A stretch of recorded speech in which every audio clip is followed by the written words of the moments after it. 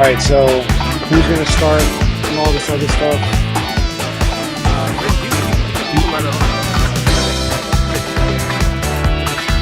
So when you started, no, he said that you could start it. He wants you to start. Justin wants you to start. Basically, how we're gonna start, we're gonna get started. When you guys start talking about, the last event, I could show the point breakdown. So this way you guys can see who's in the lead, who's in the second, third, all that stuff. Our first match is Kuai versus Gucci.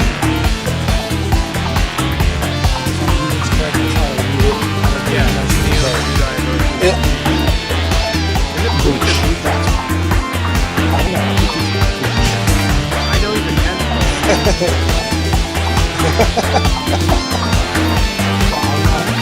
100% sure. Spelling, Would you be able to raise Ringe's volume a little bit? I'm not really talking that loud, just this is how I'm gonna talk. Oh, okay. Oh, okay, yeah, he was talking very low. Because I can't raise him any higher than what he is. I can boost him. I can boost him, but that's it.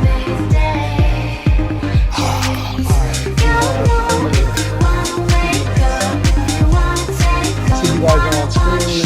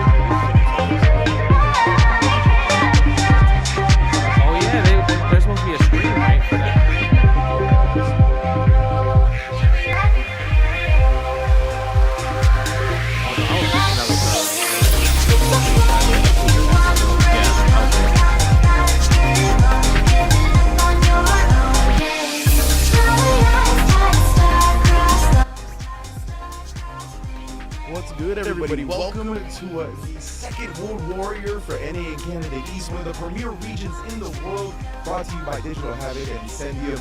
You already know what it is. Range on the mic, joined by one of the Mount Rushmores, in my opinion, of the FCC, Justin Wong. How you doing, fam? What is good, man? It felt like we just, came back from CEO, we commentated and everything, and it was a blast. So I'm happy to be able to watch the CPT, just World War East, just because, like you said, premier region, everything, amazing players. I mean, you got literally 2 Capcom Cup champions, no, 3 Capcom Cup champions. Idom, Mena RD, Knuckle in this bracket, but also Punk the God, one of the best in the world. I mean, he's on a bit of a hot streak right now. He's CEO. He literally carried Team USA in the Korea WCG match last week. He got rank 1 just on one stream, just playing ranked match in general. So he's also, I think, if we check the leaderboards for World Warrior East, he's first place, I believe. He won the first one in the first World Warrior, right? So it's going to be crazy to see. Can he keep that streak alive, especially Evo's next week? But you mentioned a lot of killers here. I mean, lots of amazing players here, right? Absolutely, 100%. Like, stacked bracket, one of the most stacked brackets we're gonna get. Like we also have, in addition to that, a lot of the people that you have to be careful of, right? You can't sleep on them. Like last week, we saw Mena RD go down early to Drees the Beast, right? Because Drees had just moved back to the U.S. He hadn't really been competing in tournaments, so he was really low seed. And because of that, you get caught with somebody real early that's dangerous. And this bracket is filled with people like that. You know, I mean, Judi's here, Fierce is here, all kinds of players that if you sleep on them, you are going to get got real early. So yeah, in addition to the great names, like you said, the Idoms, the Mena RDs, the Knuckle Dudes, the Punk the Gods, and Punk is 100% all like peaking right now in Street Fighter 6 so far in his current career, right? Because as you mentioned, CEO and just win after win after win, and he's looking. I mean, I think not only just the results are there, but from the eye test, right? It looks like he's been playing the best he's played so far. Bro, he was telling me how like, yo, did you when I was watching his matches of Korea, he's like, you saw how like he was able to hit confirm, just like crouching medium kick, crouch medium punch. On block, there was no drive rush, but on hit, he was able to drive rush. I don't know if he's still gonna keep that momentum. If he's still like, he was feeling himself that day. So I love to see Punk at his prime. But I really want to see what Mena has to do this week. Obviously, he didn't do too well the first World Warrior. He didn't make top 8, so he definitely needs to play the catch up when it comes to the point game. And I'm kind of curious on like, is he gonna bust out maybe a Zangief possibly? But Idom's another person. I felt like season 1 Idom didn't do like the best, but in this season, currently right now, just from the gate, he's been cooking, right? He got second place in the first World Warrior, and he's been actually placing like top 3 like consistently in from the online tournaments as well too. So I'm kind of curious to see like what's going to happen like this week. Is he going to keep that Manon dream alive? Because, you know, obviously a lot of people think she still kind of stayed the same in the tier list, but I mean, we'll see. Knuckle do, you know, Guile, that's the Guile man right there. Oh, yeah, absolutely.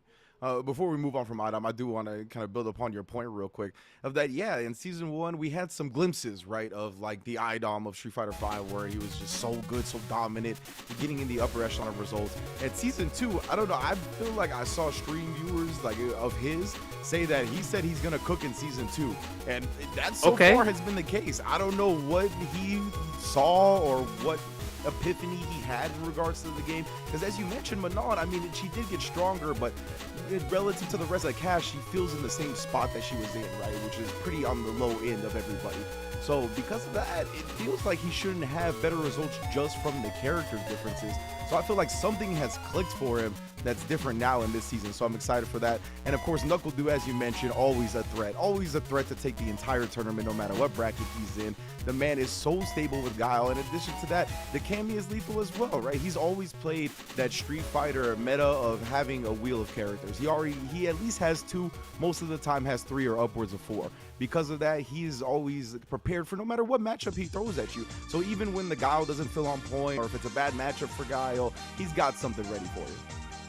Man, it's just insane, just because like we're literally talking about like that upper echelon of like, yo, these are the best players, but you know, there's just so many amazing players in the eastern region of North America. You know, like Shine, Fluxwave, Saif, Samij, like Elder Goose, Joe Murogan. Like, there's just way too many names, and all these players can also like literally just put the players that we were, you know, put on a high pedestal in the losers bracket fairly easily, because 1, 2 out of 3, and the fact that Street Fighter 6 is one of those games where it's like it's hard to be completely consistent in. But I mean, we're gonna get the first match: Judi versus Boose. And you know, we keep talking about this region. I just want to say, when I saw the Incendium Digital Havoc email for this region, I was very, very excited. Because for sure. Three Capcom Cup winners. Like, are you kidding me? In one region. In addition to that, all the phenomenal players you said, including Judi, who hosts a weekly, every week, Monday for Street Fighter as well. I think Street Fighter Academy is what it's called. I have to double check on that one, but yes, one of the premier players here as well. And on the other end, Boose, whatever we all call him. Stream, you can correct us on the pronunciation of his name, but he's been showing out as well online. Yeah, he's been actually cooking a lot. Like, he's one of those guys that, like, he's been playing since season 1 and always doing well at events. I remember when there was a ICFC, I believe he beat Knuckle Dude to win the tournament as well. So he's one of those killers for sure that, like, he can take out anybody if he wanted to. Oh my, that crowd confirm as well. We getting up in there. Optimal right there. I love seeing the optimization. Round 2.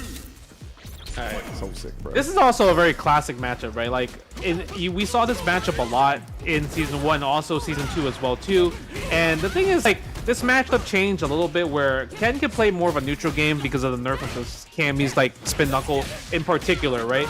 So I felt like, but the thing is, Cammy's neutral game close range is a lot better too. But you know what? Neo Judi is not even gonna show it off.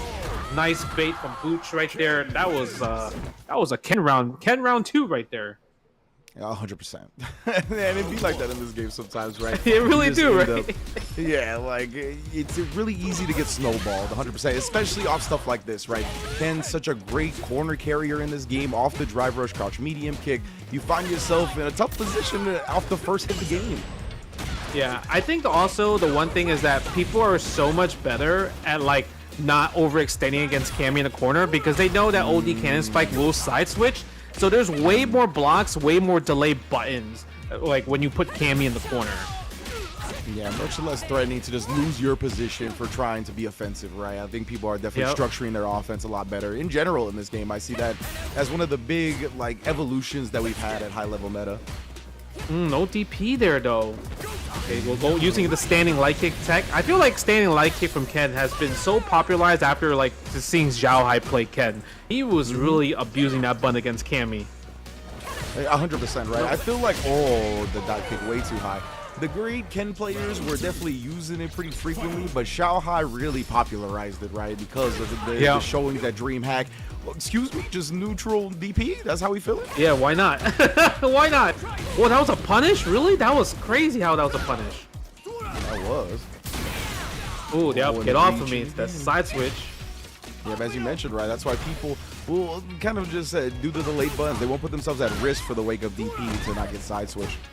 But now, Boose got the corner once again. Oh, we tried the neutral shimmy, but we're pressing back with lights. I like that Judi is playing the ground game. You know, use the normals. Use the buff standing heavy kick right there. I mean, it's safe on block. Usually before Ken could punish it. Now he can't punish it. Nice DP right there. Can't do dive kicks like that. Cammy always tremendous walk speed as well, right? Definitely one of the big proponents of the ground game because of that. But as you mentioned, that point blank stand heavy kick. Oh, so good now that it's not punishable. Yeah, look at that. That's so good. But, I mean, you're still skeptical from throws, obviously. Nice. Level 3? Yeah, we have to go for it. Okay. We're still alive, though, right? Yeah, I think we're still alive. Just barely. Oh, never mind. The CA damage was so much to play with. I thought he'll have at least like a pixel. Okay, nice.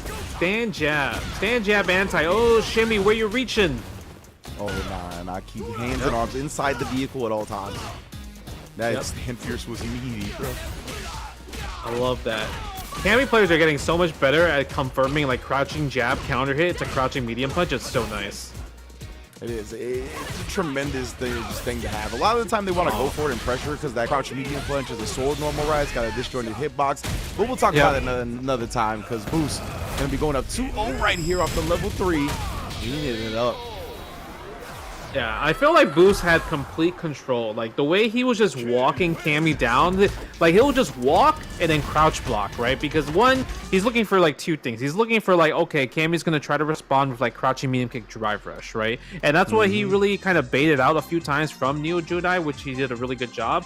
And then anytime, like, he's just saw him jump and do a dive kick, he'll always stand block, right, to take a higher block position to try to get that negative dive kick or at least punishable dive kick. So I felt like in the neutral space, like, Goose played well, but then Judi was fighting back a bit more with using standing heavy kick a lot more later in the round. But at that point, it felt like it was a little bit too late because in the end, he was still getting walked down to the corner way too much. Yeah, 100% right. And so much about that matchup in particular is screen advantage when it comes to Cannon and Cammy, and right, really cutting off the screen for the opponent, give them so many less options to work with. So yeah, definitely looking forward to seeing what else we got cooking. And I like the fact that you brought up the dive kick thing, blocking high like that. I think so many little things like that and being disciplined about them in this game goes so far. You can't really let your opponent steal turns in certain ways, like making sure you stand block to make sure they're as negative as possible. There's certain strings as well, or certain options that I like to see people parry no matter what, even if you're not going to get the perfect parry, right? Just prevent yourself from getting bullied on the drive chip. It goes so far when it adds up. Yeah, I think so. It's just I saw there was this recent tech like from Japan. I think it was called the Coda tech. I don't know if you saw it, where this guy would like if you could react to like drive rush overhead, then you should be able to react to parrying the drive rush overhead, right? And then they call that makes sense. Yeah. They call it the Coda tech, and he'll land the player's name is Coda, and he'll land the perfect parries from the drive rush overheads. So I think that's like a really interesting tech right there. Yeah, I feel like that's kind of what we're going to see and how we're going to progress with this game is stuff like that, right? Especially with parry. Like, I think so often as we continue along this game, there's going to be options that get more and more difficult to use because people are going to be better at parrying them. And even with the parrying scale now, with the fact that you don't eat big drive gauge or big physical damage anymore, like even still, getting your turn going is so powerful in fighting games that the corner carry, the positioning, the Oki that you end up with is going to be reward enough when all these things get taken off the table because people get so good at parrying. Yeah, like, I mean, they did a great job I think, with nerfing the parry. Like, because obviously perfect parry is like a complete momentum changer. But them nerfing like the recovery of it, so people can kind of react to it. Oh, you whiff parry, let me go for a throw for a guaranteed punish counter throw. That's like super huge as well too. But the fact that you mentioned that like, oh yeah, the pretty much attacking drive gauge damage from perfect parry got nerfed. I mean, that's like a huge thing that really causes like a lot of people that used to do a lot of parries and you know, you could burn people out. But now you don't see too much burnout as often as compared to season 1. Unless you're Noah, then you know he fights in the burnout lore. But everyone else, I feel like you don't really see too much burnout as much compared to last year.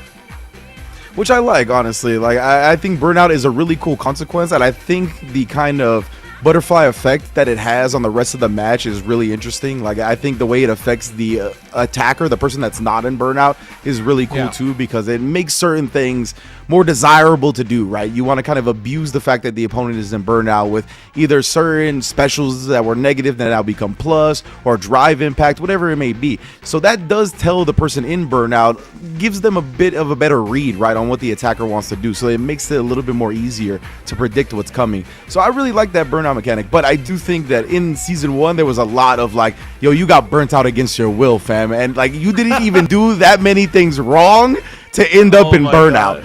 So bro, now I feel like it's now I feel like it's more deserved when you get in burnout. Now it's like, you know what you did to get there, bro. Now you got to hold this. Bro, season 1, it was like perfect parry, button into drive impact. You're like, oh, well, 2.5 gauges are completely gone at that point, right? So, or sometimes people were like, yo, you know what? I'm gonna take 4 bars. Let me spend my level 3 because I know I'm gonna win after the next one. Like, it's really crazy how much things have changed. But I'm kind of curious. Like, so obviously, the first World Warrior, Bison was not out yet. Do you think we'll see a Bison today? Oh yeah, I think we'll see a Bison. A Bison in top 8. I'm gonna say yeah. Yeah. I love. He is the speed running character in this game. He makes matches like the matches go by already so fast, but this character right here, like SGDQ, like this is a SGDQ character. Get this man a seat on the couch ASAP. But it's for real, man. And he's so interesting, I think. Obviously, the high damage, like you mentioned, and the pressure, just overwhelming, suffocating style. The scissor kick spacing, I mean, you know, it's just so annoying to deal with as a defender, whether on hit or on block. But beyond that, I just think the bomb mechanic, obviously the damage that the bomb grants you is incredible. But the way it makes the opponent play, even when it's just on them in neutral, right? Like, it creates hesitation. And because of that, like, I think creating hesitation against opponents is so huge in fighting games. I think it's also, people are probably not familiar with like how long the bomb is supposed to last. I think sometimes people forget it's kind of like ranges like from I think 5 seconds, and those are like really long 5, because these are 5 real life seconds, but 5 in-game seconds is like a complete different time zone in particular.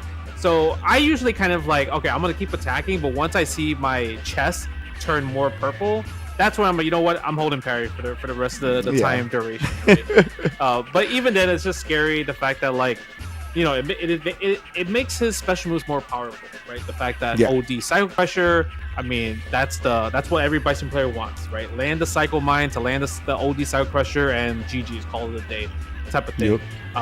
But even besides that, Scissor Kick, man, Scissor Kick as a motion, crazy. Yeah, it just has emotion is nuts too. And I actually, the next point I wanted to build up kind of applies to Akuma as well, so I'm gonna keep going with it. The fact that characters like Akuma, Bison, there's another one that's slipping in my mind right now. I think it's Ed. Like they have a lot of cool OD combo routes, and having like good OD routes is so powerful in this game. Because the OD combos, obviously they take one less bar than the drive rush cancel combos, but you also start building back drive meter in the combo, unlike drive rush cancel combos. So like Bison, Akuma, they always have meter, bro. They do. And the crazy part is they spend a lot of meter too, but they're like, yo, we're not burned out yet. Yeah, it's wild to see. Like these OD extensions allow like so much meter to be built back anyway. Yeah, you know, it's insane because everyone's like kind of like on this Bison train, but people kind of forgotten about Akuma, huh? Like ever since Bison came out, they're like, you know what? Like Akuma's kind of a pastime now. Yeah, it's definitely the meme with the soldier. The Bison is the soldier taking the hits for the sleeping princess, and Akuma is just flying under the radar right now for sure. Yeah, I mean, we saw Punk 1 CEO like literally killed DCQ in the grand finals with Akuma, like 6 games straight. That was a speed run for sure with Akuma. And it really kind of showed like the potential of the character, because I think a lot of times people think of Akuma, oh, 9,000 health, I'm too scared to throw fireballs, I'm too scared to play neutral, so they become more hesitant, right? You have to be confident as an Akuma player. Exactly. You have to make every decision like it's going to be right? Like that has to be your mindset. And it's kind of the Akuma way. And he definitely thrives off that. He kills fast and he dies fast. I like the fact that he's like that in this game, as he should be. Glass cannon. Yeah, glass cannon.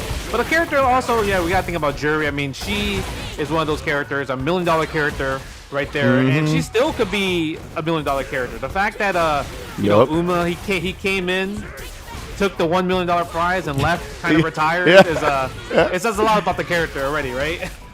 Yeah, 100%. Uma got the job done, and obviously, she's got the tool set to do it. This is another character that I feel like has been slept on since the beginning of the game. People like thought she was good, but then they were like, oh, so many other characters are better than Juri. But nah, like this character is still on that upper echelon, on that tier of everybody else that's very, very, very good. She's right there with them, in my opinion. I don't know why people kind of just got off of her. They're like, you know what, she's not that good anymore. I remember last year's CEO, Juri broken, Juri the best, Juri top tier, and then somehow the Juri down players have caused the down players to really believe that she literally went, falling down from the map. But she never changed. Everything about her improved. Feng Shui engine improved. Like everything about her improved. I'm with you. Like, I remember launch of the game, as you mentioned, Juri, it was all about Juri, right? People were hammering how good Juri was. Then by the time Capcom Cup came around, nobody was talking about Juri. Nobody had a Juri player winning the tournament. Yeah, it was all Luke. It was all these other characters, and then Uma wins. And it's like, clearly Juri's still a problem. I know we had a recent tournament, it's slipping my mind which one, but we had 2 Juris in top 8 there. Like, this character is still so strong, man. Yeah, Just a Kid made the top 8 at CEO as well too with Juri. Yeah, so there you go. Like, yeah. So Juri is definitely, I think, a character that you can't really sleep on. But I think the balance of the game is just in such a good place. I don't think it's like season 1 where the character, like for example, like a lot of people were like saying Luke and JP, right, before the 1.5 patch, were like they were too strong. Everyone else is just so bad. But now we're in a good balance where like every tier list that people make are like so different, like literally it's never the same tier list. Some people have Zangief top 5, some people have Zangief like bottom 5, right, or like bottom 10 at least. But it's just so hard to kind of tell like where characters are. Like Lily's another character, right? I feel like Lily, people talk about how Lily got better, but then now like a lot of Lily players are saying no, she actually still kind of bad. But I mean, is she bad? And then when Ryu came out, Ryu's too good. Ryu's top tier, and everyone's like, Ryu is actually bottom 5, and I'm like, wait, what happened? Like, like everybody has a different tier list, a different take. I think it just depends on what their main character is, what their playstyle is. But it's hard to make a tier list, I think, for this game in particular right now. Yeah, and honestly, I think that's the kind of ideal scenario when your tier lists are based upon your playstyle and your character, right? That means there's no definitive characters that are clearly stronger than everybody else. That's definitely like, this is a tier list based on the characters that annoy me, that I have the most issues playing against. And, you know, I think that's a strong spot for a game to be balance-wise. So, yeah, I'm definitely loving what we're seeing in Season 2. Like you said, everybody that I see talk about a top 5 list, this is like, they're like, this is my top 5, but 13 characters could have been in this top 5. So it's definitely much better for sure. And you know, I think it's kind of been that way since this new regime of Street Fighter took over. I feel like we have progressed positively, continuously, over patch over patch. So glad to see it here applied as well. Yeah, I'm kind of curious to see what's gonna happen. Just like the future like tournaments that's coming up. Right? Obviously, we have the World Warrior today, and then we have Evo next week as well too. You know what's pretty unfortunate? I actually saw. I was watching Topanga League like Topanga last night, right? Just a little before I fell asleep, and I'm just like, yo, Kobayan Zangief, he beat Momochi, Zangief versus Ed, and I saw someone tweet today.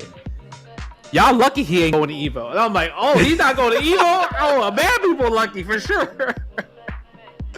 Yeah, man, Geef is the hotness on the streets, and like that's the thing. I feel like Geef is always intimidating to play against. Like even when he's not that great, like you just know that if you slip up, like it's gonna get real bad real quick. And then when he's strong, like he has that extra aura, that extra menacing vibe. That it's like, bruh, I have to go against not only Zangief, I have to worry about the command grabs, but everything else with the character that's good now as well. I think he's always kind of had strong ground game in this game. He doesn't have like the reward that a lot of characters get, but the actual hitbox for hitbox on his normals is very good in my opinion. And then now he's got some crazy meter build off of certain command throws. But anyway, true, off everything. You're right. Everything. Ooh, all right. We got the first Bison, buddy like friend. But Electribe, I mean, he is a really good Kimberly player. The Kimberly, just the craziness of the character in general. Like she has new combos, new routes, new pressure tools, and everything. But ultimately, I feel like she still. You think she still plays the same game as well too, but she just has more stuff. 100%. Like they just made her better at doing what she did. You know what I mean? Which I know that's to some Kimberly's players' dismays, but I think this character, you know, pretty dangerous. Yeah, I mean, I actually think both of these characters are kind of similar in terms of playstyle. You just definitely what they want to do. Yeah, exactly. Yeah. They're both just about getting in the opponent's face, starting to implement their game. Look at this, like 99-second drive rush. Like if you ain't checking me, that's your bad. That's not my problem. Do you think when people are playing, like especially in these tournaments because it's online, do you think they check the MR? They're like, all right, your MR is this. That means I'm gonna do this from start 100%. To see how, right, to see if you can handle it. Yeah, 100%. I think they judge off MR, and like it started forming early strategies in this set off that, like 1000%. Yeah, that was a good confirm from Buddy. Or the jab surgery kicks right there. Nice. And this is the perfect parry. Oh, I thought that was gonna be a trade combo. I think stand medium kick will definitely combo from stand strong. Oh, and committed a little too hard to the scissors right there. -5. Yeah, that's that light kick on Kimberly has got enough range. Usually don't see it space close enough to punish. Yeah, you have to really space it. Oh, we spending it all. Oh, you could have killed. Oh, you greedy. Oh, it worked. All right. Definitely did. Like you mentioned, right? Get that bomb planted. I just want the OD Psycho Crusher, bro. That is where my head is. Yep. But yeah, it was insane that I think he held up because you can't hold up there. Like that's a meaty Psycho Crusher. Nice wake up level 1. Yeah, it looked like in reaction to the drive rush. Oh, bro, the overhead's got great distance on it too, especially off drive rush. The forward momentum is nuts. It's disrespectful, that's for sure. I like the jump forward. The jump forward is good. Usually people jump back, and Kimberly players look for the jump back with the crouching heavy punch drive rush. Yup. What are you gonna do? Press a button? Oh my! Your drive gauge got assassinated, but good level 1 to survive for now. Oh, the neutral jump? Go for the slide scissor kick. We're safe now. What an anti-air! Oh, buddy, like friend. He said, "How dare you judge my MR?" Yeah. Don't worry about it. Don't look at that. Look at me across from the field on you. Yeah. Oh. Damn, medium kick, such a good poke right there. Yeah, both of these characters very strong stand medium kicks. Oh, Reaching. where you reaching? All right, what's the setup right here? Are we gonna go for a throw? Oh no, the Beyond Meaties. It's not an actual meat.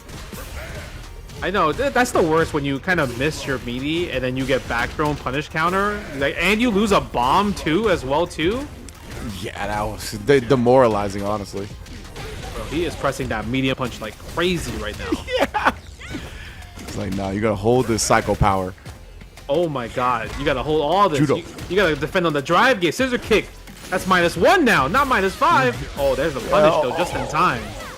Yeah, but he got a little too thirsty with it, right? Electribe able to recover, went back to -5, punished it again. Already shown that they're good at punishing the scissor kick, so you gotta be wary.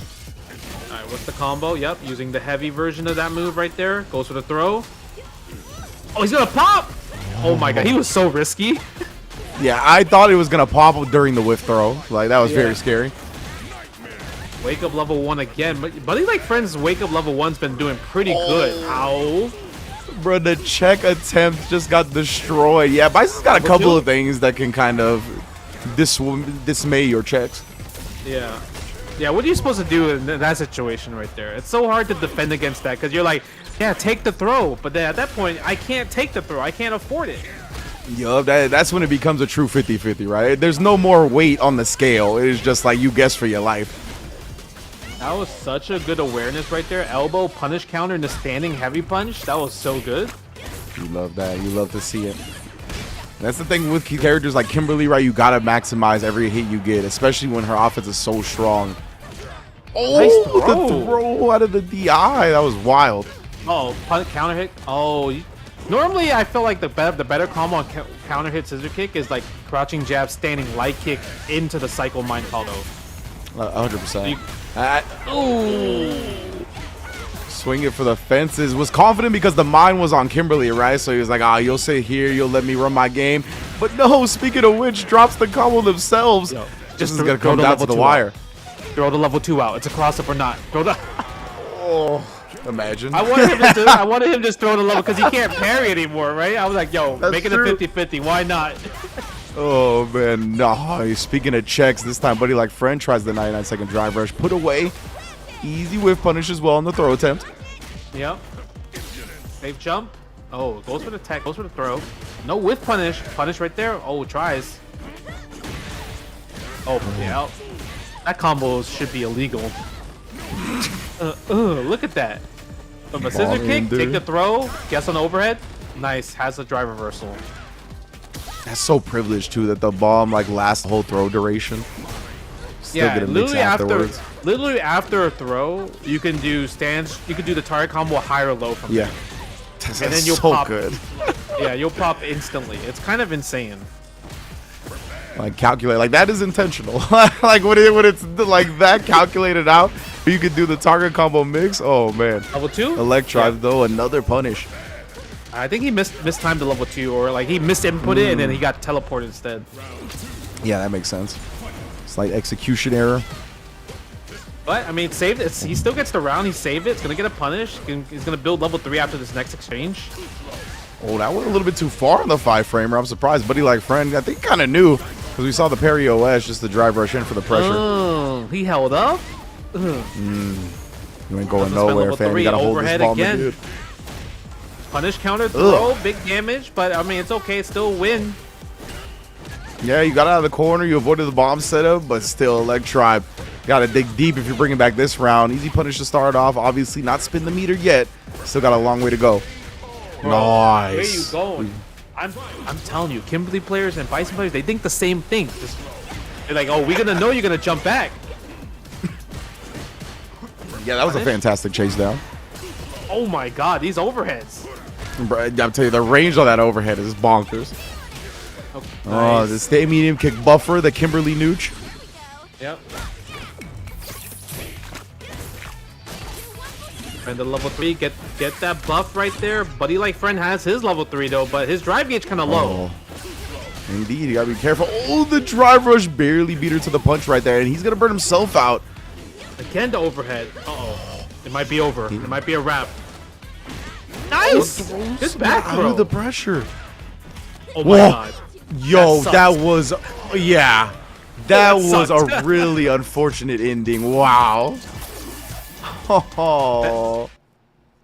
Yeah, that was pretty unfortunate. Like, he was still negative there because obviously staying strong. It's not plus on block, especially Yeah. when he has drop gauge anyway. But I think it was one of those situations like I want to at least get my stand strong, at least make him block it.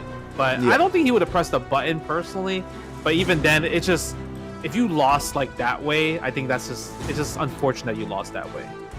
Yeah, 100% right. Like it's still a situation where you don't have a big advantage, but at least you got to play fairly. Yeah, When it yeah. kind of breaks down like that, when your normal just goes the wrong way and you get punished during said normal, you're like, bro.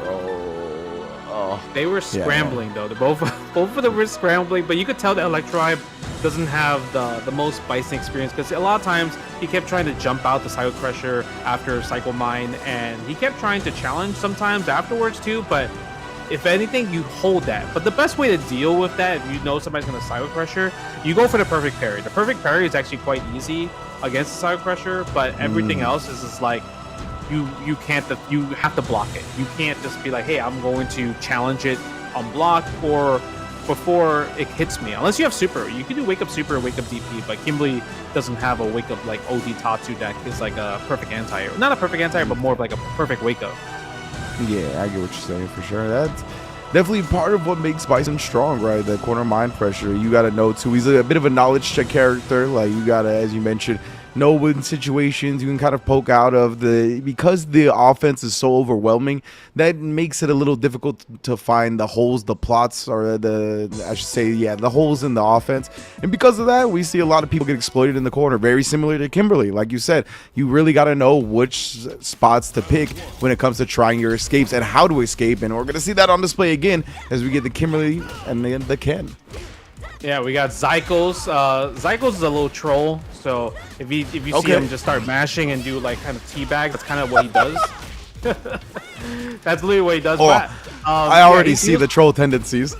Yeah. Like see. Oh like, stuff like yeah, that. yeah. A lot of freestyle. You know, Norime Nick. Yeah, I saw that he had a 1400 MR, so hopefully you can show Zycles what's up. Oh, nice. Where are you reaching? Let's see, and this is where it really is, like you said, to kind of exploit the people that are going to be wild. You got to do it, get on the offense early and never let up, because usually the defense can be put into question. That's the Kimberly special, just OD overhead. You ain't blocking OD overhead. The neck hunter. The neck hunter, I forgot about that. Bro, I can never forget about that. I remember, because it was on the TNS stream with you and Cola. Yeah. I can never forget about that. Oh my god. Nice drive rush throw. Ken players. I like that. I like the meaty fireball right there, just in case if he did wake up super. You said Ken players, that got me good. This is how they get down though. Ooh, I like the roundhouse. Yeah, so many people try to tech, or he didn't actually tech in that situation, but nonetheless. Yeah. Again, nice jab out. Oh my god, I got explosions.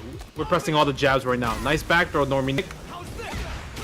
Oh, jumps the Dragon Lash, though. That should be game one, barring a drop from Zycles. What? Bro, did he just, the he just drive rush whiff stand light kick into super? This dude definitely got the custom combos out there. Got a bunch of setups and combos I've never seen before, right? Just in the game one. My man plays avatar battles. That's what I noticed. Man, he's got the custom Kimberly. We didn't even know she had these moves. Yeah. Oh, Okay, go man. back to neutral. Nice check. Good awareness to check with the crouching Mian punch. Kimberly's crouching Mian punch is actually very good for checking, just in general, YOLO drive rushes. Exactly right. Her back walk speed is really good too. So like you back walk a little bit, people's drive rush ends up going further than they initially thought it was, just because of how quick her back walk is, giving her more time to check with the crouch medium punch. She's got a good game with that. Oh, speaking of which, there it is. Oh my god. Oh, tried to shimmy him out his boots. He really tried to fight for that shimmy right there. But Norime Nick's playing really good in terms of his fighting back, neutral, not really falling for a lot of the Zycles tricks, but that is a bad hit confirm right there. Goes for the reset. You're so cheeky. Oh deserve yeah, to lose. just ducking the Tatsu entirely. We're gonna spend 2 bars on it. Norime Nick's gonna have his drive gauge back as well. This is huge. Oh, no! Wow. This is really to risk the teleport. Norime Nick, I don't think expected Zycles to have the gall to do such a thing.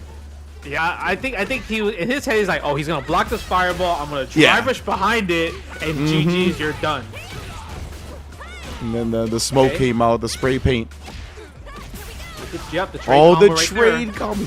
All the Kimberlys, like all the good Kimberlys, Oh, they know. wow. Reset again for the kill. Oh, Zycles. That was cold, bruh.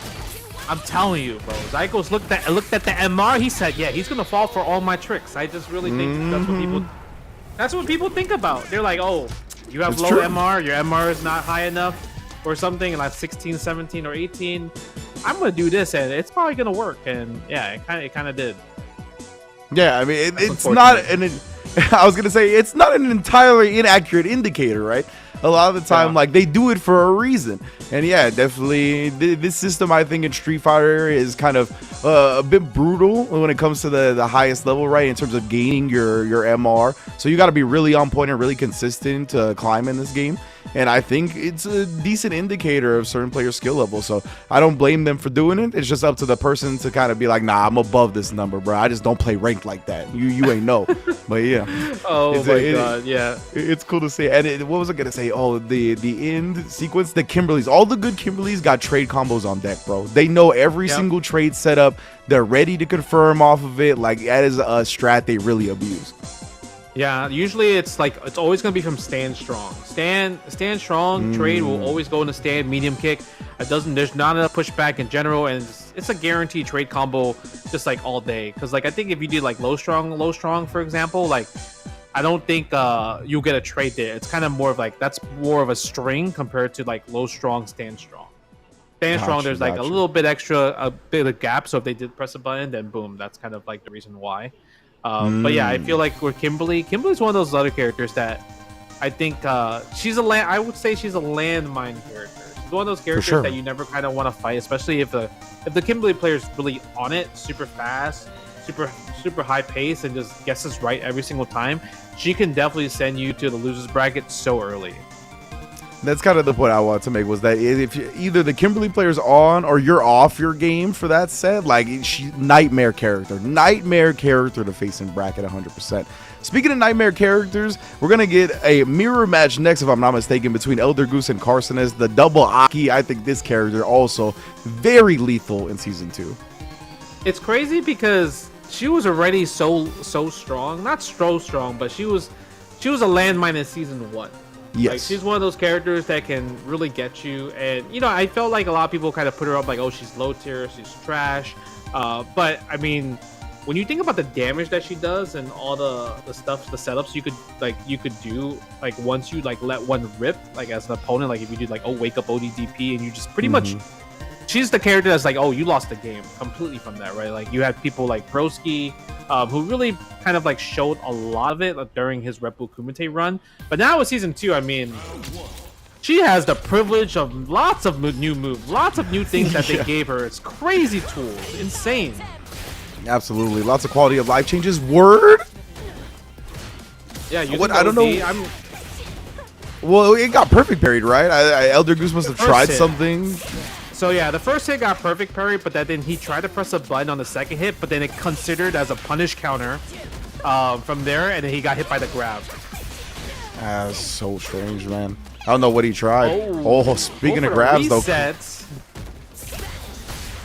Oh, but we play Aki. Elder Goose knew the setup after the command throw. Yeah. Okay, go for the Nightshade post. No, misses the anti-air. That's unfortunate. Wow. Just moved her forward. Yeah, that was really unfortunate. Gets up under, and during the scramble, we get a jab out. But yeah, man, massive quality of life changes to this character. She's got some cool cancels now, as well as she didn't have previously. Like I think off the OD fireball, right? She had like cancel into slither, or there's some like OD slither cancel, snake step, I should say. Yeah. Yeah, usually the window of canceling into snake step is a bit faster now, so you can kind of safely do kind of like OD Nightshade posts. Got you. Yeah, but usually I think one of the best changes that she has is the standing light kick buff will make it 4 frames. That's like the huge one because now standing light kick combo into like the medium punch slash.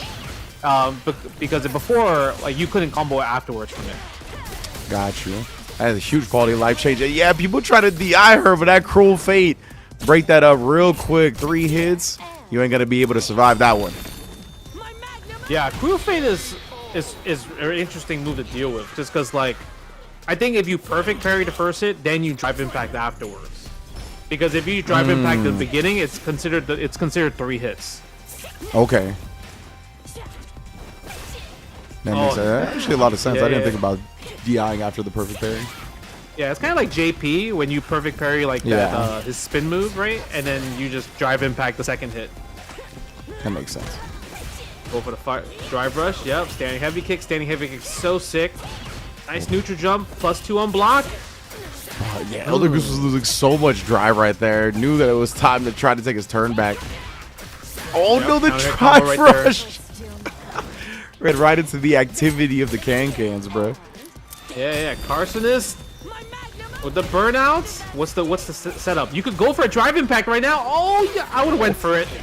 I know. I think I would have went for it too, just because he had such a life lead that even if Elder Goose responded with that level 1, he just built on that block normal. Like he still would have been in a bad position. Yep. Ooh, but he gets back all his drive gauge back. Nice walk back. That's gonna be the round for Elder Goose. I think that is still something that not a lot of players are grasping fully. Is like sometimes it's worth getting hit by that reversal super. If it's just going to be a level 1 and that's all they have and they just got into burnout, you're most likely going to get them back in the corner before they get out of burnout. Yeah. You are 100% correct on that one. Nice. Drive impact. Yep. There it is. That's what I'm talking about. Okay. Oh. Ooh. This is a decent chunk off a perfect parry for this patch, bro. Yeah. Take you all the way to the corner too, and you're poisoned. Yeah. Goes for the back throw right there. Standing heavy kick again. Oh, big jump in. People love committing to their long range options after a tech throw. Jumps do be exposing them. Yeah, I'm kind of curious on what Elder Goose is trying to bait out, like when doing fireball into just light kick snake step right there. I'm like really curious about that. Yeah, I love that walk back. As some type of check, right? You would think he was trying to bait out something with a long duration, but I'm not sure what it would be. Unless he just feels cute about it. You know, sometimes you just do stuff just to do it. Oh yeah. When you're feeling it in the zone, Carsones right now, that's a big advantage. Yeah, he tries to bait out the Elder Goose reversal super with that OD Nightshade. Nice tech on the grab. You would have died right there. Uppercut. Oh, he's trying to chip him out. I think he was trying to do a light punch slash, but he's like not getting the input. Yeah. Wow. Very dangerous to use projectiles against Aki. Elder Goose somehow already burnt out at 94 seconds. I'm not sure how happened. I'm not sure how he got burned out that fast. I was like, what? Like, I know the second thing was a drive rush cancel, but I don't know how he lost the first 3 bars. Oh, okay. I think I remember because he did round start OD Serpent Lash. That's and then okay. Carsones did the snake dive, and that was a punish counter, so that took 3 bars from him automatically. Okay. All right, you right. Oh, and then checked nice again, check. Elder Goose. Oh man, so much aggression here. You're in the corner. Yeah, you gotta guess. You spend level 3, next hit. Nice. That's gonna hit. Oh. Yeah, I didn't know what was gonna happen. I was like, is that gonna dodge or not, bro? Oh, it's here. BD drive. Oh, I would have BD drive impact. Oh, you got it. You win this round. Indeed, that's gonna be a tied up game tied up set, excuse me, as long as Carsones finishes this off. Going fully with it, making sure that he gives himself as many opportunities to drop the combo, but he's good. I was scared for him. I thought he was going to drop the combo. Because there's no reason, like, you know, you need to have a tournament combo. There's no reason to do your optimal bread and butter when you know they're going to die. Oh, man. It's a cool combo. I'll give him that, though. Oh, Elder Goose. Was ready for that one this time. Yeah, I like that little sweep right there. That was a little cute combo ender. Oh, doesn't punish the shimmy. He's Okay. gonna punish the attempted drive reversal. Now the Goose continuing to just pester Carsones in this corner. That meaty crouch medium kick as well. That's plus now on block, so might as well. Yep. That was a huge bump that they gave her for sure. The crouch medium kick, because her crouch medium kick was already good in season 1 because you just use it to check people walking back. But now there's like a purpose to doing up close because you can combo in the stand light kick afterwards. Yeah, again, you mentioned that 4-frame stand light kick buff. Like that is really huge on her routes and just like quality of life, the ability to get combos from many more things than before. Yep. Oh, we burnt out again, bro. Elder Goose he gets burnt out a lot, huh? This man Just is thinking Ray about Date it. up right now. Okay, but he's getting these reads, getting these jump-ins though. Yes, we back talked throw about right there. right? If Yep. you're comfortable playing in Burnout, it can make the opponent a little bit more predictable. I feel like Noah is really good at preying upon stuff like that because he's in that situation so much. But Elder Goose now putting himself in prime position to take the set. We'll see if Carsones can survive. Okay, that stings. Carsones doesn't. Oh, I was about to say he doesn't have level 3, but he doesn't even need it because that overhead hit. Coming through. I like him putting the brakes on off the first drive rush with the fireball, right? Kind of making the overhead a little bit safer, a little bit more difficult to deal with structured wise. So love that. Love the way Carsones went about that sequence of offense. Excuse me, not Carsones, but Elder Goose. Elder Goose. Yeah, Elder Goose. I mean, he's one of the guys that made top 8 last World Warrior, so he's on the board of just like being in that like kind of like that top 8 area of like, because you want to be in top 8 for World Warrior so you can play in the regional finals, right? So he's trying to make sure he gets able to fight for that chance to get to Capcom Cup as well too. So I think stuff like that is like he's gonna try to keep getting better with Aki, stronger, better setups and everything. And the fact that he's willing to fight in Burnout, maybe that's the new tech. The new possible tech is learn how to be better fighting in Burnout, because like you mentioned, when people see that you're burnt out, they just all they see is like they're like a wolf just preying on the gazelle. They're like, oh, I need to get in now. I need to attack. I need to get, just make everything count, right? I need to win right now. But a lot of times, if you can really defend while you're burnt out, because more people are willing to make more mistakes because they're so like, they're so hungry for that burnout pressure. You can actually take advantage of that. And then, we talked about Noah. Elder Goose was burnt out literally most of the set and was able to still win that set too. So, I mean, maybe that might be the future tech. Yeah, I think that's really important, especially if like you're willing to go with the burnout, like a Noah, like players like that. Like being able to be comfortable in that position and not have the mindset of a gazelle getting chased by a lion, right? And knowing that you have more than enough tools, especially when you have great reactions. If you have great reactions, I think it makes it so much easier to play in Burnout, because then you always have that threat of the reversal super to the DI, and you can kind of take that off the table for the most part, right? And I think that's part of what makes Noah successful in that, is because his reactions are really good. You hardly ever see him get bullied by DI in Burnout. So very important. I think that's another thing that we're going to see evolve with the game. Still so much, honestly, to crack open at the high level of this game. Yeah, I feel like people are naturally just so much better these days at like knowing how to play a character, like learn a character faster, right? Because I think like for example, like Bison, like I've seen all these players that obviously have their own different main characters, but a lot of them have a Legend Bison already.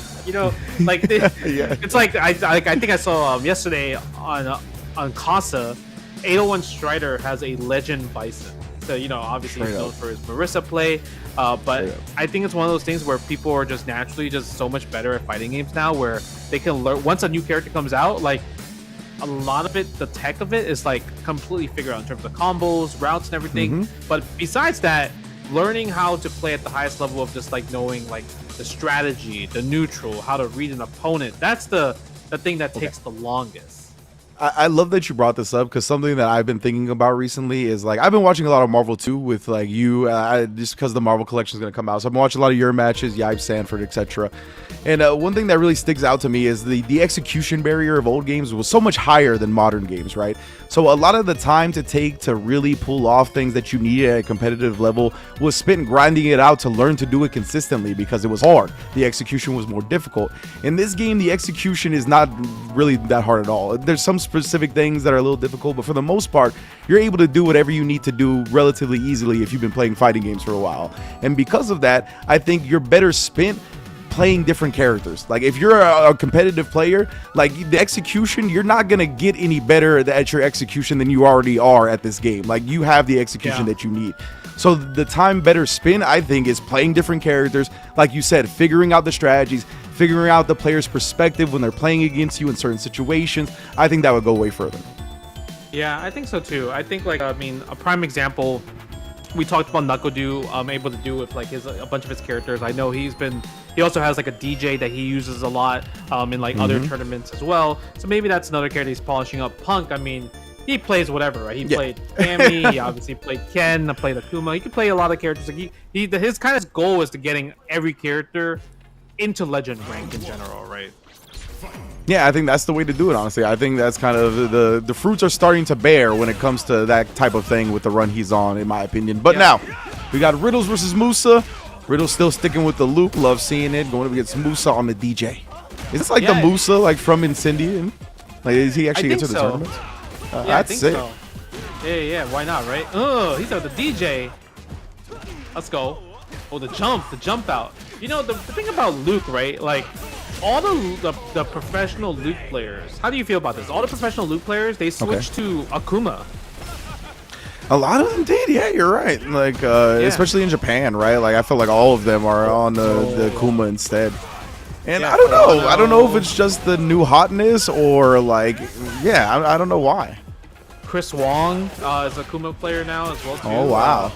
Yeah, I know Mena, like he was trying to switch from Luke to Akuma as well too. So I wonder if that's like kind of like the thing. But you know, Luke is still one of those characters. I feel like, you know, he's obviously not as dominant compared to season 1, right? Because a lot of the scale, the scaling nerfs and everything. But wow, did you really react to the sway low of ODDP? That's crazy. All right, Riddles. I didn't know you had that in the chamber, bro. Like, yo, that looked like it was a modern reaction, but my man is playing classic. I had to look up real fast. For real, where's the M at, bro? Oh. But to your point about Luke and Akuma, yeah, it's interesting to me because I think maybe it has to do with some of like the OD routes, not having to sacrifice as much meteor to get this big damage. And I think it's also with Akuma's fireball being so good, they feel like they're not losing a lot, right? Because I think Sandblast is super good, but because Akuma's fireball is also really strong, I think that encourages them to go that way too. Yeah, that's true. It's crazy because both their fireballs do two different things. Luke's more of like kind of the long range fireball, while Kuma's like the poke heavy fireball, which is more dangerous when you think about it, right? Because one jump in, like you have a higher chance of jumping in against a Kuma's fireball versus a Luke fireball. Yeah, I agree. That Stat Fear Swift punish from Musa at the start of this was super sick, by the way. Meaty DI as well. Oh man. BDDI, I mean, that's something that a lot of people still get, still have a lot of trouble fighting against. 100%, still tough to deal with. Everybody, honestly, like, I don't think it's talked about that consciously, at least on commentary, but like the blocks, the hit stop and the block stop of these games when you get put in block stun and hit stun, like it does give you a slightly more time to react on DIs, right? So the meaty DIs, they don't grant you that. Yeah, they don't. They definitely don't grant you that. It's insane because, like, when you think about like when we first played the game and learning this game, everyone was reacting to DI, but now less people are reacting to DI. Like, what happened? What changed? Where you are not reacting to DI compared to when you were like in day 1. Something changed for sure. It's funny. I think that it has a lot to do with it. Obviously, I think we're just so much more aware of all the options and things that can come at any moment that juggling that makes DI more difficult to deal with because that's not what you're hyper-focused on anymore, right? That's part of it. But I do want to talk about that a little bit more after the match. But right now, Moose on the verge of tying it up, even willing to spin the OD and poke back with the light kick. Very smart choice. That was actually a crazy choice right there, using the OD soul ball to burn himself out. Maybe that was wild. Maybe he believed that Riddles was going to check his drive rush, so he canceled his drive rush timing to go into the OD soul ball to kind of hit the crouching medium punch or hit the crouching jab. It definitely is a good way to check people good at checking drive rushes as DJ. Yeah. Go for the ender right there. Ooh, Damn! shit. This dude Riddles, he's got some stuff, huh? That's so sick. That's DJ tech, right? Because I know, because every time word? I fight a DJ, anytime I fight a DJ, like when they're in block, like they're blocking something and they know it's like their turn, they always mash crouching heavy punch. So that looked like it was really for that whip punish with forward heavy kick was for that crouching heavy punch. Yeah, it had to be, right? It definitely looked like a practice situation. Something that Riddles has found himself in many a time. And DJ is a popular character online, so. He is, yeah. Yeah, go for that meaty tackle right there. No check on the drive gauge for Riddles. One hit for level 3. That should be the game. Oh, yeah, he just kept walking back. Calm, cool, collected, right outside the crouch medium punch range. Let that stand fierce fly. We've seen his reactions were super on point this whole set. So the moment he got an opportunity to whiff punish, he took the whole set. Yeah, that was cooked right there. Literally, that walk back stand fierce. I mean, walk back stand fierce from Luke. I mean, it's still a big threat no matter what. You can't really just like, hey, this button's not exist anymore. No, that's impossible. That button's actually amazing. So freaking good. Yeah, the way it's crafted, right? Like that button, in my opinion, like they would have to like just really chop it off at the knees in terms of frame data, like start all of that to make it bad. Just like the way it is structured, how far forward it moves him, it's always going to be a threat in footsies and ground game. That's just how it go. But yeah, man, the thing I wanted to talk about with the DI is a story I always find funny is that Sayjam went to that the YouTube event. Like I think Yipes was there too. I forgot a while back now. Oh, I know with you're all the talking different about. yeah, with all the different streamers and YouTubers where they played a bunch of different games. And Sayjam was like, "Yo, bro, all these other streamers and YouTubers reacted to DI every time." He was like, "I couldn't react to DI at all. They reacted every time, right? Because that's all they're thinking about. That's all they're worried about. They see the big red thing, they press the big red thing back. That's all good. While we're out here trying to be like the meme with all the calculations and whatnot."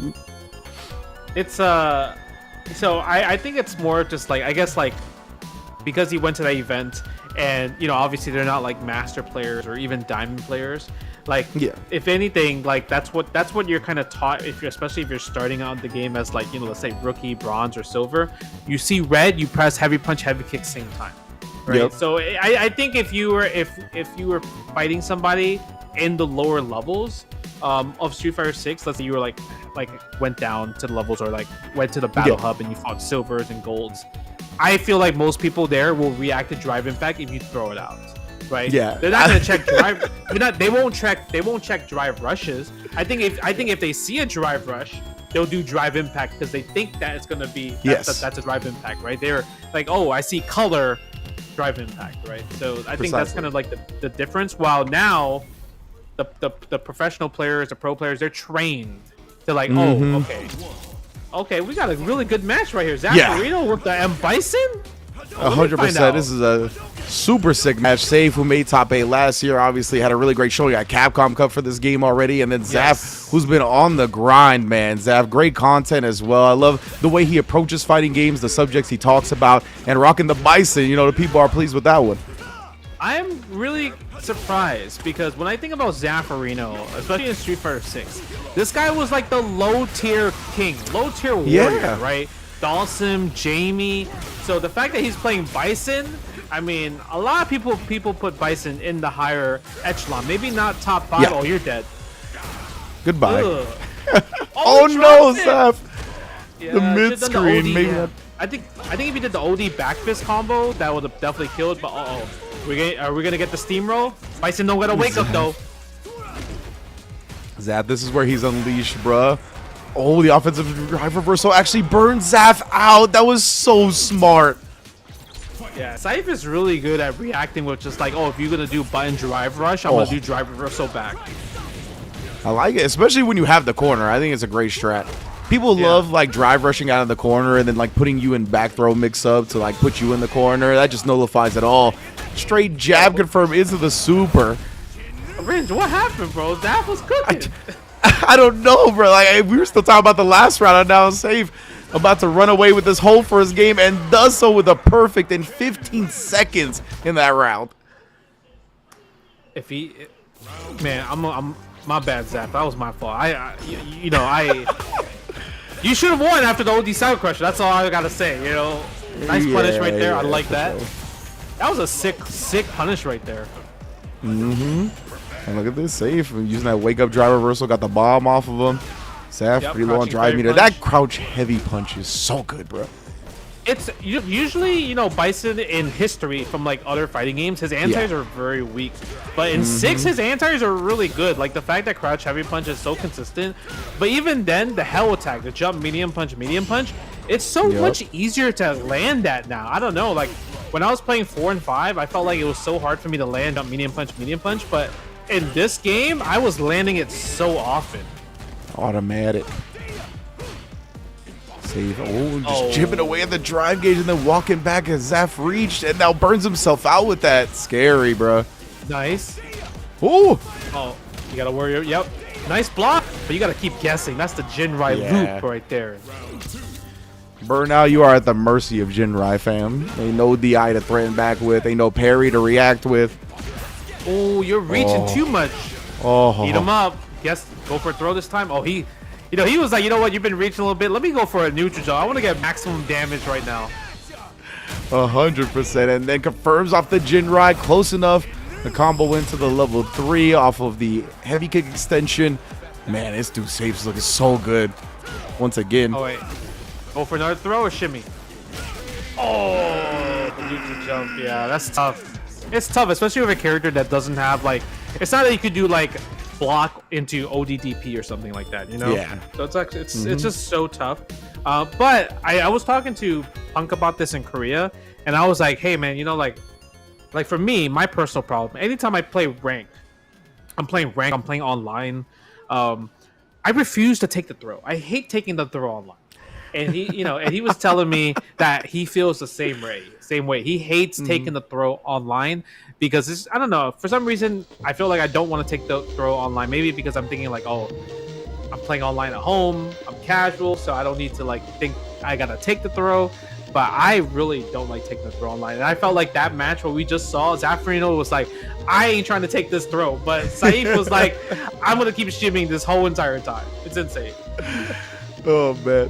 No, that's a great point to bring up. I think like taking the throw at home, it just feels weird. Like I think taking the throw is a sweaty thing to do, right? It's you got to get the medically prescribed deodorant for just taking the throw over and over again. So I get it when we're just trying to have fun online. I don't like taking the throw either. It's funny that you bring that up because me and Mike Ross just did a commentary event for the Saudi Fighting League, and we were saying the same thing. We were like, bro, we don't like to take throws. We're backdashing, mashing, waking up with an OD reverse or whatever it may be. We're doing whatever we can to not take the throw. So I don't know what it is about the online environment that, you know, makes it and kind of feeds into that. I don't know what it is. Yo, like literally, because I was when I play offline, I'm willing to take the throw completely. Yeah. Like online is just like I'm not trying to have it at all whatsoever. Even online, like if I'm playing somebody and they like want to do like a bit of a sweaty set, like I'll take the throw a little bit more than I would. But if I'm just queuing against people running into, I'm not trying to take no throw, bro. Get the hell out of here. I want to play the video game. Yeah, and it's crazy how when you are playing online, maybe everyone else knows that that's the process, but everyone goes for the shimmy instead of the throw attempt. And I just get shimmied every single time. Oh man. Now we got lime green Kami Luke. Going up against Zycles, coming back, seeing if he's going to put the disrespect on the table once again. I feel like this is going to be a much harder, like, you know, harder player to disrespect against, right? Obviously, Kami, you know, he's been playing since Street Fighter 5. You know, even Street Fighter 4, he just started I would say he got his name known during Street Fighter 5. And he literally is one of those guys that's, like, put so much time into the game, sweaty, knows what the meta about it, and you know he likes to play what the best characters are as well too. Yeah, he likes to win at character select. He's like, I'm not trying to hold myself back in any way. And this is also offline can over champion, but you saw right there, right? Like that immediate drive rush jab. Like he respected Zycles' ability to check it, but Zycles actually killing off the perfect parry. Super sick. Yeah, you could tell Zycles is playing more clean this time around. Yeah, it's nice. What you said, right? Like. Players definitely craft strategies at the beginning of a set dependent on who you are or what your rank is. That's how it goes. Zycles is young too. He's like, I think he just turned 21 recently. Oh, okay. Yeah, so he should be able to check these drive rushes. When Oh, he did staying the double consistent with the spray jab can? pressure. Whoa. Fortunately, he didn't I'm get really any surprised. reward off of it. Yeah, I'm surprised he spent double spray can. Nice, perfect parry again, dude. How long must you practice against just perfect parrying, hold, heavy punch Knuckle?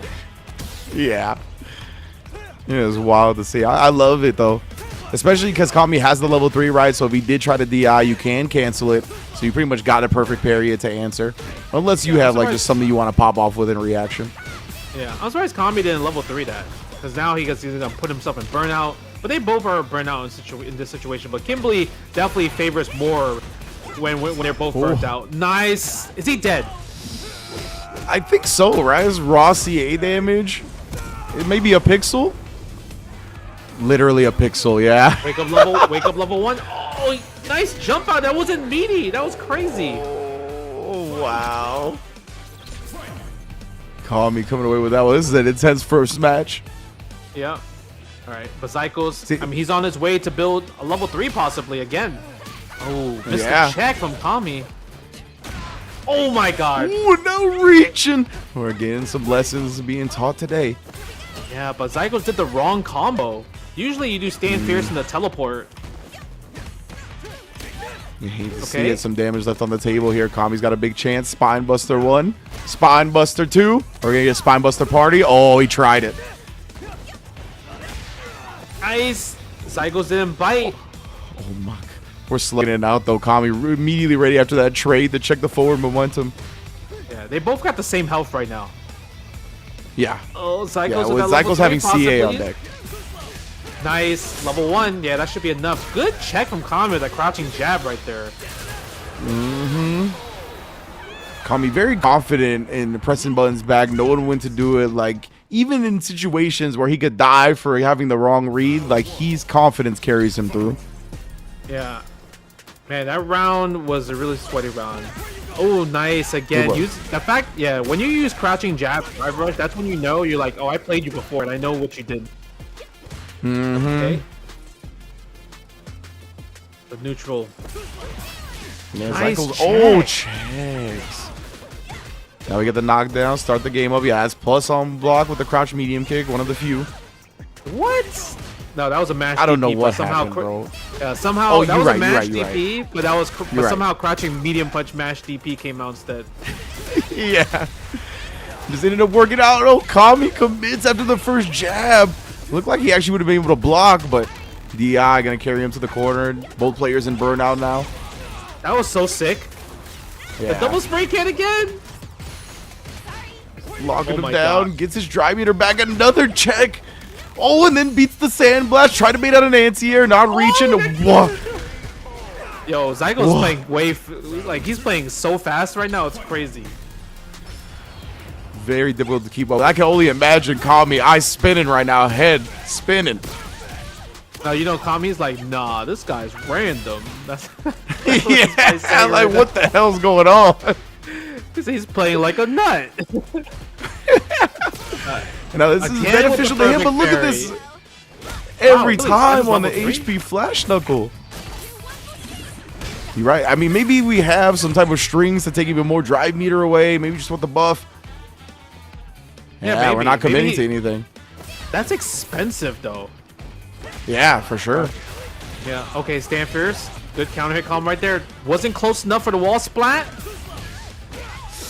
Yeah, after this that medium punch, it is like Luke's turn, not watching the ankles, and Kami gonna spin the level 3, give himself some drive meter back, and hopefully take this to a next round. Oh, the crouching anti-air fierce. attempt. Yeah, tries it. Doesn't really work out because it was a cross up at that point. Landed on the headband. That was unfortunate. All right, goes for the back throw. Drive rush forward again. Tries to use suppressor. Holds back. Holds up. One throw. Again. Oh, I like that because he went for 3 in a row last time, right? So the walk-up crouch light kick, but what a call out on the throw attempt. Yeah, go for the wake up Tatsu. Get off of me, Kami, is what he's saying. Tries to go for the neutral jump. Bro, they are swinging right now. All right, using They the are elbow. cycles. Trying to bait something out. Finds the anti-air this time. Ooh, back throw. I think Kami might have been able to kill, but nonetheless. Yeah, I think he would have definitely killed. Double drive rush into level 2 during perfect parry. But I mean, either way, it was just, I think that was kind of like a flow chart decision usually, right? Perfect parry back throw. Yeah. But ultimately, he was still in a good position, right? Like he has weight, the life lead. He just had so much life advantage, and literally Zyko was in the position where he wasn't going to get a level 3. So the threat of big damage from Kimberly is just not that big. Yeah, well done from Kami right there. Even just taking the position advantage, taking the corner itself, and then pressing back exactly when he needed to close it out. Yeah, man, it's nice to see him competing again and again. Obviously, like you said, he's been playing for a while now, but I know he even said that his chat gives him crap for not entering as many tournaments as they think he should. So glad to see him entering. Of course, he's going to enter the World Warriors, but I think he's been entering more and more. Obviously, can opener, offline champion as well. So love seeing him in the mix of things. Yeah, I don't know if he's like going to Evo or anything, but like, yeah, he's one of those guys that's like super strong at Street Fighter 6, but doesn't compete. Like you said, doesn't travel enough. But I think it's just kind of random, like, because sometimes it's item like, are you in America or are you in the UK? Yeah. So I can't tell where he's at a lot of the times, but maybe he's just more just like, you know, like this is kind of like a thing. Like he streams all the Street Fighter 6 stuff. Like he does lots of restreams and everything like that. But in general, I mean, he was always a threat. He was in Street Fighter League last year for Street Fighter 5 as well. So yeah, I mean, I hope to see him, you know, just compete more in general, because it'll be really cool to see. 100%, man. Big fan over here. Obviously, he's still using the Luke as well. One of the lead proponents of the Luke downplay brigade. I respect it. It's the top level meta now. If you're a competitive player, I get it. I get downplaying your character. Next up, we got Blue versus Walnut Con as well. It's going to be good. Yeah, Blue versus Walnut Con. And I was just looking at the bracket, and some people already have gone through like their brackets. I know Punk is already in winners top 32. Saif as well too. Elder Goose, Boose, Complex 90, Knuckle, Samij, Kami. I guess that match that Kami just played against Zyko's, that was to actually qualify 2 top 32 winners.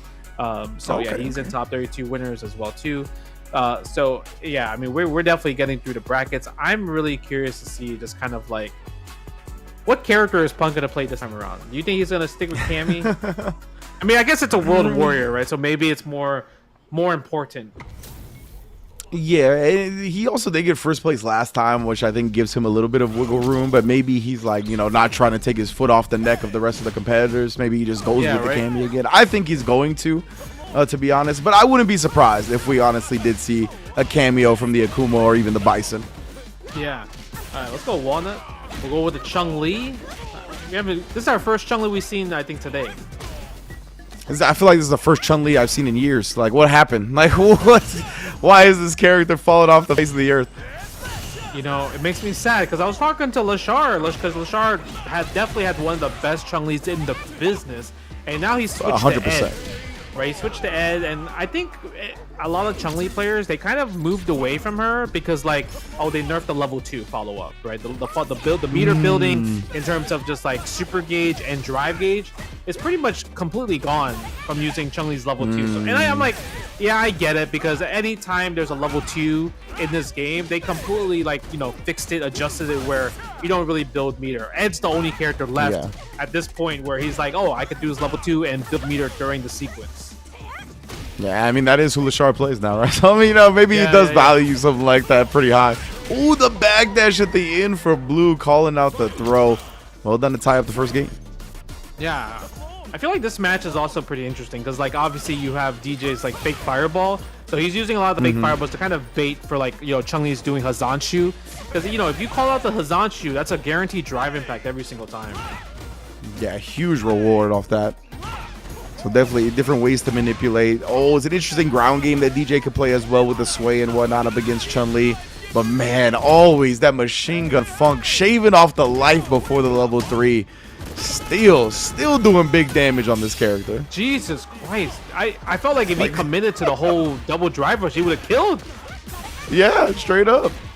Oh, but we're burnt out, Chun-Li. What are you going to do? Side switch? Tries to go for the overhead. That was kind of like your last attempt right there. Yeah. Ooh, almost. The was over.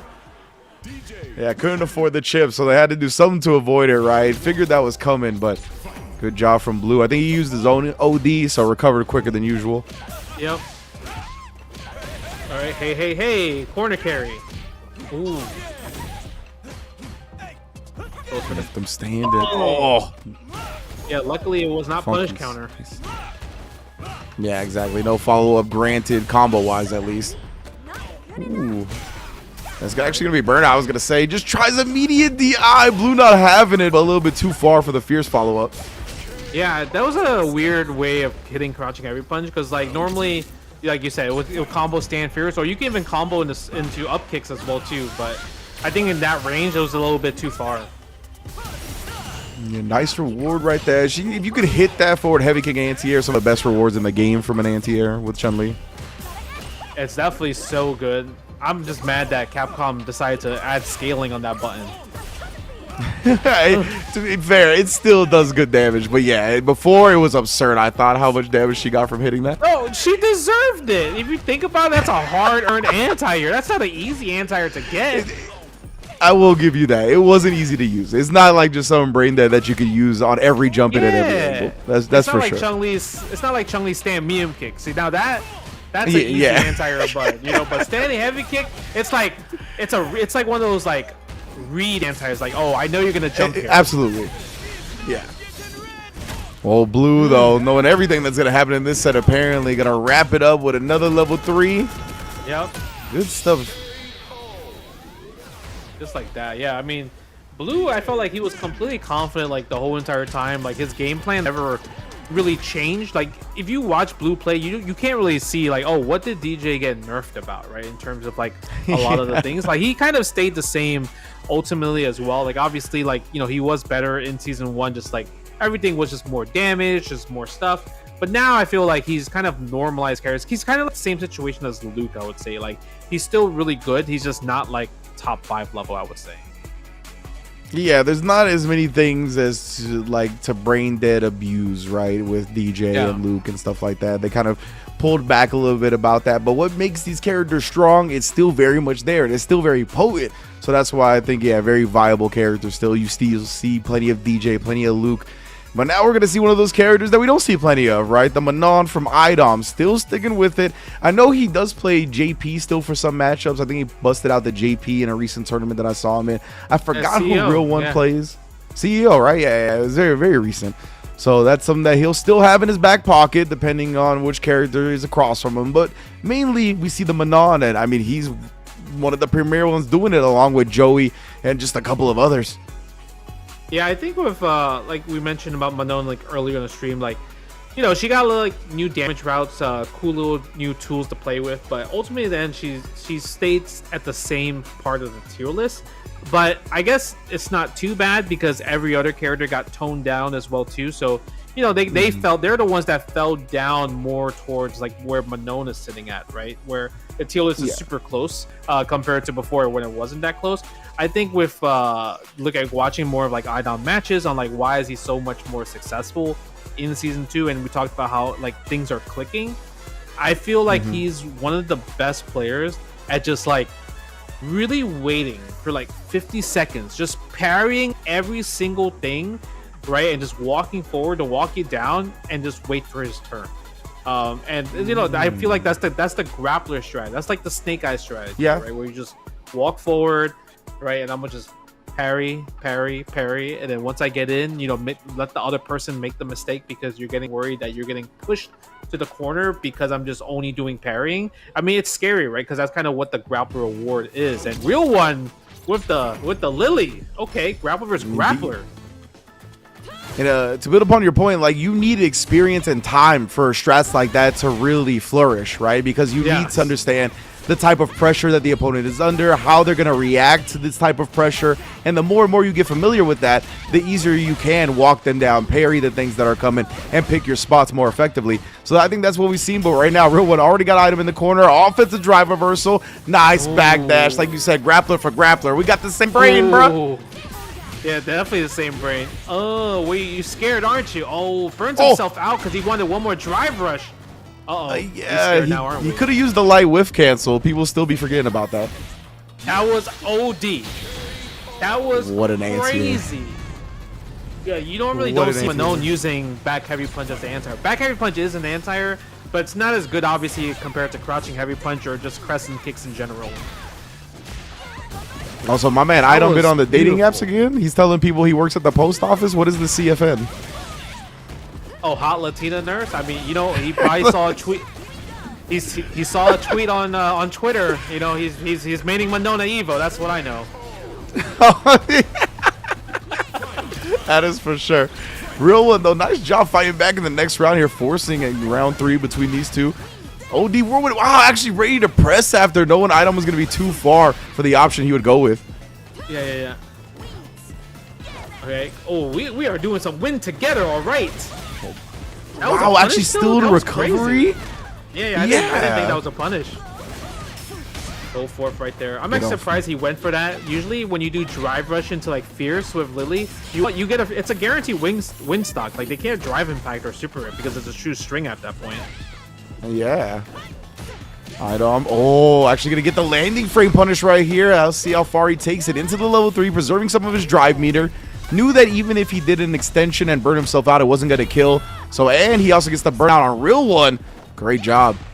Yeah, I think that was a good sequence, and I think that was also the main reason why he did it early. Because if he did a double drive rush combo, and maybe real one would have built more drive gauge back, which wouldn't cause the burnout. So my next video is kind of on that dual Kevin AL moment from the Korea nice. thing where he did the drive rush and the pixel. Yeah. I saw you. There's some post about funky stuff with that. Yeah. I saw you What post the happened? one with Lashar. Lashar versus Neptune. Yeah. That sequence was insane. Lashar is bonkers, bro, for sure. Ooh, nice. I like that. Releasing that because he saw Idom was about to press a button there. Wake up drive reversal again. But in general, we come in anyway. Overhead actually committed to and then comboed off of perfect parry for real one though. I love that crumple, that big punish counter whirlwind. That was sick. Bro, Stand Fear's punish counter crumple is so sick with Lily now because like the fact that like her level 1 is like 2 frames faster. She gets like such a sick combo from Stand Fierce now. That's awesome. I love the little improvements like that for a lot of these characters. Yeah. Oh, that was a little. I say bit- little, but they honestly go a long way. Oh, the meaty back heavy punch. Ooh. And spinning 2 bars be to his it. name on that one. Damn. Yeah. There's like a really easy frame kill with Manon if you end the combo with like the forward circle back medium kick and you just whiff crouch medium punch the back heavy punch. If they press a button, they get double back heavy punch. Oh. Oh, wake Waking up up level with it 3 this though. He said, I don't care about your frame kills. I ain't taking any of that. Yeah. Well, I actually like made the life exactly even, it feels like. Oh, but jumped in on trying to swing. Level 2. Guess for game? Yep. And that's Do you what we think talked that's about, an right? It's accident? much. What? The DI? The wake up DI? Do you think that's wake up DI or wake up drive reversal? It should probably wake up drive reversal, right? Like, and they just Yeah, like right. try to press it instead of hold it before you woke up. Yeah, that could definitely been the case. Actually, I didn't think about that. Yeah, I think it's but I think Idom was so ready for it because even if he did wake up drive reversal because he did crouching light kick, he'll block in time anyway and then punished it with his 6 frame or less punish. So overall, I mean, that was a really like even though Idom won 2-0, it was a fight. Like it was like a snowball fight. Like because literally it was like Idom guessed just like right one more than real one, but real one was guessing really good as well too in the grappling mirror match. Yeah, like if I saw that and then like had to come up against real one later, I would be like, oh damn, like I have to really be on my game because that person gave Idom a run for their money. Like you mentioned, every round was tooth and nail. There was really no blowouts that happened. Maybe one round for Idom was convincing, but besides that, real one was right there with them the whole time.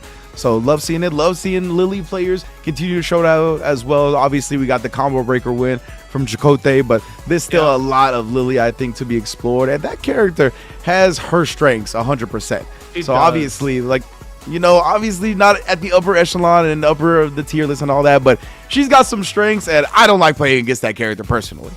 that's what makes Lily good. It's you're just uncomfortable against the character. Like there's no, I feel like it's hard to be like, yeah, I know the Lily matchup like the back of my hand. Like compared to like knowing a Shoto matchup, like it's completely there's no way you're like confident to fight against Lily because she's one of those characters that like forces you to put in a wild card situation, right? Forces you to spend resources because if you don't have resources to kind of like defend against her, like she's gonna have her way. But I mean, our next match, I mean, Punk. This is with Akuma. And Mitch Niko with the Zangief. All right, well, Akuma can dive very fast to Zangief, so Punk, but he's one of the best in the business at not making mistakes. He's one of the most disciplined players in fighting games. So because of that, you're not gonna get a lot of opportunities if you're Mitch Niko, so you got to make the most of them. Is this the same Zangief that had the Akuma that had Punk's Akuma clip? You know which one I'm talking about? Oh, I don't know. Ugh. Okay, nice whiff punish right there. Look at that, safe -3. That's crazy. Who thought that was okay? I don't know, bro. And I like how some of the players were acting like the sky was falling because they adjusted the hurt box on it. I'm like, come on, bro. Yeah. Look at the damage. Yeah, Kuma very quickly melting. Nice job staying dunking, but an even better job from Punk. Knowing that he was in danger of dying to an SPD, backdashing on hit.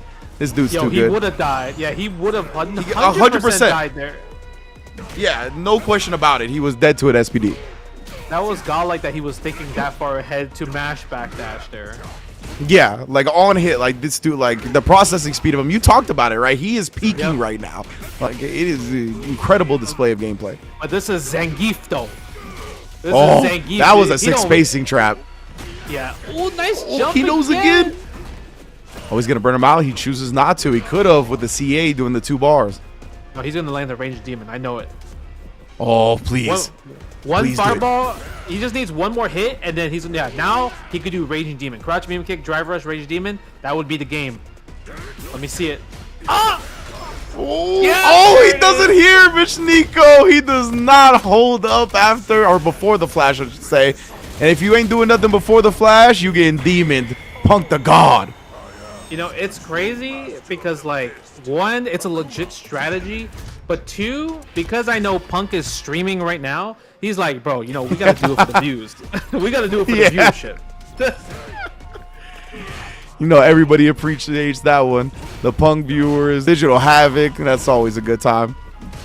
What I wanted to see, honestly, was one of them do level 3 and then the other one do the demon or the level 3. Oh, I think I don't know what happens there.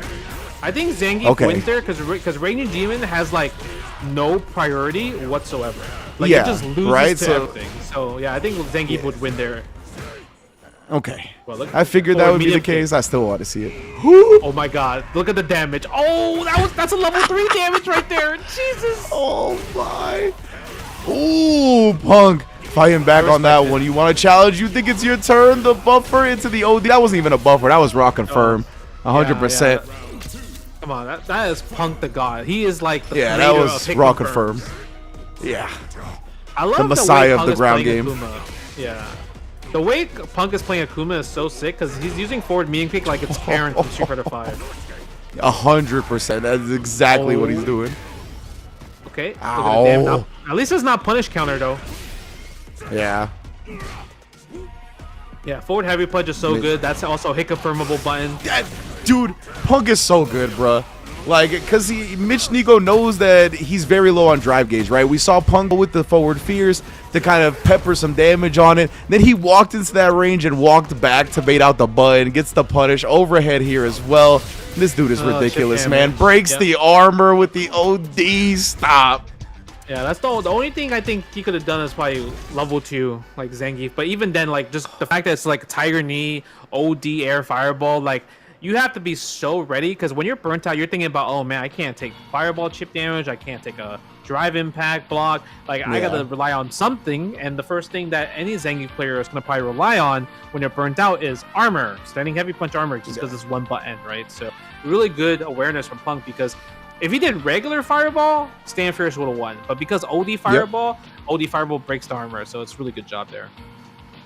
dude, like that was so impressive. Like, yeah, that sequence to end it beforehand, like knowing that the opponent was going to start to be active in the neutral because they didn't want to block any more buttons because they were very low on drive gauge, and then to just pepper on that forward heavy and then walk into that same range and walk back to get the whiff punish. Oh, like that is fighting games, bro. Like that is what makes him as good as he is. That is the juice to me, bro. That is the stuff I love seeing. So big ups to Punk on that. Moving on in winners. This is going to be a banger in the next one as well. Knuckle versus Samij. Let's get it, man. Yeah, it's the Samij. Does he still play Jury? Because I think he was playing, or Ken. Was it Jury or Ken? It was Jury when it started. Last time I saw him, I thought it was still Jury. Okay, so we'll see. And I feel like Knuckle's track record against Jury is so high. Like he does not lose to Jury in general, and I think it's not because of just like he knows the matchup as the player, but it's more of the characters matchup because Gao versus Jury, it's just really tough. Jury doesn't have a really good way to stop against Sonic Boom, just like most characters, but it just seems like Jury has to take a bit more risk, right? Because like watching like Nephew versus Knuckle, like Nephew is like I need to pick like Ed or JP. I don't want to play Jury in the Gao versus Jury matchup, so I'm kind of curious to see what Samij's strategy is going to be going in against like Knuckle, who's like really like he's a person that likes to follow like his strategy. Once he knows like this strategy works completely, and like he gets the download going, like that's kind of like the main thing. You have to break the wall, right? Yeah. He really exercises like a specific game plan, and it's like unless you show me that you can get out of this spacing, this rhythm of offense that I'm kind of throwing at you, like you're done. Like he's very quick to recognize what's gonna work as well. On Samij's side, we do see the Jury. Yeah, he's being very aggressive, nice and early here. Perfect parry after the Fuha, very common strat for Juries. Yep. Go for the spaced out fireball right there to keep the turn. Mitch is doing work right now. He's cooking. He is OD immediately after the tech as well, but letting the flash kick rip as he's one to do. Nice standing medium kick right there. Go for the upside down kick. Oh, obstacle course. Bro, that's staying fierce. I know, bro. I thought he was going to like combo to level 1, burn him out, but might not have the charge. Might have not just been the route. Yeah. Ooh. Look at the turnaround. Like, yeah, like look at as soon as you give dude one opportunity to go back to neutral to get his offense going, Samij doesn't get to play for the rest of the round. You saw the strategy of him just jumping forward, medium punch, just like following with the fireball. Just because he's like, all right, I'm going to try to bait the jump out. You can't take the chip damage, so I know you have to jump, and he still gets the punish right there. Back to the obstacle course in round 2 as well, too. Look at that. Dude, like, he's one of those that's really good at cutting off his opponent's options and being like, all right, this is what I'll give you, but I still have a counter for that as well. Yep. Bro, yeah. Once you block one boom, you have to block the second boom. Look at that. This man is too strong. Like, even that, ready for it after the perfect parry jump. Yeah, using Stand Fierce as anti-air. I guess maybe that's the new, possibly the new button to really use for anti-airs. Because Crouch Fierce, I mean, it loses sometimes. Yeah, it does. Oh, yeah, I think that was like, oh yeah, that's gonna cost him the whole first game actually. Boots to onesies. Yeah, I think from that specific spacing, that Fierce seems to work out a bit better than the Crouch Fierce perhaps. I think that was like a spot where if they empty jump, the Crouch Fierce would whiff, but the Stand Fierce doesn't, you know? That makes sense. Go for the boom again. No whiff punish against the crouch medium kick. Nice reaction to the parry. I love that. I love the fact when they use like high attacks as like a meaty so you can't duck it. It's pretty nice. Yeah. Really smart. The sequence that he went with after too, it left him at a very interesting space. Like it felt like outside of reversal light range. Oh yeah, because if you do stand strong into Sonic Boom, for some reason it carries you back. Because it's kind of okay, that's what I saw. Yeah. It carries you backwards because the game is thinking you're gonna do stand strong and the stand fierce target combo. Oh, interesting. It's funky, but that's why it works like that.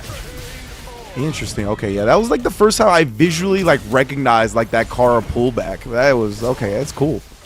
Yeah, I saw people doing it once, because I fought this player named Dagger G, and he only plays characters like Guile and Nash, and he did that. Yeah, the veteran Dagger G. Yeah, I'm like, why are you moving backwards when you do that Sonic Boom? I was so confused. That is definitely a cool piece of tech. Now though, this is where Samish found a lot of success in that opening round, and that's how it stopped. The OD flash kick. Dude just so on point with the defensive reads. With the stand kick answer, Knuckle Dude has the level 3, spends it. That's the cash out.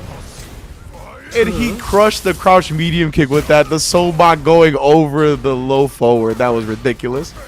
Yeah, this is tough because like I think what makes it tough is because if you think about it, Juri doesn't have a fireball. Even though she has one, it's not a real fireball where you can like kind of clash with Sonic Boom. So you have to really use the, you know, just like inputting Fuhajin. But a lot of times I feel like if you're gonna do Fuhajin to get the store, there's a good chance that you'll probably get hit by the Sonic Boom because the speed is gonna be different as well too. Yeah, 100%, man. That is interesting stuff. Interesting stuff with the boom changes in the new patch, right? Just the chip. I think the chip to the drive gauge, excuse me, I fumbled over my words there, but yeah, the chip to the drive gauge be a bit more interesting as well. Kind of goes back to what we talked about with the discipline and never just letting things block. Like you have to parry pretty much everything, even when it comes to not perfect parrying them.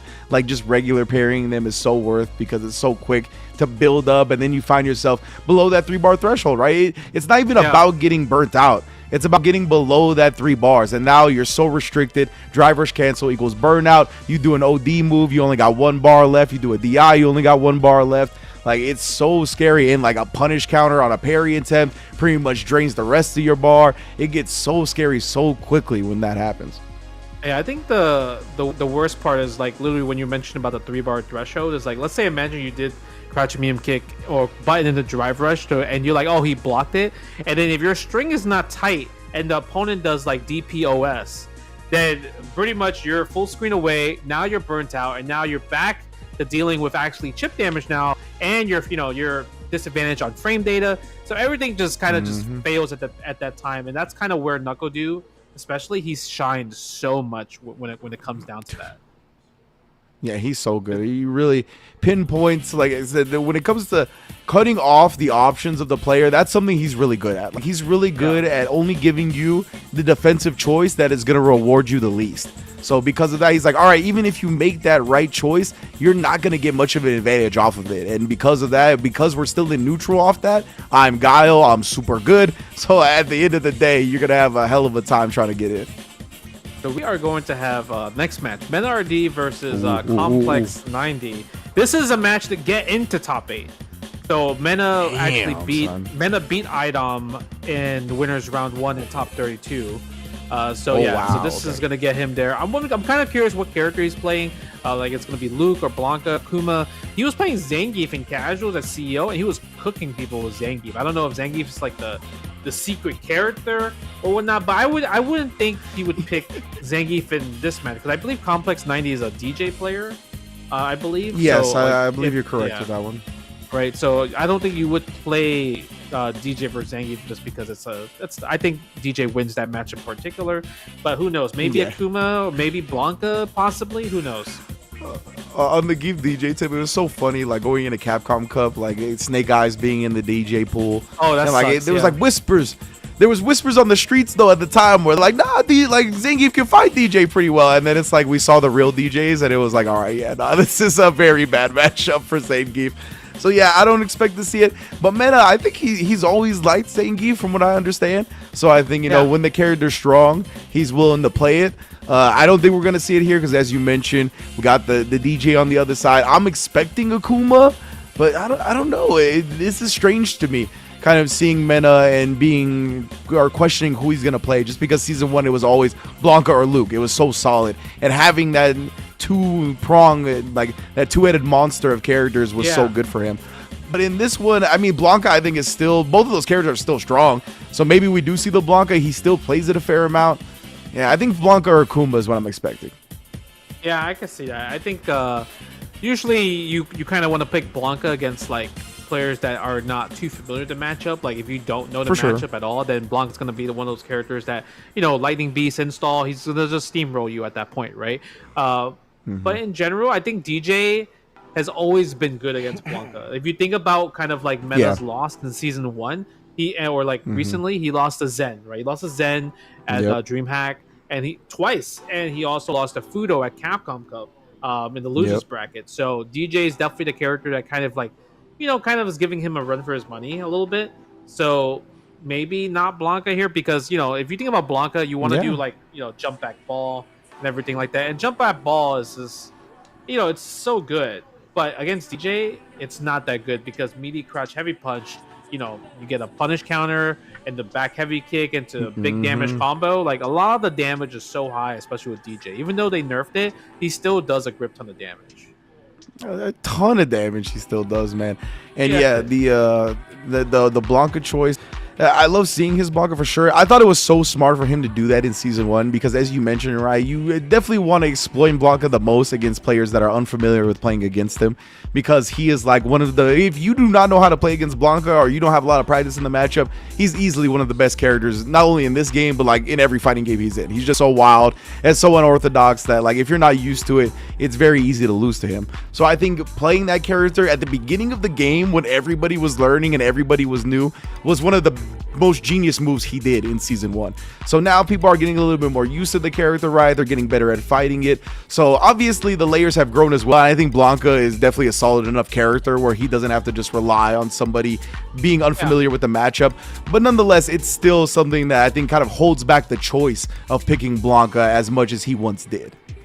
Yeah, I guess more people are just like more willing. They just know the matchup a bit more, right? It's kind of like how, like, if you fight against Cammy and you have her in the corner, like the chances of her doing wake up OD cannon spike is much higher compared to other characters, right, in the game. Blanca, I feel like it's the same. Like, if you knock them down, you're more likely to go for a meaty instead of a throw, because wake up air ball is a thing. But he's gonna go with the Luke though. Complex with the Akuma.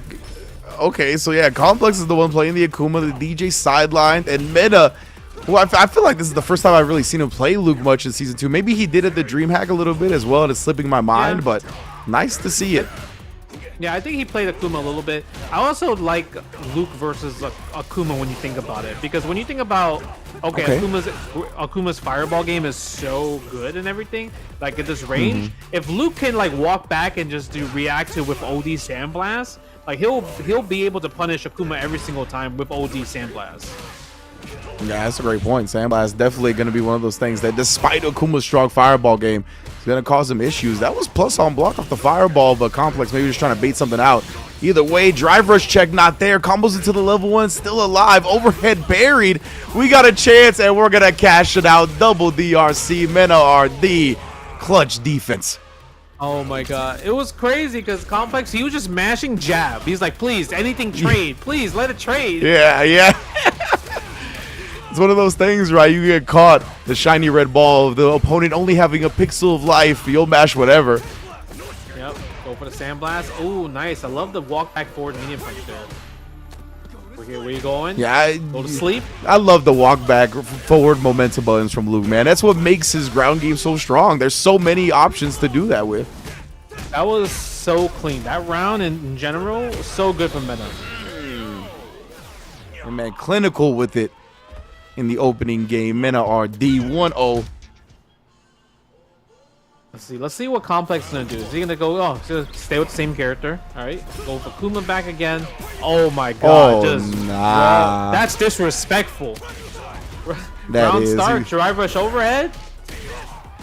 Look at that, and the pressing back. Mena just knows right now. He's like, nah, son. Like, I know the way I conditioned you in the first round, and we're getting back-to-back perfects. Oh, he's just got to finish off the combo. Level 1 on the Akuma health actually still survives. I didn't think he was going to. At this point, it doesn't really matter, right? Because it's like, you have to really play bad to lose this round afterwards. Yeah, for sure. Oh, the jumping, though. Bro, that was fierce, drive rush, fierce. Oh, you're dead. Damn. Alright, you talked about speed running with Bison. This is also very quick character when it comes to kills. Good tech throw. Mena RD survives, and look at this, still just bulldogging him down. Uh-oh. Goes with the suppressor. Tries to bait something. But Kuma's crouching medium, but just so good. Especially, it's such a good buffer button, too. Mm-hmm. Oh, Yeah, he's another trying to fish sword for that normal crouching medium district. kick, yeah. And Meta, you see him. Oh my goodness. Is he going to build a level 3? Just enough? Oh, yes! Oh my. The calculation. Speed running sets from Mena RD here. CA damage, Akuma. You got no hope, brother. I really love that empty jump drive impact because you thought it was it was more of like a safe jump setup, right? Safe jump setup, and you were ready to just like block it. But the fact that he just did a fake safe jump into drive impact, that was like, you don't really see that too often, right? Because obviously it would lose to like back, like, you know, like if somebody just mashed throw, if they're assuming throw was gonna happen. But it's a mix up because if you mash throw and they do a safe jump fear, like, you know, jumping coming down button or go empty jump low, your throw loses, right? Your throw tech loses that situation. So it was a really good gamble right there. And another reason I think it's an extra good gamble is too, a lot of people like to parry in the situations where they see a safe jump coming, right? That's like the main option up against safe jumps. And if you tap parry in that instance, you're going to be in recovery when the DI comes. Like, you will not still be parry active. You'll be in recovery. You'll be locked into blocking, and then you'll be wall splat anyway. So very, very cool setup at the end right there. Yeah, that's I feel like that's tech that a lot of people haven't put too much into their game. I know Nemo was like the one, he made a video about it where like if you do parry, you can't respond with drive impact right away. So a lot of times with like, if you're a character with slow fireball, if you see them, they're in the corner and they parry the fireball, try to go for the drive impact right after the fireball parry, because then they cannot do respond drive impact back. So that's like tech I want to see more people use more often. Yeah, that's a really cool place to do it, is off the safe jumps. I don't see like anybody do that. That's like one of the first times I've seen somebody kind of utilize it off of a fake safe jump. The main place I see it used is when people get knocked down in the corner and they'll do drive rush into drive impact. Like the drive rush to try to bait the perfect parry, you know what I mean? So like the tap parry bait, and then you'll be locked into recovery again. That's the main place I see it. Off that safe jump, exquisite, man. That was really cool. Yeah, that was really cool. I hope to see that more often, just because like that was the first time I ever see that setup in particular. That was a really, I don't know if like if other people would react to that, like, or they're like, oh, because they're expecting the norm, right? They're expecting the safe jump, they're expecting the throw. So seeing just like jump drive impact is an interesting choice.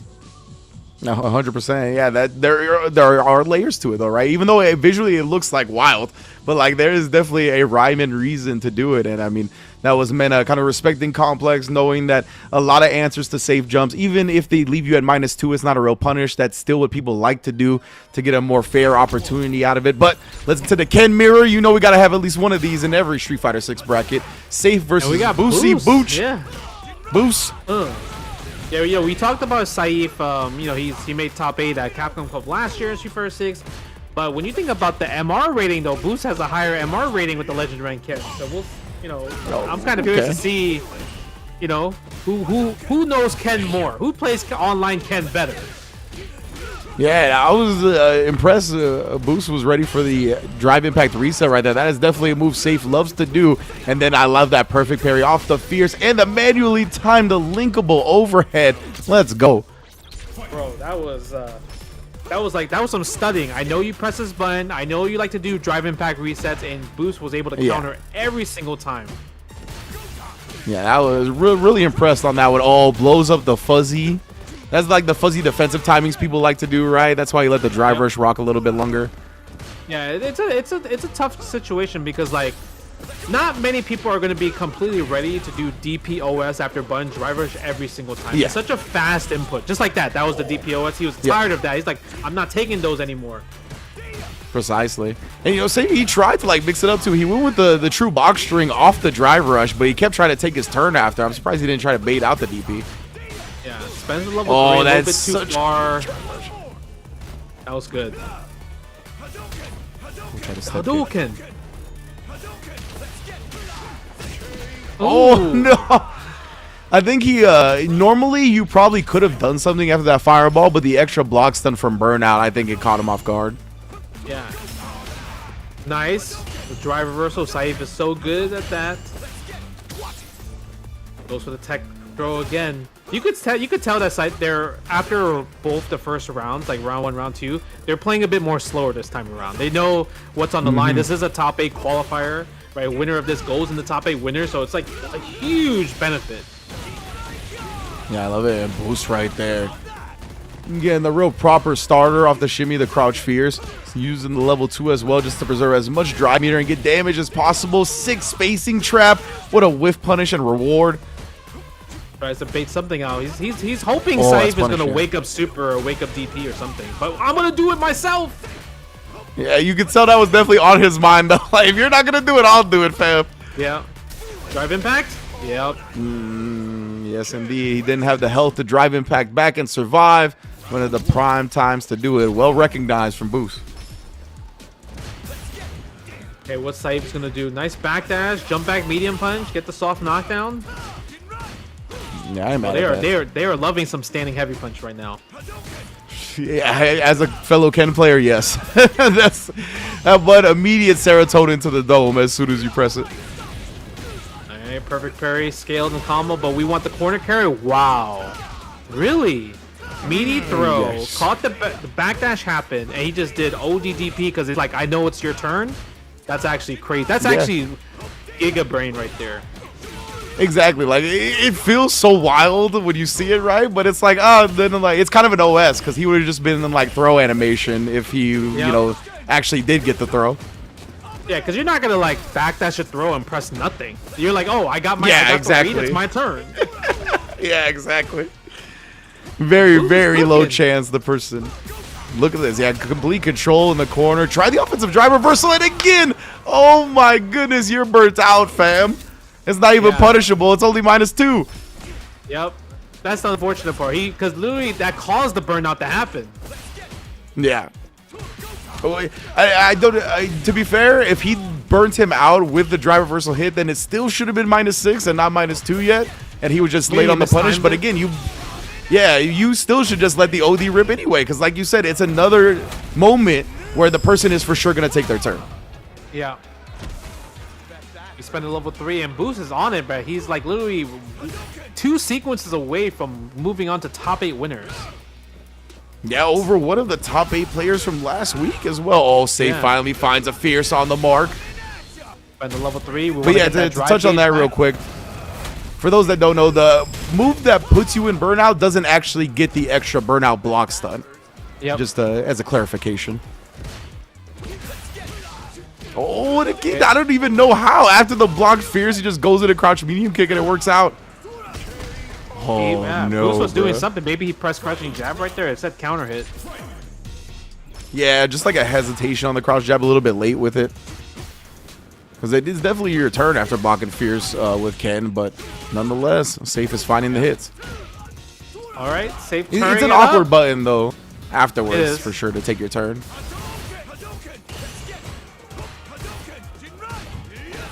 Are we gonna go chase the drive gauge damage? Okay, I like Saif's playing that fireball game to build some more of that drive gauge back. Nice. You can't stop that. Yeah, there's a whole lot of Jinrai's committed to. He wants the corner, so ends know. up He going didn't with have the to- level 1 to make sure. He didn't have to do that combo. That was a really flex combo. Yeah. There's like a way to do that combo where they bounce back in front of you, and I think that's what he wanted, but he didn't get it, so he went into level 1 to get the corner anyway. But Boose, yeah. look at this. Double drive rush to kill him off. 2-0 like that. Advancing to winners finals. Or excuse me, winners semis finals. Yeah. Winner Sam is in the top 8, where, I mean, you always want to be in top 8. You get that 3 out of 5, you know what I mean? Who doesn't want that 3 out of 5? The promised land. But Boose played really good. I feel like like, obviously we talked about how Saif is like top 8 Capcom Cup, but Boose, I felt like he's the guy that did a lot of homework. Because he was, his reads on like, kind of like when the perfect parry, when to drive impact back, or when to just kind of like really fight back a lot of Saif's like offensive decisions. They were so on point. So I felt like he just like either knew the matchup or just knew how Saif played like a lot. Yeah, right. We saw immediately in round 1 that Saif tried to do the DI reset in the corner. We saw that perfect parry. later on in the round, he recognized when he's really committing to Jinrai, and we saw the DI expose that. So definitely good stuff from Boose, homework-wise, recognition-wise, prepared not only for the mirror, but for the way Safe plays Ken in the first place. So very, very sick to see, advancing in the winner's semis, well-deserved. And the next one we got as a classic, of course, Punk versus Shine. It's going to be a banger. Yeah, I'm kind of curious on what character Shine's going to play, because I know Punk said that last time they played, Shine beat Punk with Ed, but then I think Punk came back in grand finals. But like, Ed's definitely one of those characters that like can give anybody a run for their money, especially with like his level 2 still being the way it is, and the fact that like his pokes are really hard to whiff punish. Obviously his punches are pretty easy to whiff punish if they whiff everything, but just like the standing medium kick, or just even using the flickers in general, right? The whip, like those moves are just like really, really good, right? Really, really great normals, like long range normals, kind of like Manats or like Dawson, you know, those type of normals, right? So I'm kind of curious to see like what character Punk's gonna play with. Is it go with Cammy? I feel like Cammy might be his best option, just because are you gonna be able to anti-air dive kicks with Ed, you know, because of the DP motion, it's not as fast, right? So kind of curious about that. Yeah, to touch on your point about the flicker buttons, like the medium kicks or the kicks in general, yeah, he just makes it very awkward to stand at a certain range in footsies, right? In general, we kind of have a good knowledge of the space of the opponent's mediums, of the opponent's heavies, a generic knowledge of it, right? Every character doesn't deviate that far away from the ranges of the mediums, heavies, and lights, but characters like Ed do, and characters like that deviate in a large way from the traditional ranges of the normals make playing that ground game just so much more awkward, because you have to stand at ranges to look for whiff punishes that you normally don't have to. So yeah, I want to see it. I think we're gonna get the Ed. Indeed we do.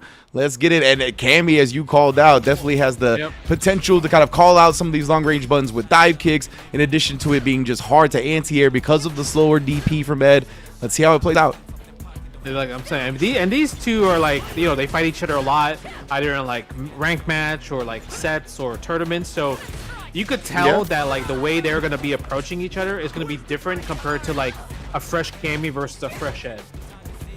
100%. They're going to be very much more familiar with each other. We might see some unorthodox moments because of how familiar they are with each other. All right, Shine's got in the corner. You can see, right, like look at the space he's standing at, kind of threatening the flicker. Both of these players, Punk, look at the way, exactly what we were talking about, right? Punk trying to wait outside that stand medium kick range, still didn't get the whip punch he was looking for. Shine immediately pounces on it. So sick. Bro, it's so good. The fact that you could just do meaty, like you can't even stop the meaty pull-in, because like one, it's a projectile, so you can't even wake up level 1 even if you wanted to, right? So it's so good. Yeah, he's got one of the best like anti-level 1 wake-ups in the game because of that. It's the flicker hold from long distance. A lot of the time it's outside of range of OD wake-ups as well, so it's like you can't even do that in response either. Yeah, oh, level 2? Do we have it? Do we got the desync? Oh, we're gonna go for the safe stuff because we're close to the corner. I get it. I respect it. Yeah. But you're close to burnout though. Uh-oh. Shine is burnt out now. Brings him closer. Actually still tags him, and the anti-air was ready. Juggles off of it with the blitz. Yeah. Wow. Great recognition of how high that hit up. Nice jump back light kick. Yo, Bro, and then he backdashed as soon as he landed, got out of the spiral arrow range. Like we said, these two play each other a lot, bro. He felt the threat. He knew the threat was happening. Oh, we go to Kuma. That was the fastest. Ooh. I don't even know how fast have you to be. You have to press the X button, go to Akuma, press X again, back out to see that. That's crazy fast, actually. My man. How did we, by the time we got to the lobby, Akuma was already highlighted? Like, what? He got the character select on deck. All right, I get it, but even then, this is a tough match because, like, Ed's really good against stopping against projectiles, right? Because the flickers, he counts projectiles. He can use the first part of the fireballs to get rid of it, to cause the second hit, just like that. It's like really tough for Akuma. Akuma needs to land a big jump in though, that's for sure. If he lands a big jump in, it's gonna hurt a lot. Yeah, that is something that Ed can be susceptible to, not only because of the anti-air being slow, and Shine has been very on point with the anti-airs today instead of that one. But because of the long-range buttons, like they're kind of a decent commitment in terms of duration, so you could definitely jump in on them. Okay. And look again, No Punk is looking for it. You anti-air. really highlighted it. Yeah. He wants the big damage. Oh, but the overhead. What a turnaround compared to Cammy to Akuma. Already doing better. Yeah. Shine holding on to the flicker. Saw the demon flip drop. Yeah. The fear zone so much range, but actually didn't combo because he was crouching. Nice. Fireball again. Yep, those fireballs are so fast. The way he releases those projectiles, it's just so hard to walk and block and just in time sometimes. Yeah, legitimately. Yeah. Oh, just a driver's crouch light kick. I've seen that more and more now as well. For some Yeah. characters, it allows them to link into their mediums without any other drive rush cancel, and people are taking advantage of that. Yeah. Ooh, level 3. It's. I think it's gonna kill. There wasn't too many hits. I think so too. Yeah. Just 2 hits into it. Yeah, that's Akuma after all. Tying it up like that, and yeah, as you highlighted, what a turnaround. As soon as we switch to the Akuma, 2 rounds, convincing fashion. Nice, nice. Good overhead block. Yeah, and that's partially why he uses that crouch rush light kick, right? And we see now the crouch rush, drive rush light kick and the drive rush crouch medium kick. Both of these things to just kind of dissuade you from blocking high, and then the shimmy is there. Drops the combo though. Drops the combo. Ooh, wake up DP. You're burnt. Uncas burnt out. Oh, but the backdash. He's getting clipped. Kill rushing, Alright, saving match you this point. time. Wow, that was such a good answer. Such a good answer. Yeah, we've seen Shine be consistent with that first Yo! part. Oh, staring at each other. I love that. Both players willing to hold their options. It's crazy because if you see somebody hold the options, like it's an option select, right? Because if you cancel into Ed's dash, Punk's gonna react to a drive rush, right? So then what are you gonna do? So it's kind of tough to make a decision. And you can kind of say the same thing on Ed's side too, right? Like if you commit to the drive rush out of the flicker or out of the parry, then he just lets the flicker go. So it's like you gotta both just sit there and stare at each other. All right, Shine, you need to land this. He has to land this. Oh, he doesn't land it. Yeah, at least he got the burnout, no desync. But nonetheless, he's still trying to bully Punk into the corner. Punk, you can tell, Just a bashing win. for that last bit of damage. And Shine he stayed clean with the VDs the whole time. Oh my god, he couldn't do anything. He didn't have super or anything. He had to take all of that. Yeah. Punk was just like, he was betting on Shine messing up one time, right? If Shine just mistimes a single move, then Punk wins. Otherwise, it was the anti-air, he's cleaning up. Oh, he baited that. Uh-oh. Time to hustle. Oh, The low, he eventually got Punk.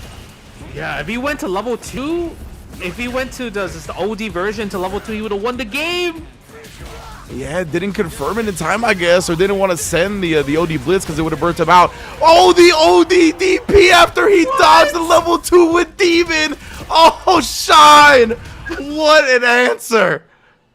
Oh my god, that was crazy. That was insane. Cause one, he's like level 2, Punk got through. He's obviously negative, and then he auto-corrected, or maybe he just did the DP the same way, but it just auto-corrected automatically into the DP. Man, what if Punk just blocked though? Demon flip, nothing blocked. That would have been insane. But the fact that just Shine was able to make a decision like that on the fly, on the spot, that was insane. And just like that, Punks and losers, Shine and winners top 8. That was what a way to do it, Shine. And yeah, you had the intel correct, right? Like they had 4 Punk in that matchup. Has proven successful before for Shine, proved successful today as well. That is a prime spot to be. Of course, this is a World Warrior event, so getting to that top 8 winner side, guaranteeing you a nice chunk of points. But you know, Shine coming for that whole first place. That was classic Ed, right? You win the game with a DP. Classic Ed. Yeah. Classic Kind Ed. of like Street Fighter 5 classic, and like, you know what I mean? Definitely. Yeah, it was really. I was really scared for Shine at one point, just because like when he landed that big comeback that he did, but the beginning of the comeback, the start of it, he landed the level 2, but it wasn't like the combo that he wanted to do. right? But everything else, he was able to kind of like fix everything, keep the strings tight, and keep everything like advantaged into his favor, and able to make that big comeback. Because that was like pretty much, I would say that round is the reason why he probably won the rest of the set, right? Ultimate end. Oh, for sure. Yeah, like being able to clutch out that round gave him the opportunity to even play in that final round, and a whole lot of momentum going into it, a whole lot of confidence going into it, I think. So beautiful stuff right there, because that was very much a discipline. Like, as long as I don't mess this up, then I'm taking this round, even being from this deficit. And honestly, doing that is a big like morale booster. Just knowing that you don't have to mess up to take a W, and you don't mess up, that gives you a lot of confidence going into the next round. I'm so curious on like so obviously we talk about Knuckle. He has like Gaio and Cammy, but he's been using Cammy a lot against Luke in particular. I think it probably happened after Capcom Cup. Ooh, that was a bad Spire Arrow, but I think it was after Capcom Cup where he was like, bro, these Luke players, they just keep jumping in and I keep dying for it. Yeah, right. They just are willing to risk the jump against the booms. So he's putting Gaio on the bench, completely removing the temptation of a projectile. And yeah, with Cammy, I mean, he just stays ready on the ground. Yeah. Ooh, like, doesn't go for that. He thought Knuckle was going to wake up OD, probably reversal OD cannon spike, but didn't fall for it. No DP from Kami's side, though. Unfortunate. Kami letting the air go uncontrolled for now. Suppressor attempt, and the OD dive kick immediately after. Thwart the button attempt. You saw Kami was trying to snipe a walk back, but Do ain't giving him nothing. Nice. I like the forward throw right there. Walking forward. The close battles, the close match. Cammy players are just so good at lately, just walking forward and just inching in closer and closer to go for that throw. Yeah, man. Like, and it all I think comes from their ability to establish the light punch as well. Like, they're so good at just utilizing max range light punch because of her walk speed, and then you get scared, right? You get counter hit, like they're confirming into the crouch medium punch. That makes you hesitate a little bit longer, and that allows them to inch forward and get the throw instead. Yep. Ooh, level 3. Level 3. Keep it simple. Tournament combo right there. That's how we do it. He's a tournament veteran after all. Knuckle do 1-0.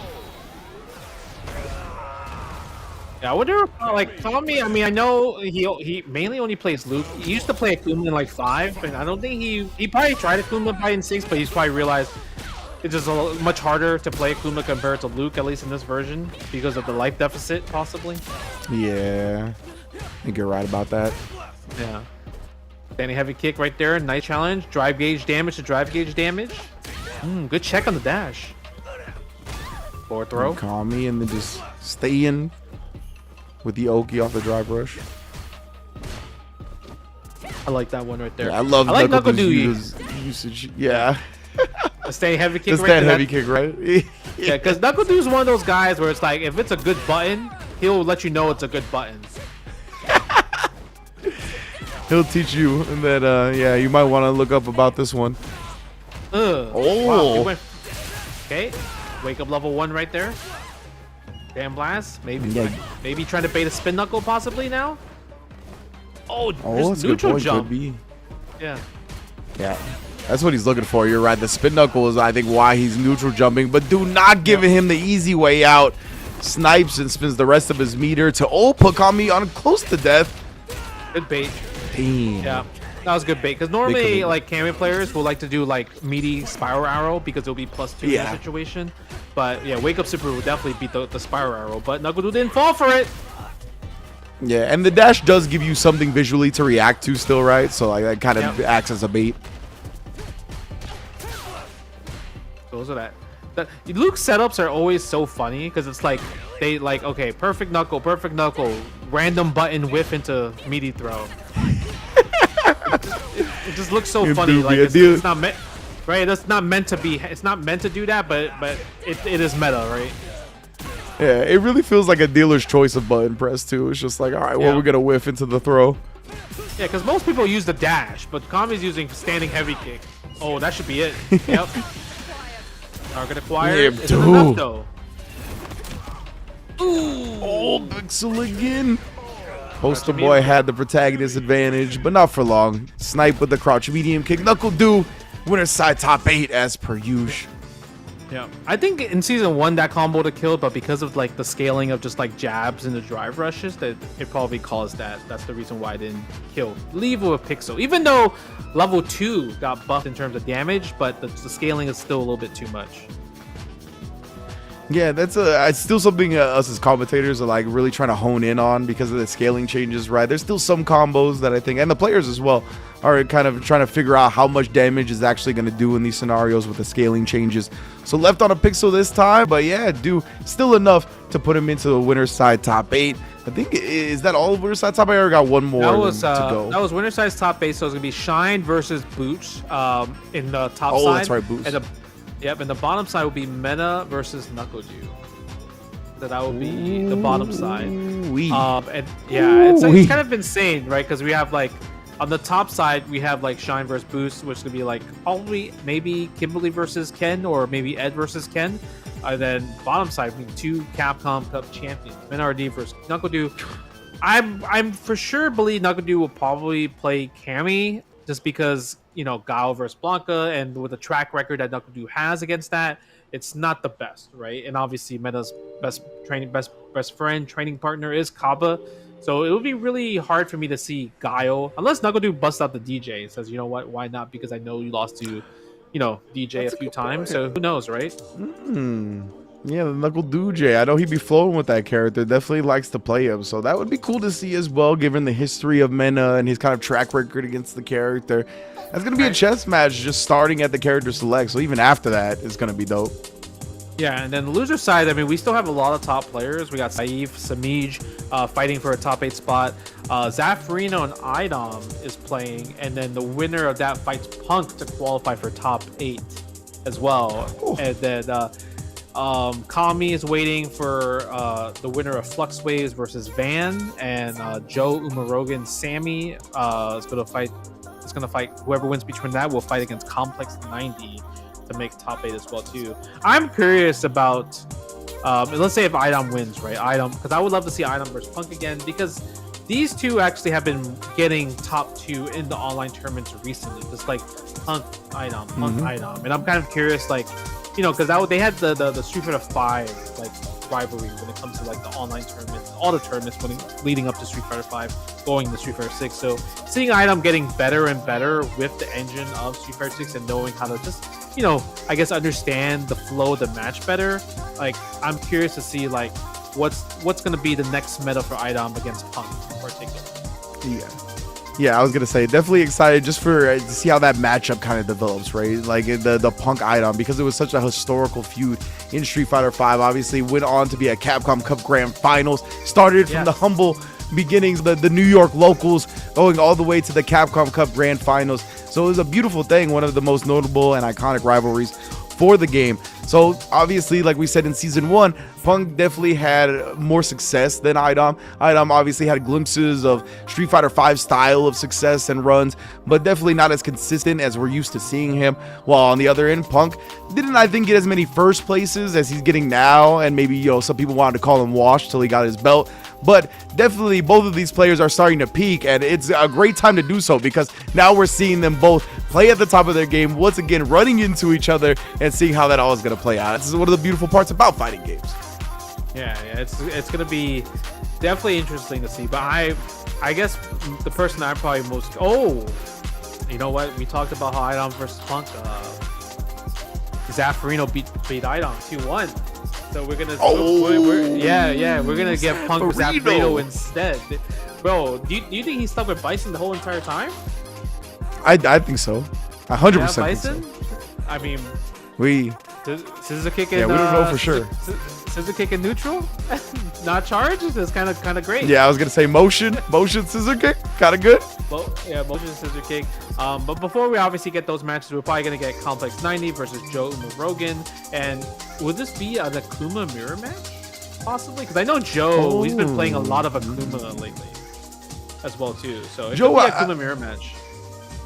I like Joe on the Akuma. I feel like that's kind of his brand of Shoto. Like, he's like, I'm down to get hit. I'm trying to hit you hurt first, right? And because of that, I feel like Akuma's pretty strong when you're betting and confident on your ability to hit first, because then you can overwhelm the opponent with your offense.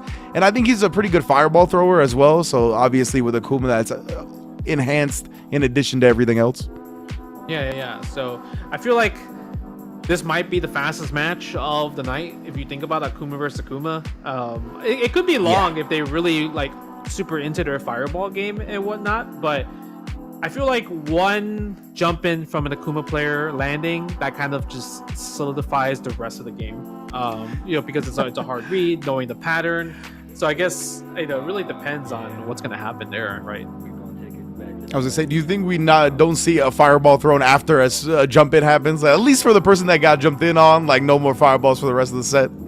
I think round one fight, it will be wait 2 seconds, then fireball for both sides, and then the second game, someone's gonna do round one fight jump automatically. That's what I truly believe in. But we'll see. I don't know. I hope we'll so. See. I'm really hoping for that. I want the 99-second jump now. Do it. Ooh, No, just like you said, one of them fireballed. I mean, in complex jump, it would have hit. Yeah. It would've hit. Oh man.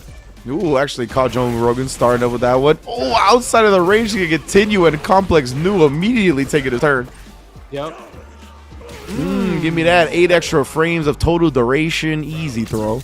Bro, that does so much damage on Akuma. Getting punish counter throw of Akuma actually is like, man, that hurts a lot. Yeah, because it's always 2,000 damage, right? But that's more than 20% of his life because it's only 9,000. Exactly. So that's wild. Yep, go for the jump using the Daigo crouching heavy punch. Man was raising the roof. He was looking like Nelly on stream. That was crazy. Yeah, for real. Nice cross cut though. Ooh, that should be the round for Joe. Look, yo, these matches go by fast with Akuma.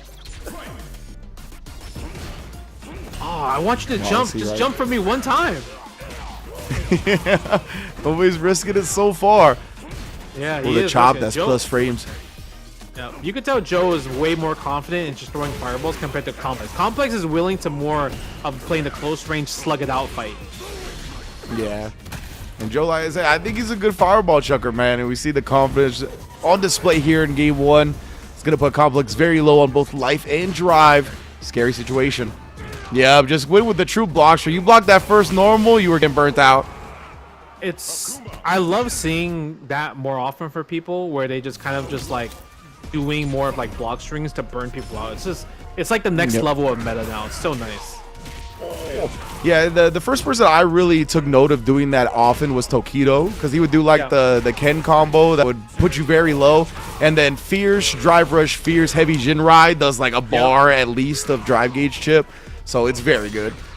All right, Complex, I need you to jump right now. Just jump right now, please. Right here. See, come on! Oh, it would have worked again. Oh, no. No, Joe's been doing fireball round start like the whole game, and I'm like, come on, bro, don't let it happen. Don't let him take advantage of you. Let him just keep doing it. Now he got away with it. Complex got to win this round to force another situation like that. Yep. See if he can pull it off.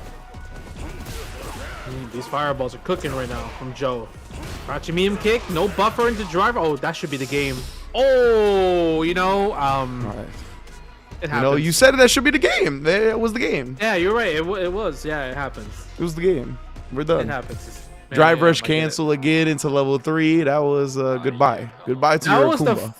That was the fastest all F4 because he got hit by. He's like, oh, forward heavy punch.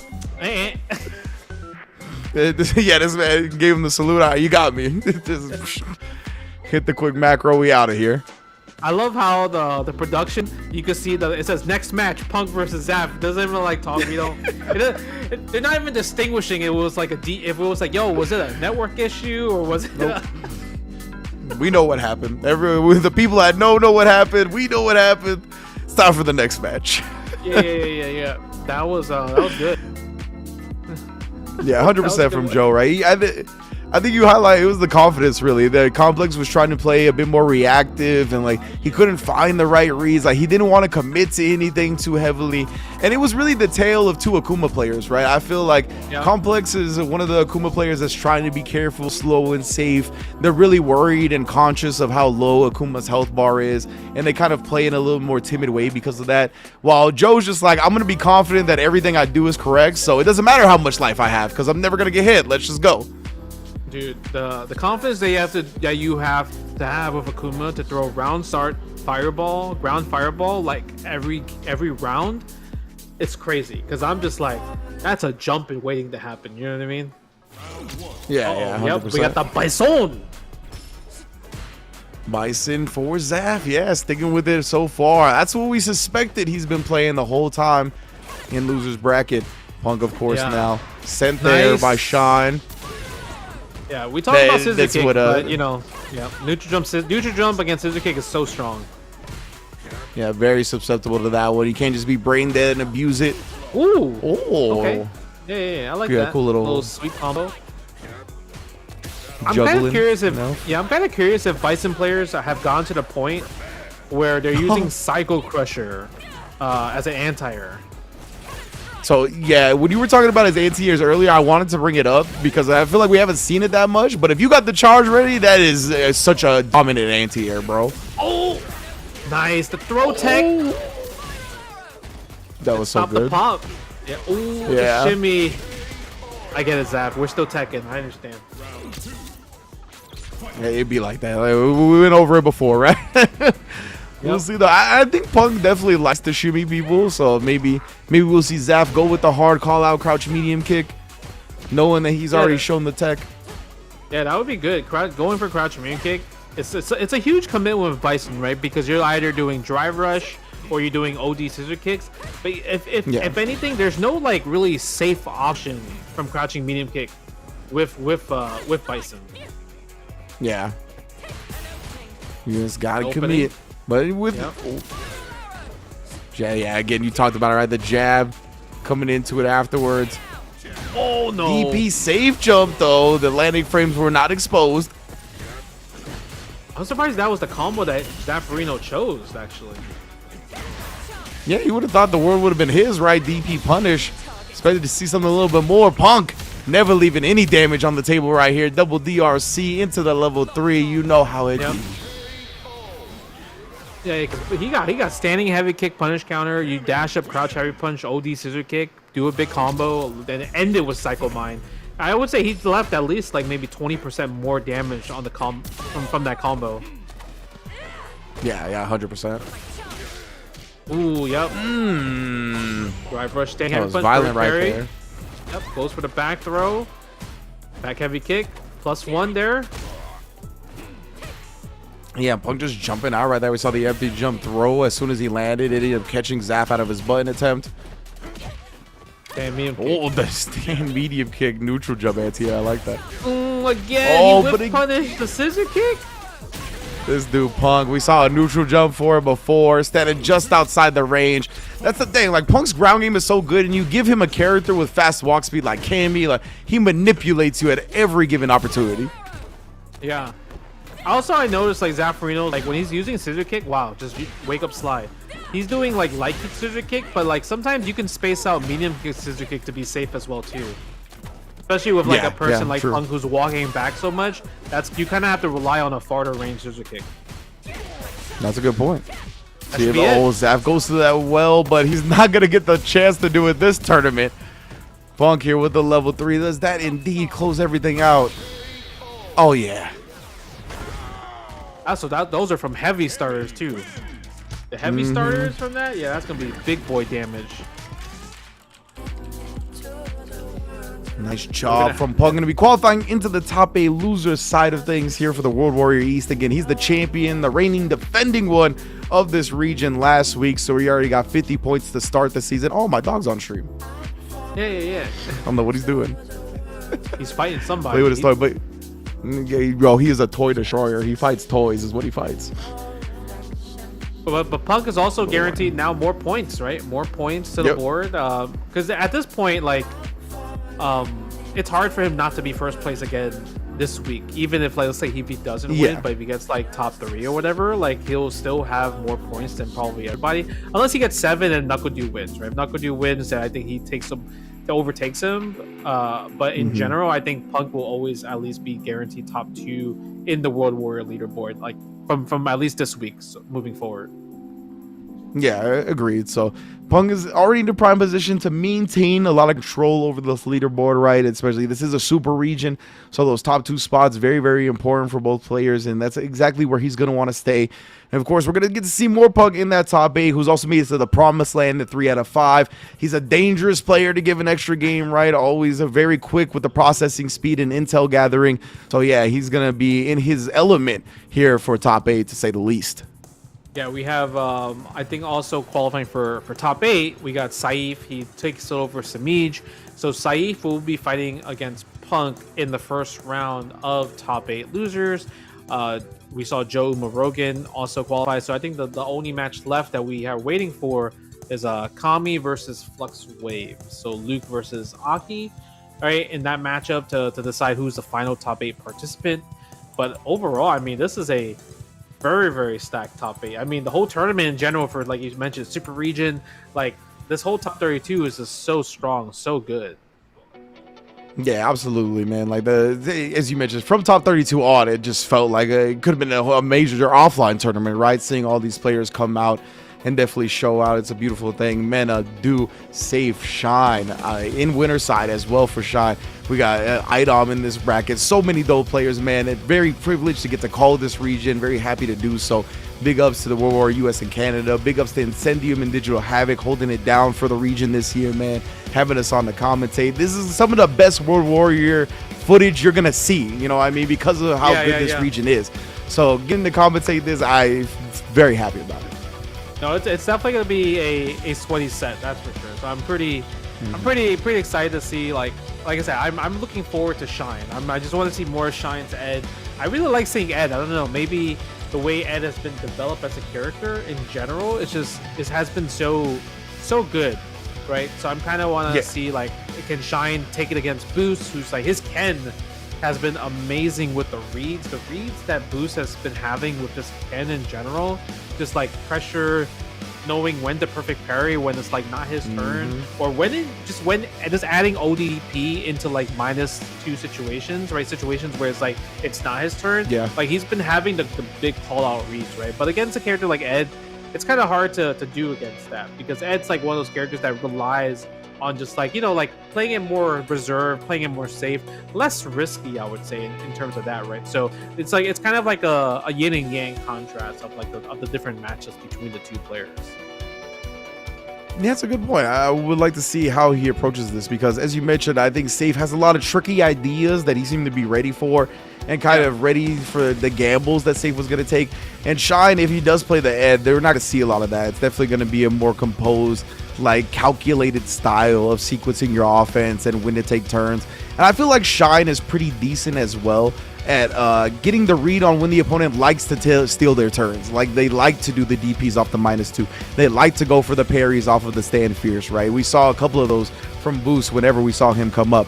So if Shine can get some reads on those, then I think he'll be fine. If not, then we're going to see some turn stealing, and Boose can run away with it, get into winners finals like that. But before we get into any other match, we're going to take a quick break right here. Again, don't go anywhere right here on Incendium.gg. Oh, not .gg, but Incendium.gg. We'll be right back with some Street Fighter.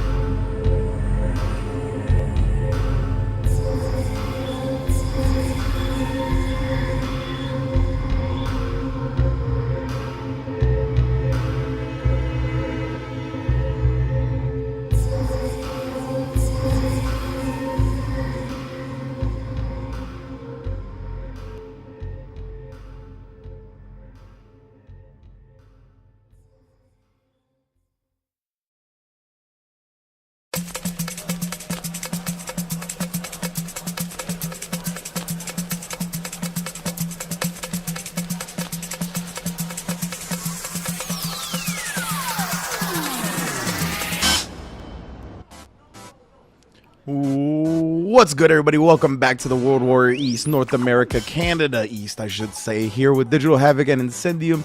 And of course, this is only the second World Warrior event of 5 that are going to be coming up to determine that US Canada East finals. And you can see the schedule broken down here. Next one's going to be on Friday, August 16th. So be sure to register. Registration is already open, so make sure you get it nice and handled already so you don't got to worry about it later as we qualify towards the road to Capcom Cup. Oh man, it's gonna be insane because we already seen some bangers of some matches already, right? Obviously, we've seen like just Boose taking out Saif and winners, Shine taking out Punk and winners as well too. So the fact that we get to see so much high level competitors, we got 2 Capcom Cup champions in this top 8, Mena RD and Knuckle. Punk probably like he's on his stride right now. He's on his really high momentum wins like right now, so he's also in the top 8 as well too. We also got Flux Waves, from Canada with Aki. He's going to be there with Joe Morogan as well too from Canada. Actually, we have a lot of Canadian representatives, at least 3 in the loser side of things, right? So it's going to be a really diverse top 8 in terms of characters. But I think we got Ed, Ken, Luke, Guile, Cammy, Akuma, Aki. Like there's a lot of variety of characters, so it's going to be really awesome. This top 8 is heat, man. Yeah, good variety of characters, top tier players in the building as well. As we mentioned, someone like Mena, right, who fell much shorter than anticipated in the first World Warrior, is going to be looking to get as far as possible. Obviously, take that first place spot to kind of make up for that result in the first week. Yes. And it's just so cool to see so much of this start to play out, right? That extra hunger is there for some of these guys. Punk obviously knows that this region is so incredibly dangerous and threatening that even after getting the first place in last week, you can't let up. You can't take your foot off the brake because somebody like a Mena, like a Dude, can just streak the results over and over again, and then you find yourself having a bad tournament here or there, and you could fall out of contention very quickly. Yeah, I think it's also that's kind of like the flow chart these days, where all the online tournaments are just so strong with just high level competitors because people like Punk and Dude, they will enter every online tournament out there, right? Every week, it's a can opener or a TNS or Incendium, Digital Havoc, Casa, every online tournament's they're both in it, you know what I mean? So that's kind of I think that's kind of why maybe the competition of just NA Street Fighter hasn't gone up so much, because you get access and a potential chance to play the best players in the world, right? So the fact that we have this, I think it really says a lot about our current standing in the world, because I know it's been a while since NA has won Evo, for example, for Street Fighter. I think last time it was 2008 with John Choi and SD. So it's been a long time since then. But besides that, everyone has to step their game up in terms of neutral decision making, just the reads in general. I mean, the fact that there's 3 Capcom Cup champions playing in this region to qualify for Capcom Cup, that's kind of insane when you think about it, right? 3 Capcom Cup champions in this region. Yeah, absolutely insane, man. The region is so stacked. It's so sick to see. To go back to your point about the competition level for NA right now in Street Fighter, and it kind of being a result of all these weekly tournaments, right? Neo Judi, Casa, TNS, FlyQuest, Can Opener, everybody. There is a tournament damn near every day of the week. And something that I like to talk about on commentary is that there's no way to replicate playing in a tournament yourself. Right? You literally can't do that by yourself. You could take it seriously, you could take online and try to put yourself in that mental state where oh, this is tournament, and practice that way. But the actual environment cannot be replicated solo. So the fact that there's so many opportunities to get into that atmosphere, to get used to being in tournament in NA, I think goes a long way as well. Yeah, it's gonna be really beautiful to see, just moving forward, seeing the other weeks, especially when the points start to add up, and you're gonna have a lot of people. I feel we'll see the familiar faces, right? Obviously, seeing of course, the Punks and Do and the Mena RDs in that top area of the point gathering. But I love seeing the people from in the other 5 players, because the other 5 players are just kind of we want to be in this regional finals too, and even the people at 9th to 13th, if they're close to getting the 7th, 8th spot, it's going to be such a a crazy run, and also they're gonna hope that like they want to like kind of like gatekeep people, or like this person loses like on the week before or the following one. I think it's gonna be. I want to see those players shine. I want to see those players kind of like put up the show, right? So we're gonna obviously see that because we saw that from the first World Warrior with, like, I would say like Elder Goose. He's I think he's currently the 4th place spot, but now this week we got Boose in winners top 8 and Shine going with the Kimberly this time around. Indeed, we're gonna start with the Kim for the Ken, huh? Okay, so Ed going back to the bench for now. I don't think Kim's that bad on the ground up against Ken, honestly. Like, normal for normal, that stand medium kick does put in a lot of work in this matchup. So let's see, as long as Shine can get his game going, then everybody is equalized. So I think the reason why Shine picked this match in particular, because at Red Bull Kumite in the last chance qualifier, he had to fight, not the last chance, the kind of like that the qualifier like part the play-in qualifier. Play-in qualifiers, yeah. He fought Ryukichi first round and smoked them by like 5 straight. So I feel like he's just confident in just like Kimberly versus Ken. Okay, I like that crouch medium punch. It sent the drive rush behind it as well. Boose very confident, confirming off the double jab too. Yeah, I like the crouch medium punch from Ken. Use this kind of like a counter poke. It's got a disjointed hitbox, 6 frames. Pretty good. Oh, the perfect parry. Let's go. Try and stop me. Nice. Go for the throw. What's the next mix-up? Ooh, I love the fact that Boose is so willing to kind of like, all right, not really overextend in the corner and just like kind of take his turn accordingly. It's so good. Yeah, very smart. Perfectly calculated on the level 2 damage as well. All set up by a run check. Didn't let Shine just bully him with the run setups.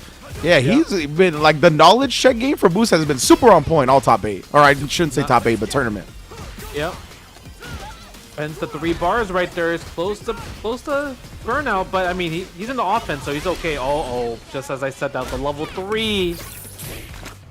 Yeah, he tried to bet on like making Shine deal with the crouch medium kick and a run cancel after the parry. I would have liked him to try to react with a walk up throw because Shine did hold the parry for a minute. There we go.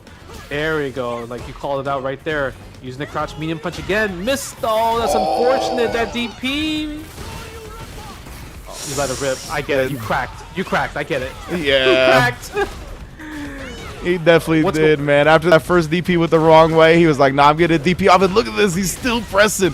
Very active defensively. Actually hits the Dragon Lash counter hit starter. Is this going to do it, CA? It's enough. It's enough. Oh my. That was full ski mask on robbery of a game. I need you to make a video about that one because I got you. I got you. The reason of him doing that was like, yo, yeah, Shine's gonna check my run stop, so I'm gonna commit to the run Dragon Lash. Is insane. Oh my god. I have not seen people delve that deep into the layers, right? To be like, nah, I'll commit to the Dragon Lash off the run because I know you checking. Wow, man. That's actually crazy. It worked though.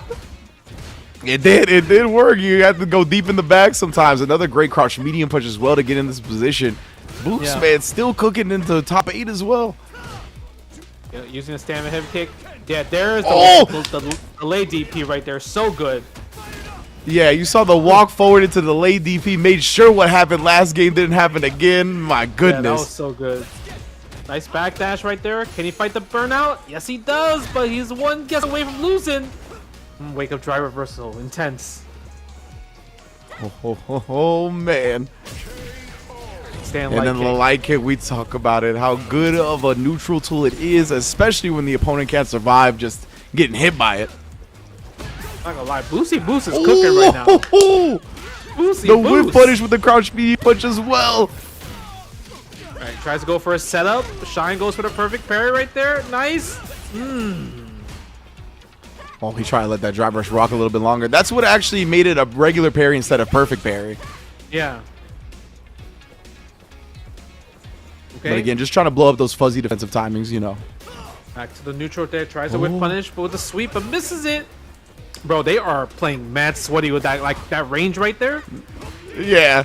Nobody want to commit. Both inching in and out constantly. Look at that. That was a good block from Shine right there. That crouch block.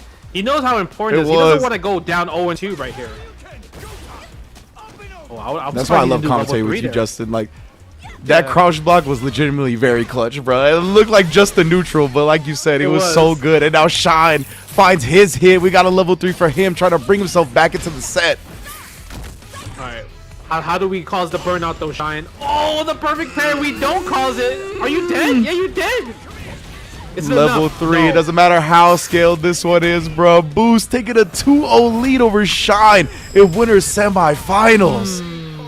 That was so good, bro. Boose perfect parry is so on point. Like, he's been perfect parrying this whole entire tournament. He has. It's super sick, man. Super impressive right now to take a 2-0 lead. As you mentioned, it's a very tough spot to come back from as well. So we'll see a Shine and locked into the Kimberly. Yo, word? That was godlike. He's like, no, I can't. He's like, we can't hit confirm the target combo anymore, but I can definitely link the stand jab though, the DP. Yeah, I have never seen anybody do that. Yeah, actually never. Because I think Phenom still is able to confirm like the medium punch, heavy punch target combo. But that was the first time I seen people use stand medium punch and stand jab. Wow, what a strategy! What a burnout! Nice. Bro, this dude's calculations right now off the chart. Then that's what we said before, right? Go ahead and use the level 1. He has such a life lead. Still early in burnout. It wouldn't have been a bad thing if the reversal happened anyway. Yeah, exactly. Like, there's no reason. Like, what are you gonna do? Do level 1. You still stay in the corner. It's not like you side switch or anything like that. So it's all good on his end. Man, that was so good. I love Boose just pushing his advantage right there. And then look at this. He's on set point right now to get into winners finals, getting seemingly every right read offensively, and then walk back into the crouch confirm. He goes with the run cancel. I was going to say, can he kill from this? He definitely. Oh, no way. Oh, what? What are these links, bro? What are these combos and confirms? That was stand medium kick level 2? Bro. That's a thing? I didn't know that was a thing. Me neither. The counter hit or punish counter, stay medium kick into level 2? That was godlike. That was godlike. Wow, this dude is ridiculous, actually. That Boose coming out, really showing out here. Boose. Yeah, I mean, the things that he was doing, like, right, the fact that he saw that he messed up the autocorrect DP the first time, and the second time he walked forward and then delayed DP, right? Stand strong, stand jab, right into the link of the DP, stand medium kick level 2. Like, all the sequences that he was showing were so like, I know this character. This is my character. I know him in and out, right? It's insane. Yeah, like advanced levels of knowledge on how well he knew Ken, like to the point where I'm like, I learned so many new things. Like, I was like, damn, I did not even know a lot of this stuff was capable with Ken. That was one of the dopest displays of Ken gameplay I've seen in Street Fighter 6 so far, and to do it to get into winners finals over Shine and World Warrior US Canada East, what a time to play. Yeah, like we seen him a few times at ICFC, but I feel like this one and this match or like this tournament in particular, he's like really showing up, because I mean, obviously ICFC, amazing online tournament, you win it, you're godlike, but you obviously want to really show off and get these points, because obviously, I mean, this could, if you win Capcom Cup, I mean, it's life-changing money. You could just be a Uma and retire. Boose could win Capcom Cup and just retire just like Uma, bro. Like, you know what I mean? Why not? Straight up, 100%, man. It's life-changing, dream-making money, 100%. So definitely dope to see all these players showing out, knowing the stakes, what's on the line for it. And we got two Capcom Cup champions coming up next right now. Mena RD and Knuckle duo, and we're started with Blanca versus Guile. Wow. Do you think they blind pick? I think so. Yeah, honestly. Knuckle Dude is definitely a person that asks for blind picks. I'm kind of curious in the Discord chat. Yo, can we get blind pick? Like, I'm curious about that. Yeah. Definitely drop it real casual, like, just to let y'all know this is what I'm looking for. Oh, but he's cooking with Guile right now. He was. Back medium kick. He was indeed. That was Mena's turn to the chef up. Again. He's putting the apron on. Yep, here we go. We go for the boom. Back heavy kick. Misses the perfect parry right there. Whipping that crouching strong. It worked. I was gonna say that was like the third crouch strong that he pressed in a row. Finally came through the throw, enough damage. I'm surprised that Knuckle Dude just didn't bust out. Why not? Yeah, At that point, honestly. you know, just like why not? Nice whip punish though. That was clean. Super clean. Oh, parry, dragon suplex. That was godly. He did no perfect rainbows. parry. Yeah, he did perfect parry into parry. That's actually pretty sick. Yeah. Okay, stand light kick, go for the hop. Nice switch. This is where Mena won. Can he guess right again? One more time? Oh no, he's not gonna keep doing it, right? Mena is the throw establishing king. Actually backs up an anti-air, still keeps the corner. That should be the round. Overhead. Bruh. No! Okay, I mean, he's still in a bad position right here. Nice bait on that. Doesn't fall for it. Knuckle do. I like the backwards. No anti-air from Mena RD. Stand medium punch. Sneaks in one last normal.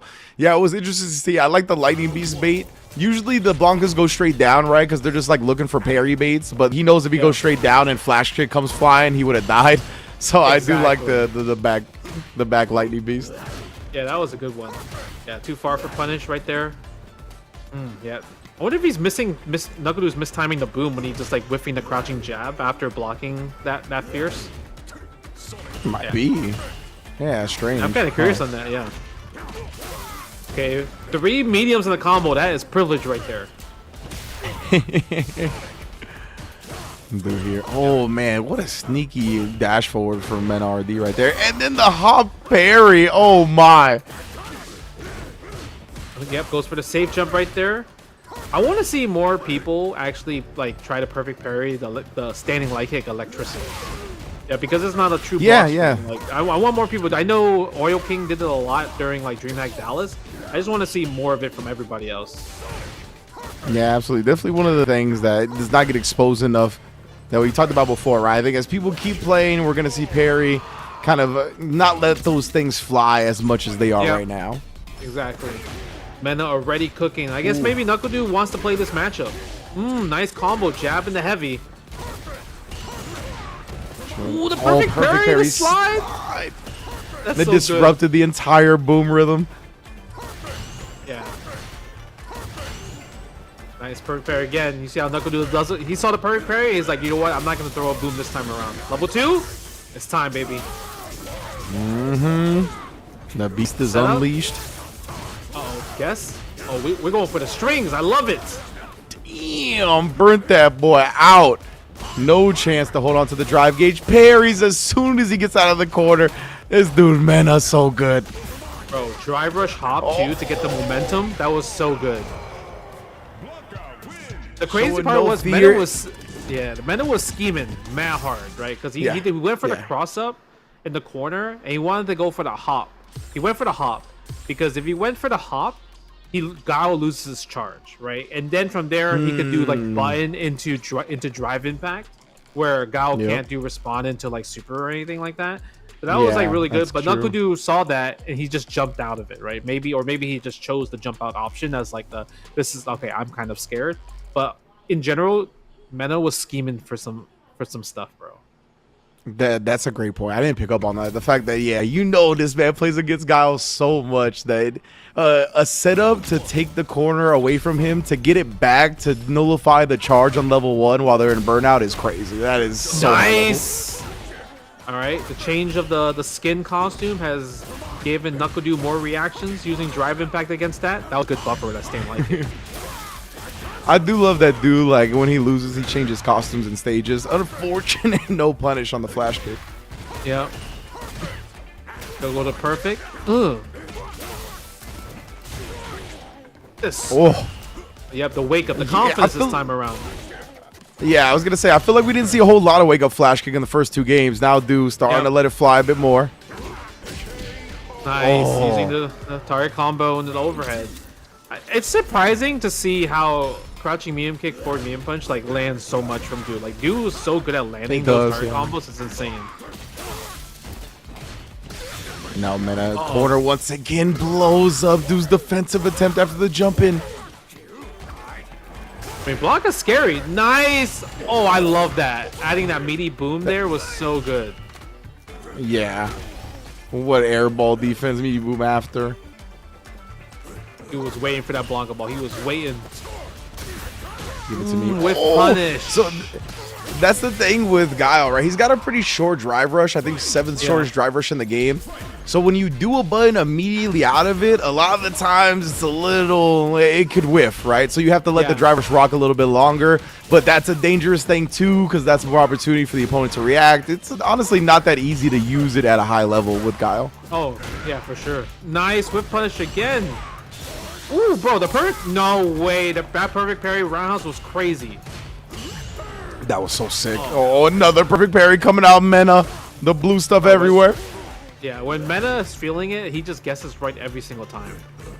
Yeah. Yeah, And scholastic levels of reading. Yeah, a little bit too far from using the level 3 there. He wants the animation. Oh, no, that was godlike. That was a really sick confirm. Dude, though, they put himself in burnout and he ducks the stand heavy. Oh, and he's burnt out. He knows that is. Oh, and the overhead Mena RD goes into the level 1 and it's enough damage. 3-0. Nah, Mena's ridiculous. Yeah, that heavy kick. That heavy kick from Guile, they always go for that, especially when they don't have drive, because it's very confirmable on the supers. Like, you could do level 1, level 2, whatever it may be that they confirm it into, very confirmable. So the fact that he just stood there crouching, knowing that dude was going to look for that and then punish it after, oh, man, bro. There was too much crazy stuff that happened. Like, that happened. Him perfect parrying the boom and pressing standing heavy kick, and then Knuckle pressed the button, and then that punish countered, and he did link to level 1. Like, everything, like I said, everything, when he's on it, he just guesses right every single time. Like, that match right there looked like season 1 Mena, right? This is prime Mena. Like, he just won Evo Japan Mena, right? Because I felt like a lot of people are kind of, you know, now it's like, oh, the new season 2 is out. Blanca's kind of like fallen off, but bro, Blanca looked amazing that set. That whole set was Blanca looked so good. The way Mena just piloted the character, everything about it was just amazing. Yeah. And then there was the little cheat moments with Blanca too, right? Where like he pressed the 3 crouch strongs in a row because that button's like pretty hard to whiff punish, and then eventually came through, right? So it still looks like, the character can get the job done. I love seeing Mena on that character. Like, I think obviously one of the best pilots of him, but he's just, the way he approaches fighting games, I think it's such a cool way, a cool take on Blanca. Like, him establishing throws so much, like the mix-ups he can do, the way he utilizes the neutral with the normals, his Blanca ball tendencies, never really relying on it that much, right? Because he's got great ground game. But when you have great ground game and you can couple it along with something ignorant, like a forward-moving hitbox like that, they're so much better at using stuff like that than people that just kind of fall back on that time and time again. And I feel like he's been using way more drive rush Blanca hop. And it's like really confusing. It's really confusing, like I would say, like a lot of the players, especially maybe it's a charge character only thing. Maybe it's against Guile where just drive rush hop is so good because it just ruins their charge. Who knows, right? Yeah. All right, here we go. Punk versus Safe now. Another. Yeah, this is gonna be a great one too. Like, honestly, I love both of these players' ground game. Punk obviously traditional sets, but look at that, committing to the Dragon Lash, catches Punk trying to press back with the medium. Now he tried to get a little bit too cute. Punk was ready for it, but nonetheless, I like the Dragon Lash kind of call out on the reversal button. That was so greedy. Like, obviously, we called it out earlier when like he fought Boose. So like that's kind of what Safe special is, right? He just likes going for the resets for drive impact, and Punk caught on. He just knew. He's like, yeah, I know you go for this reset. But do you really go for risky stuff like that when you had a guaranteed corner combo against Punk? Yeah, exactly. Both of these players burnt out, but like you see, like playing like this in general, it looks like it kind of annoys Punk, right? Like this is one of the more annoying styles to do. And what a chip sequence right there! Didn't even realize that's why he was burning on the OD meter. Safe, that was G. That was actually crazy. Yep, counter hit right there for the stand light kick. And this is, I would say this is a character too. No, go. What were you gonna say? No. What about the character? Hit me. I would say this is a character that Punk has, like, you know, he has some losses against this character as of lately. is one of those characters that's been giving Punk a bit of a run for his money. So yeah, I think that coupled along with this way Safe it plays is really annoying. Like, look at this, like wake up Dragon Lash. Like, I feel like this is the type of play style that Punk is like, bro, are you really gonna play like this?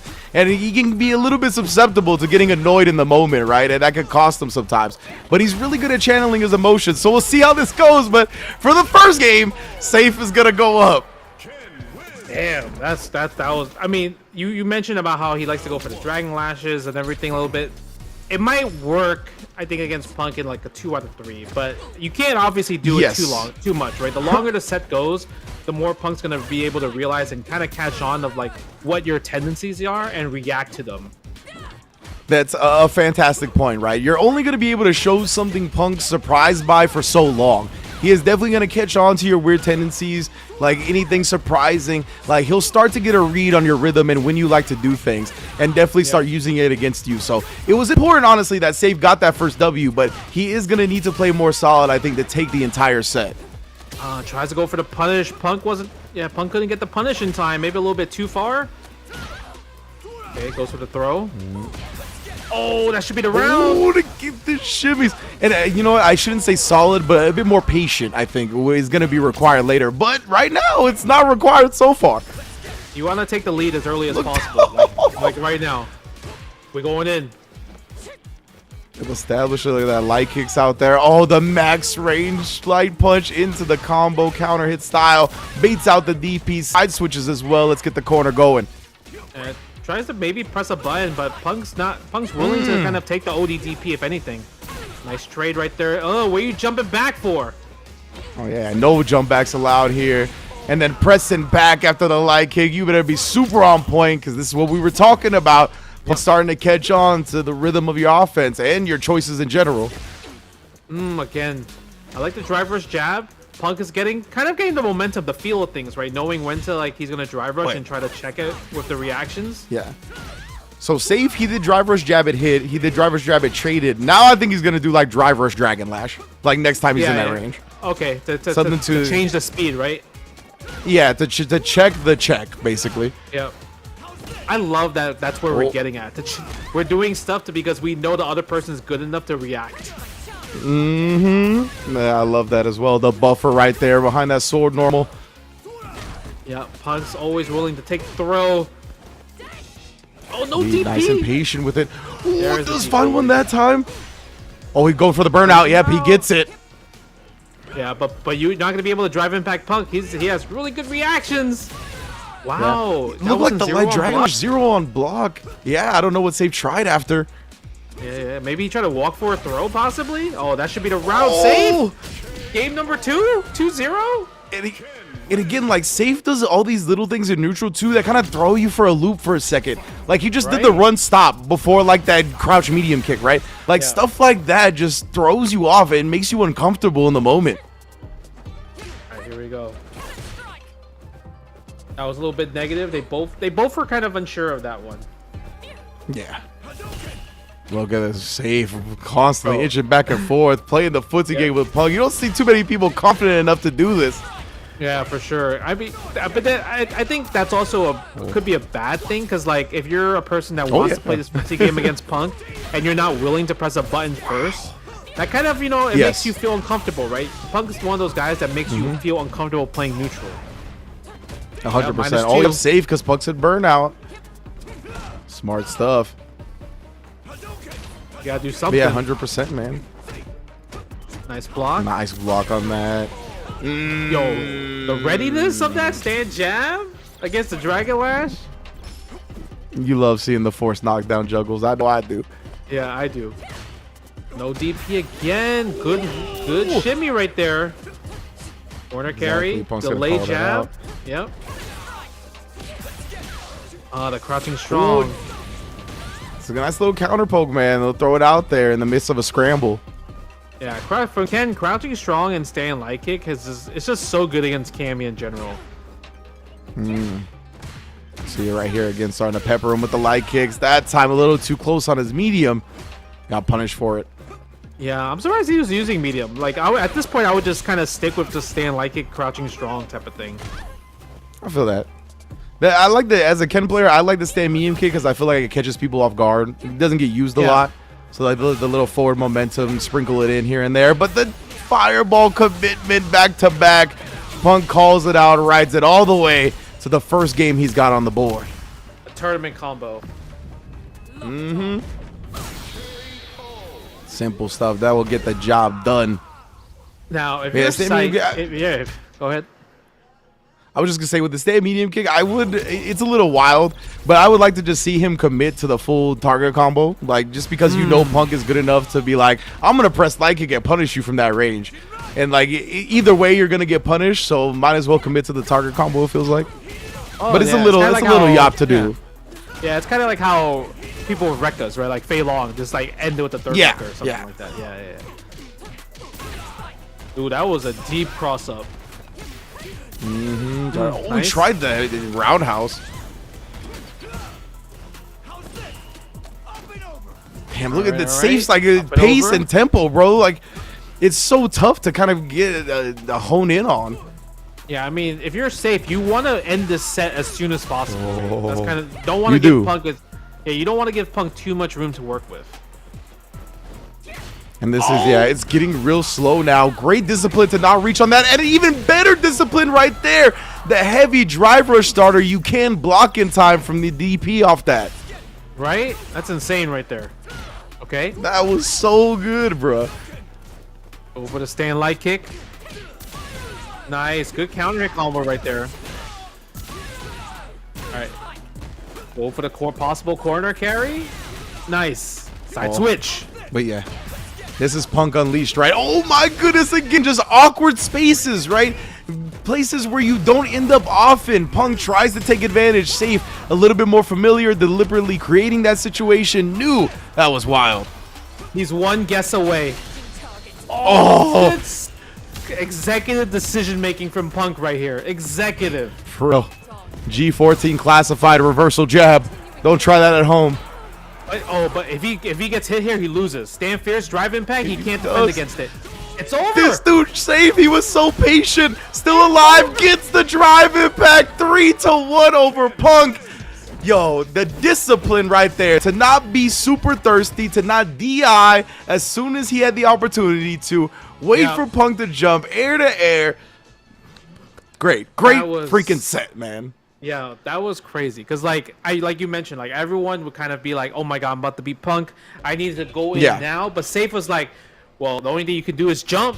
And he kept using jumping strong, get the soft knockdown, get the. He's literally getting the real estate advantage. So him landing that last that jumping medium punch into OD Tatsu DP, and then meaty drive impact, right? Meaty heavy punch in the drive impact before the drive gauge comes back. That was checkmate scenario right there.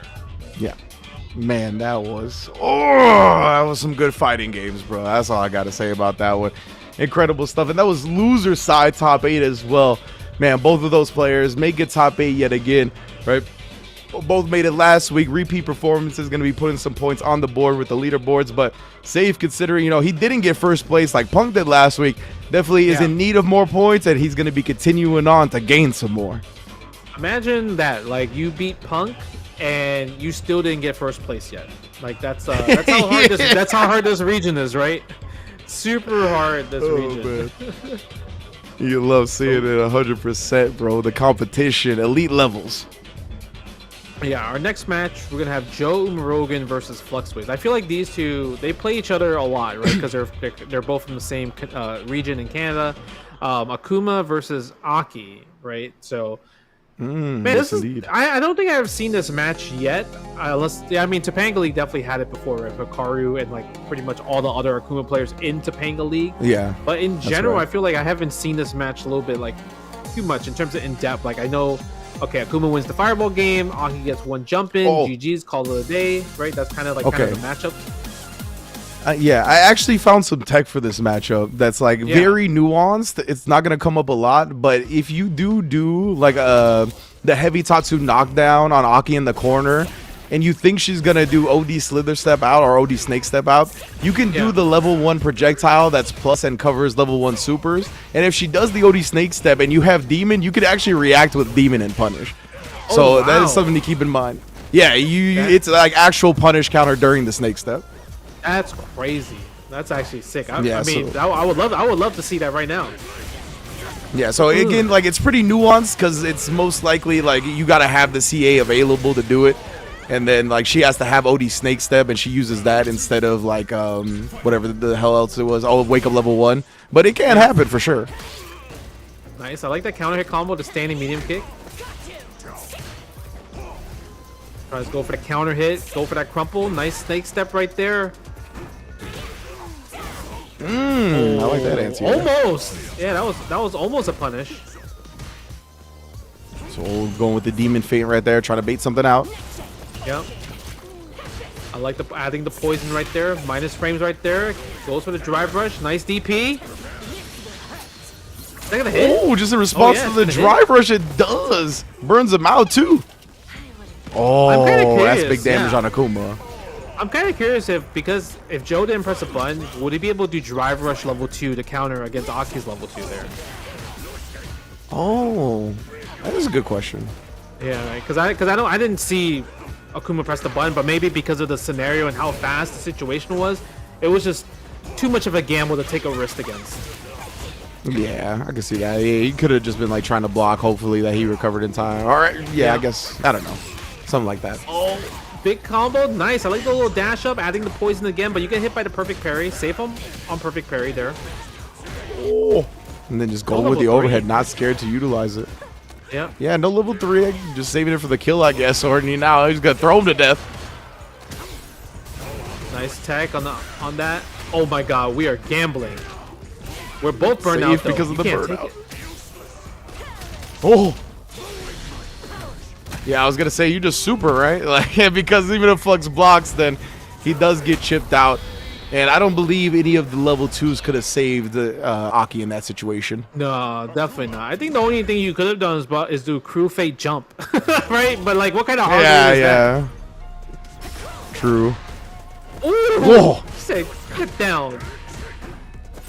Tired of the cruel fates, and now the feint on the demon as well. Flux trying to prevent himself from getting guillotine chopped, ended up getting burnt out for it. Now DI'd up in the corner. Go for the guaranteed damage right there as well too. Nice combo. Go stand light kick. Heavy ender. I like the little trade right there. Nice. Yeah, goes through projectiles. Ooh. Good conversion. That was 40%, and you're poisoned still. For real. Huge reward. Meatied up. Flux waves. Round 1.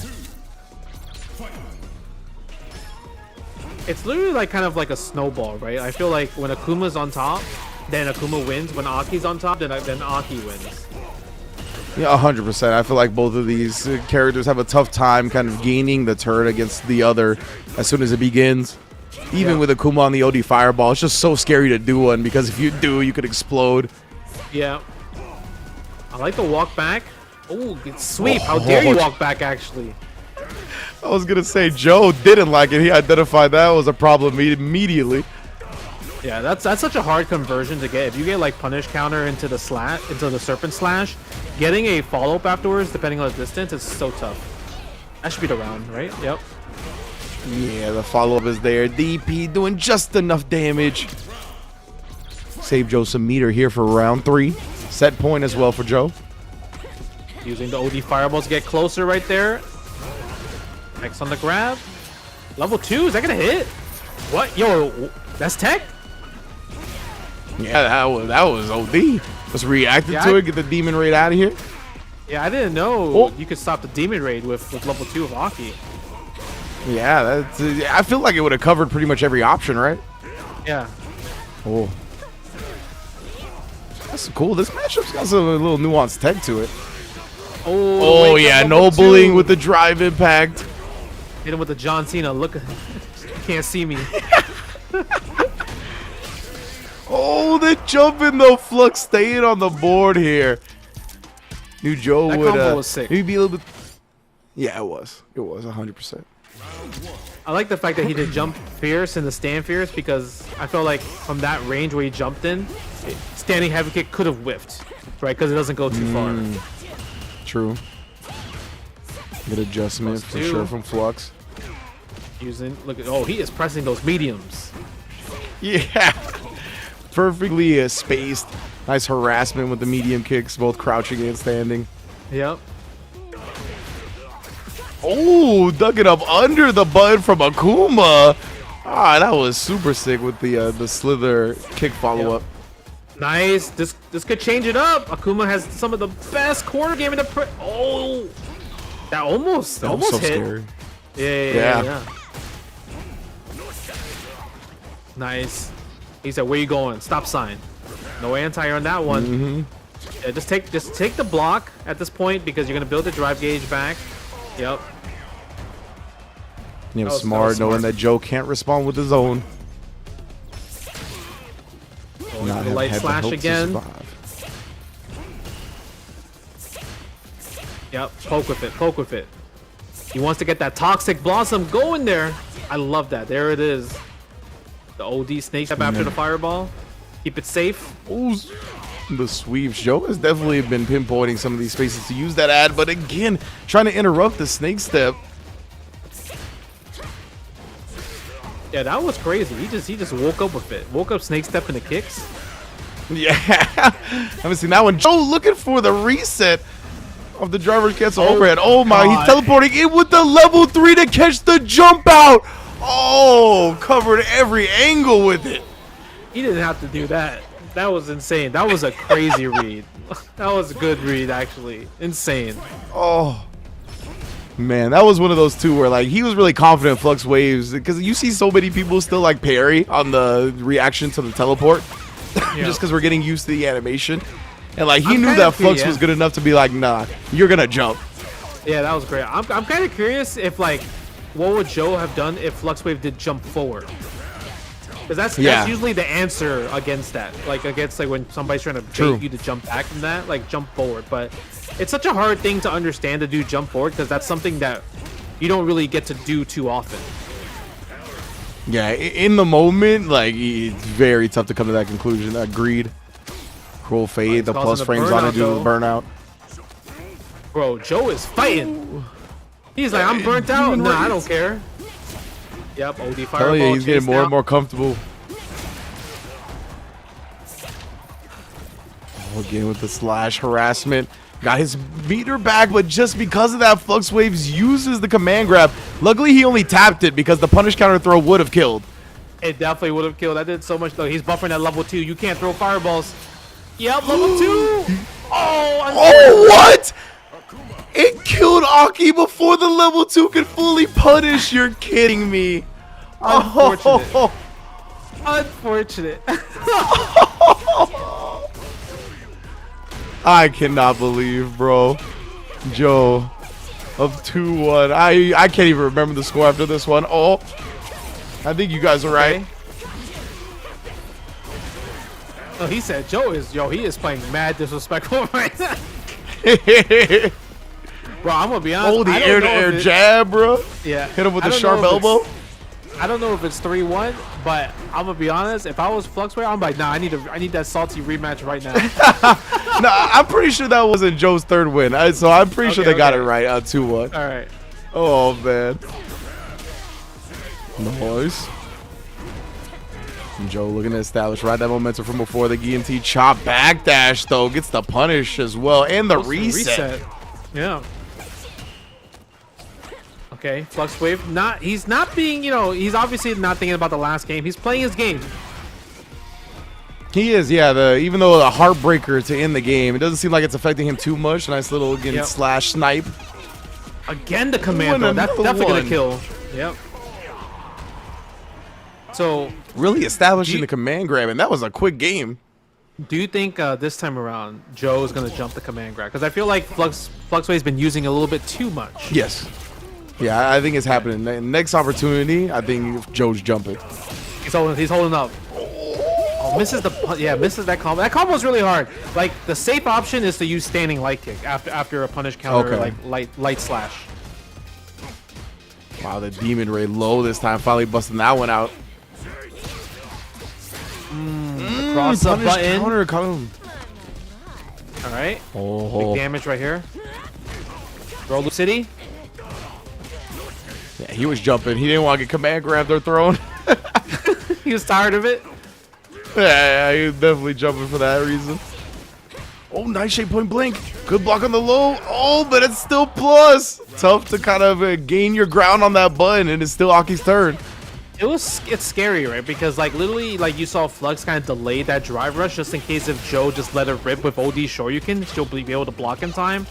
Oh, he did not jump the command grab. He's getting command grab all day right now.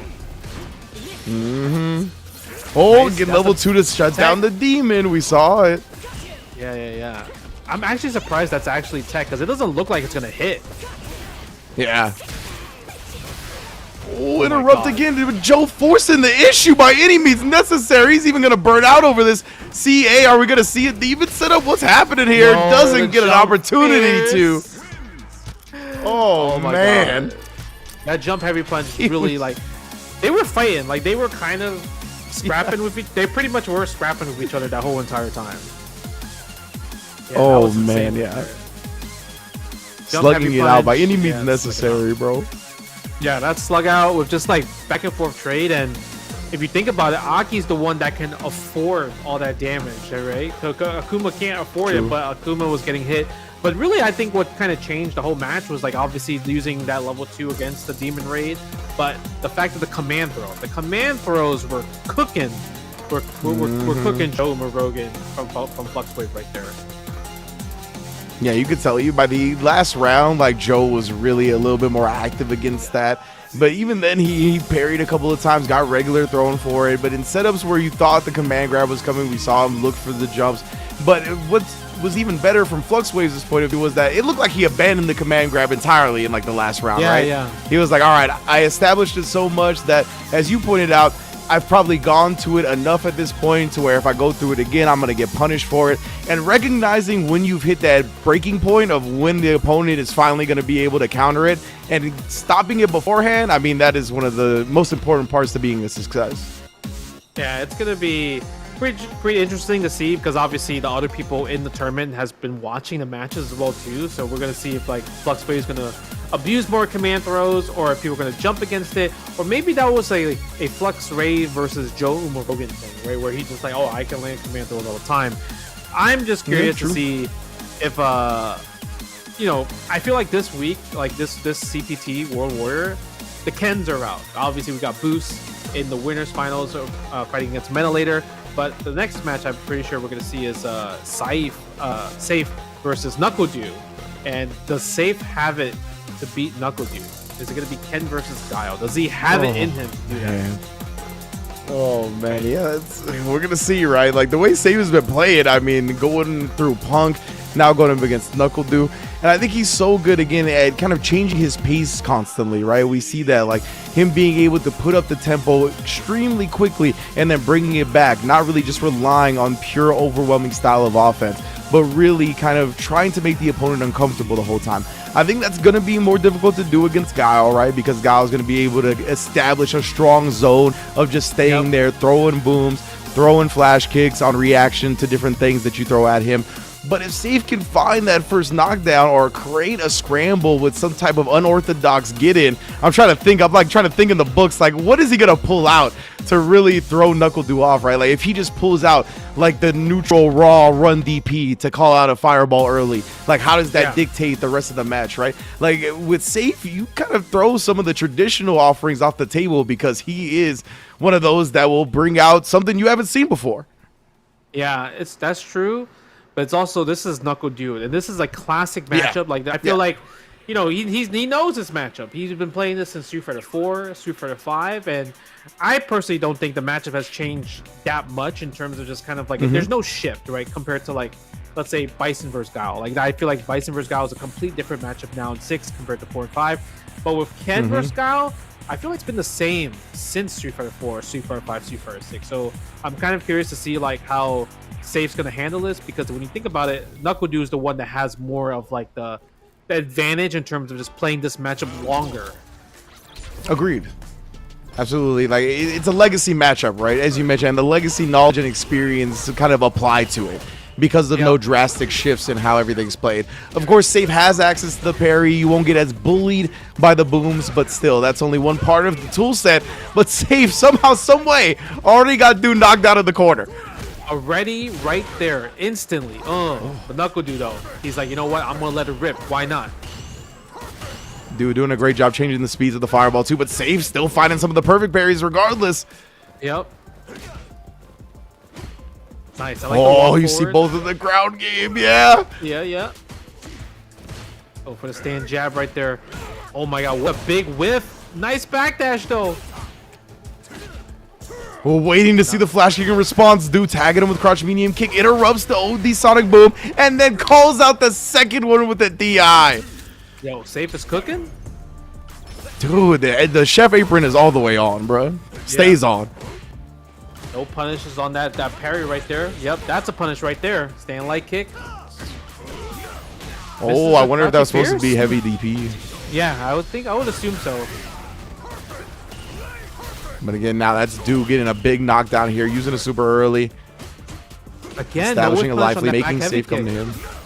That's true. That should be a decently easy button to whiff punish as well, considering it is a heavy. Oh, yeah, that's the classic right there. Oh, we're going to spend it. We're confident we're going to win this game. It's going to burn Knuckle Dude out, so he's going to have a big opportunity, but he doesn't have the luxury of just kind of forcing a DI, right? He can't really afford to eat raw level 1 like this.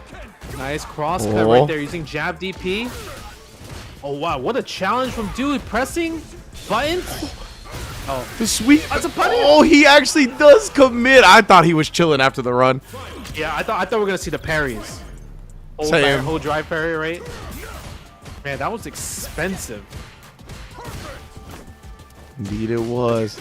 Well, these players are already so low on drive gauge to start this round. Yeah. And looks Safe continuing to attack some of it. Nice. Go for the parries. Are we gonna see some OD fireballs coming along? You have to make. Sometimes you have to make psychic reads with OD fireballs. That's kind of the thing. You do.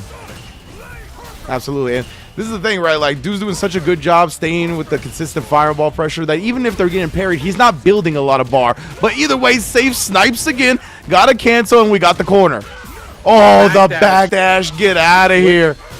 I think level 1 doesn't spend level 3. Side switch, and you're burnt out. Now we're gonna go the bootleg infinite using the bazooka knee. Yeah. Look at Safe just somehow picking his spots to hit the stand fierce, gets the jump out. Oh, what in the world? Gets the landing frame same side. Like, what? That was crazy. They are scrapping. The scramble to say the least goes all down. Oh, didn't have the level 3 to cancel into, and he didn't want to commit a drive rush cancel, but he does now. Safe striking first blood again. I don't know how he does it. You know, that kind of sucked for Knuckle Dude because he tried to whiff punish the crouching medium kick with back heavy punch, but he couldn't get the back heavy punch. It just whiffed. Oh, man, that is a heartbreaker for Dude. Safe hitting the emergency brake on the drive rush to start this round. Beatty got the flash kick perfectly. Good trade on the anti-air. Knuckle Dude. He's getting baited to do a lot of the flash kicks too. I feel like Safe has been doing such a good job at baiting the flash kicks. Absolutely. Great recognition from Dude right there, confirming from long distance. Oh, point blank sweep. We punishing that one, fam. Yep. A little bit too late on that one. Nice flash kick. Where you jumping from? Yeah, you know, Dude, he is a master of that spacing, right? Like, you try to jump a boom, you're getting flash kicked all day. Okay, I like that. Safe, bro. Yep, that might as well be a modern reaction, especially when you're holding down right there against raw drive rush. Yeah, literally direction and button, like modern controls. Yep. This is the perfect parry against that back heavy punch right there. Ooh, good challenge. Ooh. I love that combo right there. That's optimal. Crouching medium kick and the crouch medium punch counter hit. Really good stuff. Just throw the boom safely. Oh, get into range. Look at the patience on Safe, though. Still managed to avoid some of that. Burned himself out with the OD fireball, which was, you know, a little overzealous, but nonetheless. Yeah, this should be the round, actually. Yeah. Mm-hmm. It's just tough, because Giles, if it needs to go in for the burnout, he's going to just chip you out. He's going to stay in that sweet spot that what he's known for when just throwing sonic booms right there. It's just, it's always that annoying factor. You know, we're gonna take a little break. Yeah, I get it. You know, I don't think we'll see a character switch or anything, but yeah, we just want to take a little break. You know, we just got through an obstacle of Sonic Boom barrages. Yeah, absolutely, man. I feel like we're gonna see what we saw against Punk, where he was able to do the stand fierce drive rush and wait. Like, I definitely think that's coming soon because of the way the flashes have been going. We saw the bait out. We saw him hit one on the flash kick in response to drive rush. I definitely think he's gonna be looking to bait that one out again. Yeah, I think there's that, but I don't think we'll see too many dragon lashes in particular. He did switch, Bison? bro. Oh, we're going to Bison? Okay, all right. We're going to try to steal games. You know what's crazy? Remember how I talked about how like so many players are just like getting legend Bison? He has a legend Bison as well too. This dude's safe, bro. Give me the bomb. Yeah. Dude, this character is so easy to get legend rank for like a lot of top players because of how abusive he can get. Yup, that's the counter combo right there. Look at that. Look at this, your drive meter. It got assassinated. Hell attack. Oh my goodness. I get it. He turned off his brain. We understand. It's flow state Bison. Yep, flow state Bison. Because in this match in general has always been terrible for three times. It has always been bad for Bison, but now Bison cooks. Yeah, the projectile vulnerability on the Psycho Crusher, right? That was an expert punish. Staying light kick, flash kick. That's a Knuckle do Kaba special. 100%. Many hours, 10,000 hours worth of guile. Bro, the stand fierce playing like a Street Fighter 5 Problem X right now. Yeah. The heavies do such a good amount of chip on the drive gauge as well, but Knuckle gonna gain a lot of that drive gauge back now. Goes for the throw right there. Yeah, this should be Knuckle Dude's game. Yeah, it's really hard for at that point for Bison to make a comeback.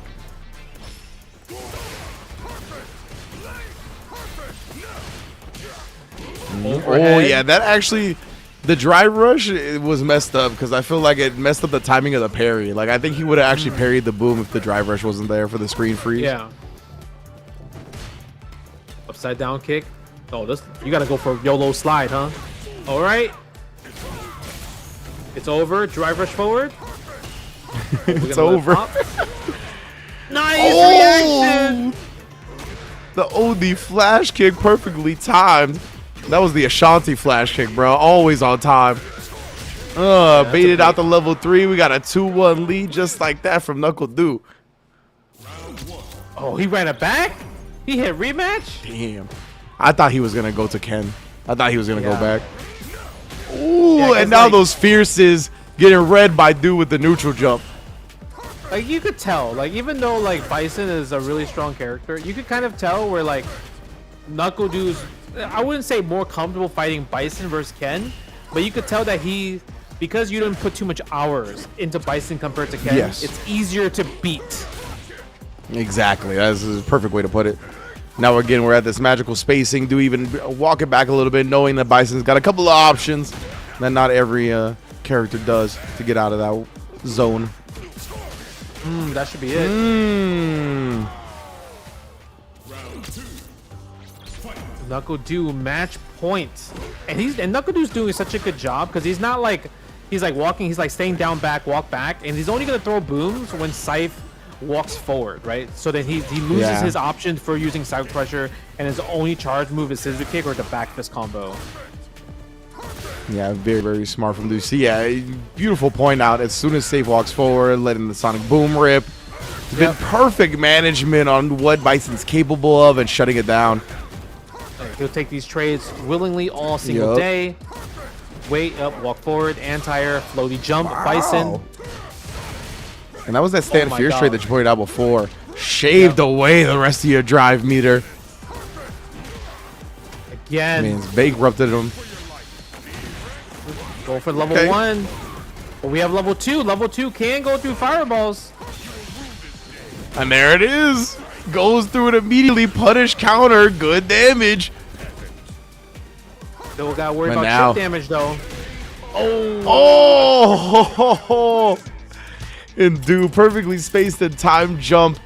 Safe tried to avoid. He knew he had to do something to avoid it. The Devil's Reverse was definitely a little bit of a trickier way to try to survive, but man, doesn't get shenaniganed out once again.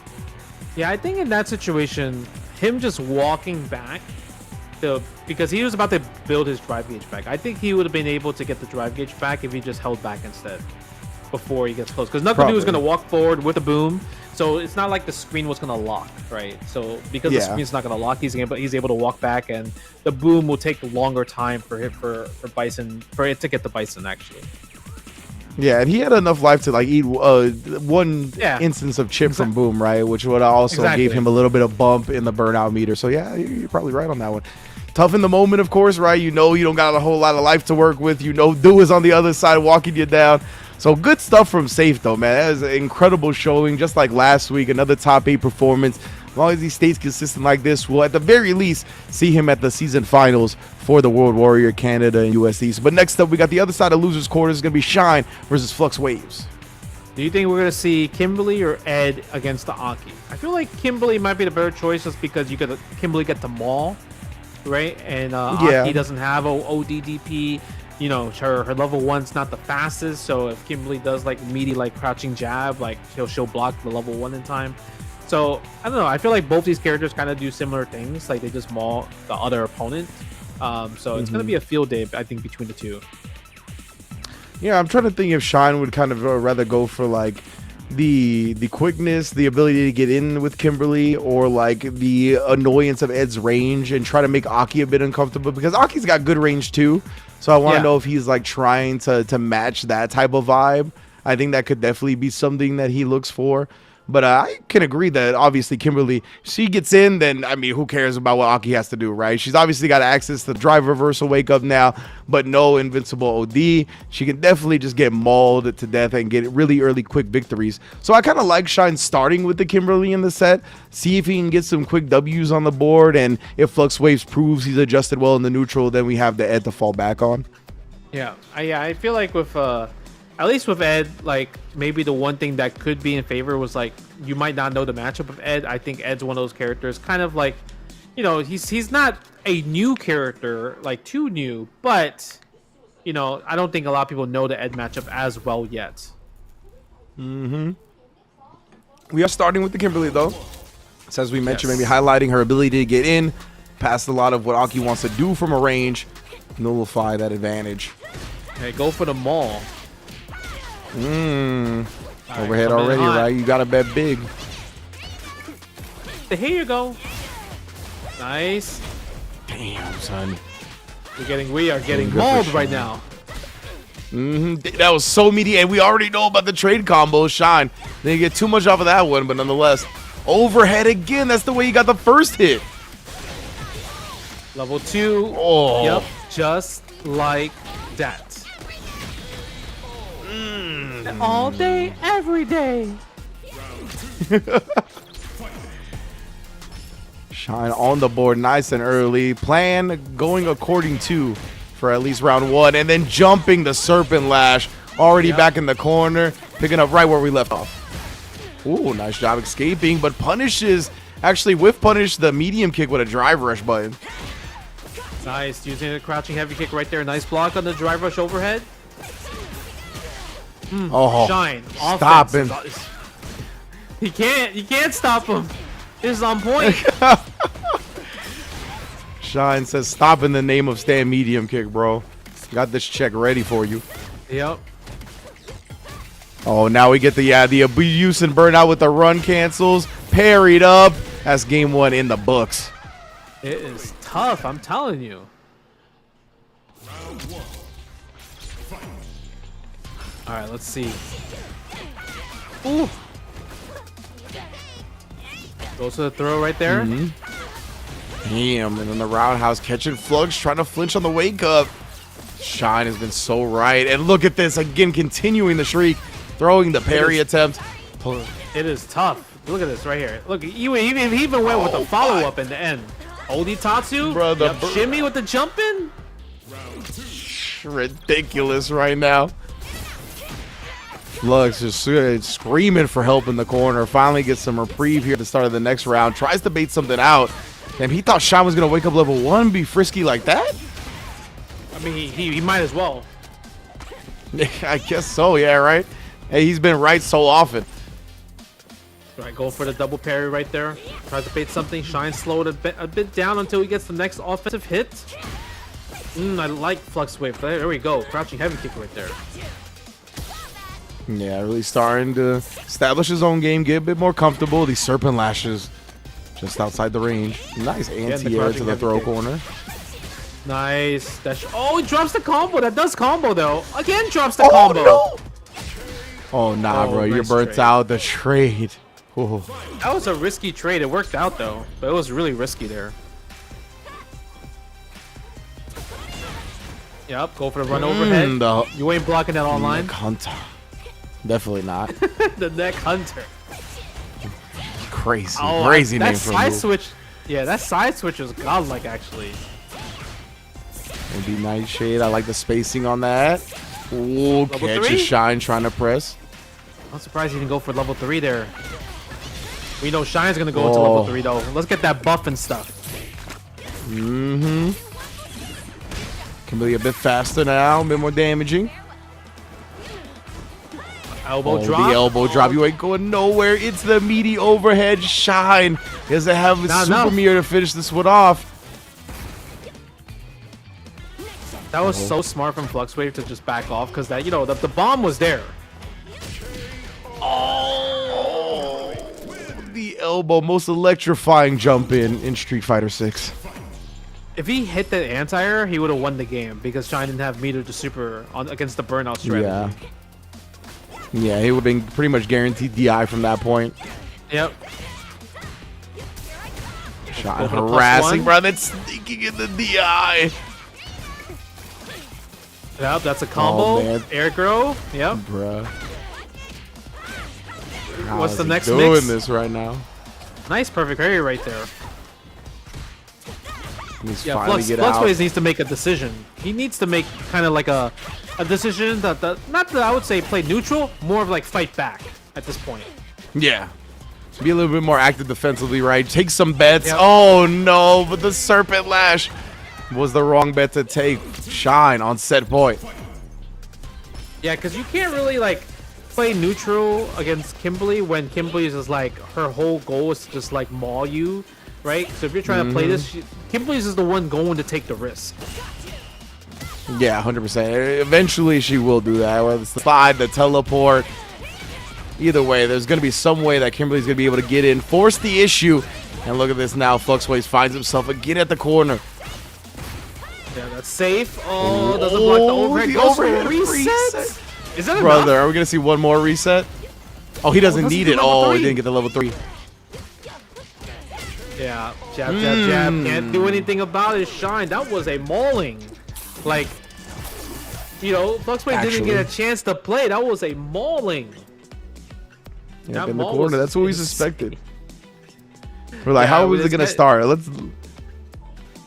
It's kind of what we expected. I think in that situation, like, literally Fluxwave, what he had to do was just be more random. I think being more random is the best answer because the way he was playing was just like poke heavy. Like he was ready to play like a Shoto, right? Play like a slower pace character. Against Kimberly, you have to fight back. You can't just let her have her way because if you let a Kimberly player have their way, they are going to go for the crazy freestyle, the most disrespectful stuff. Like they're just gonna go ham. That's what it comes down to. Yeah, 100%, right? And then because of that, the onus falls on you to deal with all that. If you're just kind of playing like a more passive, reactive style, then you got to make sure everything is on point because you're constantly just going to be bombarded with different options. While if you get a little bit more active, you fight back, you got to make Kimberly hold that, you got to make her start hesitating a little bit, and that can kind of overall slow the pace down. But if you're just going to try to play reactive, I mean, she gets to do whatever she wants. Now it is winners finals time, though. Boose in the building, going up against Mena RD. Let's get it. Yeah, Boose, I feel like he's the one that's been killing it so hard in this bracket. So seeing him in winners finals, and I want to see what he's gonna do against Mena, which Mena already has a super strong start in his game plan right now. All right, go for the setups. No setups right here. Back to neutral. I love that crouching strong whip punch against suppressor. Back throw. Ooh. Now he's got the corner attempt. Oh, again, he look at that crouch medium kick where people hold the parry in his face. Yeah. Close to burnout from Boose's side. Not going for the parries against the Sandblast. Wow. Fireball timing right there. It's been already on point from Boose as well. DP, unfortunate. Mena RD immediately identifies the kill combo. Put the team on my back, though. That combo is cool. You don't really see that combo too often, so I appreciate that combo a lot. Definitely a little spice added to the mix. It's crazy because I was like reading at like what's that move called? I didn't want to call it like shoulder tackle. It's called Avenger, and I'm like, why is it called the Avenger? I forgot about that. I knew that at one point, but I was like, "There's no way I'm calling it Avenger, bro." Avenger. He's going for the media nobody's Avenger. gonna know what I'm talking about. Yeah. Right? Media Avenger. Oh no, that's a different kind of video. Wow. All right, go for the Sandblast right there. Back throw. Oh. Both players being so careful. I love the way they're both playing at this footsie range, like max range, light, medium type range. Mena forcing the issue now with the drive rush. Oh, you see the little stutter on the down backs? I love that. Level 1, level 2. Beast mode, baby. Oh. Put the team on my back, though. Marshawn Lynch super. 1-0. Mena RD.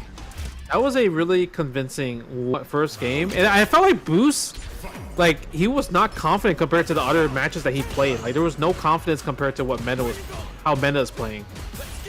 Yeah, definitely. Sense some hesitation might be, you know, the jitters of playing someone the caliber of Mena RD, but hopefully we see get a little bit more comfortable, pull out the knowledge checks that we saw before, different strats of applying offense. I did like the way he was playing the ground game, but Mena just kind of ended up being to the punch a couple of times.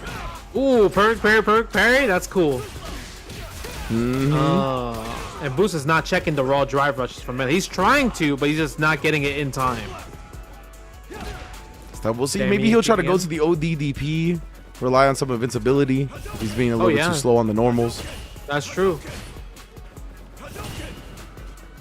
Going for the fireball. Nice backdash. Blocks on the overhead. The patience of Mena, man. He rarely, I feel like, gets tagged by these Ken crouch medium kicks. Look at this again, the whiff punish. Another beast mode, doesn't even need it. Level 1, only thing that's necessary. Yep. Mena RD. He's also this guy that he needs the points, right? Because he had a bad showing in the first World Warrior. Yeah, so him being here, winners finals, potentially going to grand finals, it's like a huge morale booster, right? Especially for the season of CPT. Beautiful, letting the drive rush rock a little bit longer. I think that was off fierce, so definitely could do that and still open up a gap. That's what I talked about before, right? The drive rush crouch light kick, you link it to the mediums. Oh, the DP in response to the drive rush cancel that time. So we knew Boose was going to be plotting on something like that when there was a drive rush coming, and so did Mena RD. What a call out. That's not, I don't think that's enough yet, though. Yeah, very close, but he can cause the burnout with stand heavy punch. Oh. He had the same read, wow, Boose somehow, bruh. The ski mask, he put it on mid-air right there. Like, I'm not going out without a fight. Round on the board. Man, he just said, well, I missed my meaty perfect parry. What can I do? Jump. Yeah, right? Oh, all right. Nice, too. Oh, okay. And then reaching. Go for the rising uppercut right there. Ooh, wake up crushing medium punch? Really? I assume that was to catch some type of like walk back button timing, honestly. But either way, it was an interesting idea. Unfortunately for him, Mena RD not falling for it for 1 second. Runs the gambit with a perfect. Because, you know, some people like commit to like walk back button timings to try to catch like lights and whatnot. So I think that was kind of to call something like that out, it looked like to me. Okay. Yeah, because at first I was like, normally when you see kind of a button like that, it's like, oh, they misinputted and they kind of, because they're trying to mash DP, right? But The fact that he can wake up right away, crouch medium punch into drive rush, I'm like, oh, that's not a mash DP. That was definitely intentional. Yeah. I think that was the theory behind what we saw there. Ooh, the sand like again, always a threatening tool, and the parry attempt after cost Mena. No, his perfect parry in response to a flash knuckle. Yeah, no bullying here. Damn. I love that string. That string was godlike because it caused the burnout right away. Oh, okay. Boose is still willing to take it, but I feel like that was kind of a bad one because Mena could still win this. It's not like you have a huge life advantage. Exactly. Oh, snuck in the OD Jinrai overhead. It happens very fast when it's the OD version. Yep. There's the OD DP in response to getting that drive rush tick throw scenario. Yep. Nice. I like that drive rush against that. All right, this is the boost we saw coming into this set. Stuff like this. And then look at that, the meaty projectile covering the level 1 option. He was like, if you want to get out of this, you got to burn yourself out. That was super sick. Ooh. Oh, but Mena tags him, stand heavy punch. As soon as he gets over the 3-bar threshold as well, that's why he sent it. Look at the drive gauge. They're almost equal, but Mena is getting away with this drive gauge right here. But he burns himself out, gets the hit though. Level 1? No, goes for the full one. Wait, how did he What? What? Nah, what kind of shenanigan was that, brother? That was how in the that was luck. I'm gonna just say that was luck. That was not planned. Like, cause Mena wanted the safe jump, but somehow that safe jump turned into a cross up, and then Boose just said wake up drive impact before he landed. It just worked out. I would say that's luck. How did he get the corner? Like, I definitely gonna go back and look at that one. It's definitely luck. I just want to know how it happened. Unless he said I'm gonna walk forward, that's insane. You like, but like that's a natural setup, I'm at a loss for words, bro. I'm at a loss for words for that even being possible. That's a natural safe jump setup. So if something happened where maybe Mena just mistimed it, like did a late jump in. Yeah, that's the only thing I can think of. It's so strange. Either way, Boose on the board now. Mena still the composure of a champion, right? So he's got the short-term memory that you need in competition. Not worrying about that last round with Boose. Look at him. Yeah, exactly. You need that in fighting games in any competitive sport. Ooh, I thought Boose was gonna whiff punish that stand medium kick. It is easier to whiff punish now. Dude. Just a little bit. Oh, there it is. Oh my goodness! Actually caught Mena's crouch medium kick. A rare sight to see. Crouch confirm as well. Take him all the way into the whatever Tasty Steve Super says. You're kidding me. Tetsufusion Naicha. Go for the suppressor. Oh, he tried to let that rock. He tried to catch the defensive timings. Yep. I like the neutral, the footsies right now. Oh, missed the whip punish. I'm surprised Mena didn't sweep back. That's a punish for sweep. Yeah. I'm loving the neutral though. So good. Yep. Oh. And look, he's responded so many times with ODDP in that scenario right now. He calls it out with the crouch medium kick. Bro, him going for New Mena would be looking to block. Fireball was so sick because normally you press a button after the 3rd jab for anybody. Right? That's the rule of Street Fighter 6. So he got the free damage by throwing the fireball. Because if he blocked it, Luke could probably punish it on block. Yep. It was so close. He just knew, right? He knew that Mena would abide by the light meta string. Both of these players. Yep. This is the perfect parry right there. Standing heavy kick. Boost is 1 confirm away from getting that level 3. Yes, bro. Oh my, 1 drive rush cancel. He can kill here. Nice. Most definitely Mena can. doesn't believe. Oh, drive reversal locks him in the corner. Mena is buffering. He is buffering. Yeah, you saw him buffer, brother. I can't believe you still challenged. That's the bull right there. Yeah, my man he is reaction king right there. I feel like the best way was like, you know, it's crazy because Mena is the one guy that's like so good at like stopping the drive impacts. Because even if he doesn't have super, he'll probably throw it, right? Because he's so good at throwing drive impacts in the corner. Man, he betted, and now Mena had the opening gambit to the 99-second drive rush overhead. He just knows when to do that. when the momentum is most on his side, when his opponent is at their most hesitant. And right now, there's hesitance from Boose's side, though, but he gets the Dragon Lash in the throw. This could change things. Now, this is definitely going to change things. Nice starter. Optimal starter, too. Safe jump. Safe jump set up. Holds all that. Is Mena going to wake up crouch medium kick here? Oh, stand medium kick. Oh, I can't believe that beat the light kick, too. That was just out of range.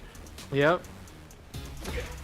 Oh my god. Ooh, stuffs the sandblast. Look at the harassment. Oh, and then he waited. Boose. What a way to tie the setup. 2-2. The timing on that, the harassment into the wait, that was so perfectly timed.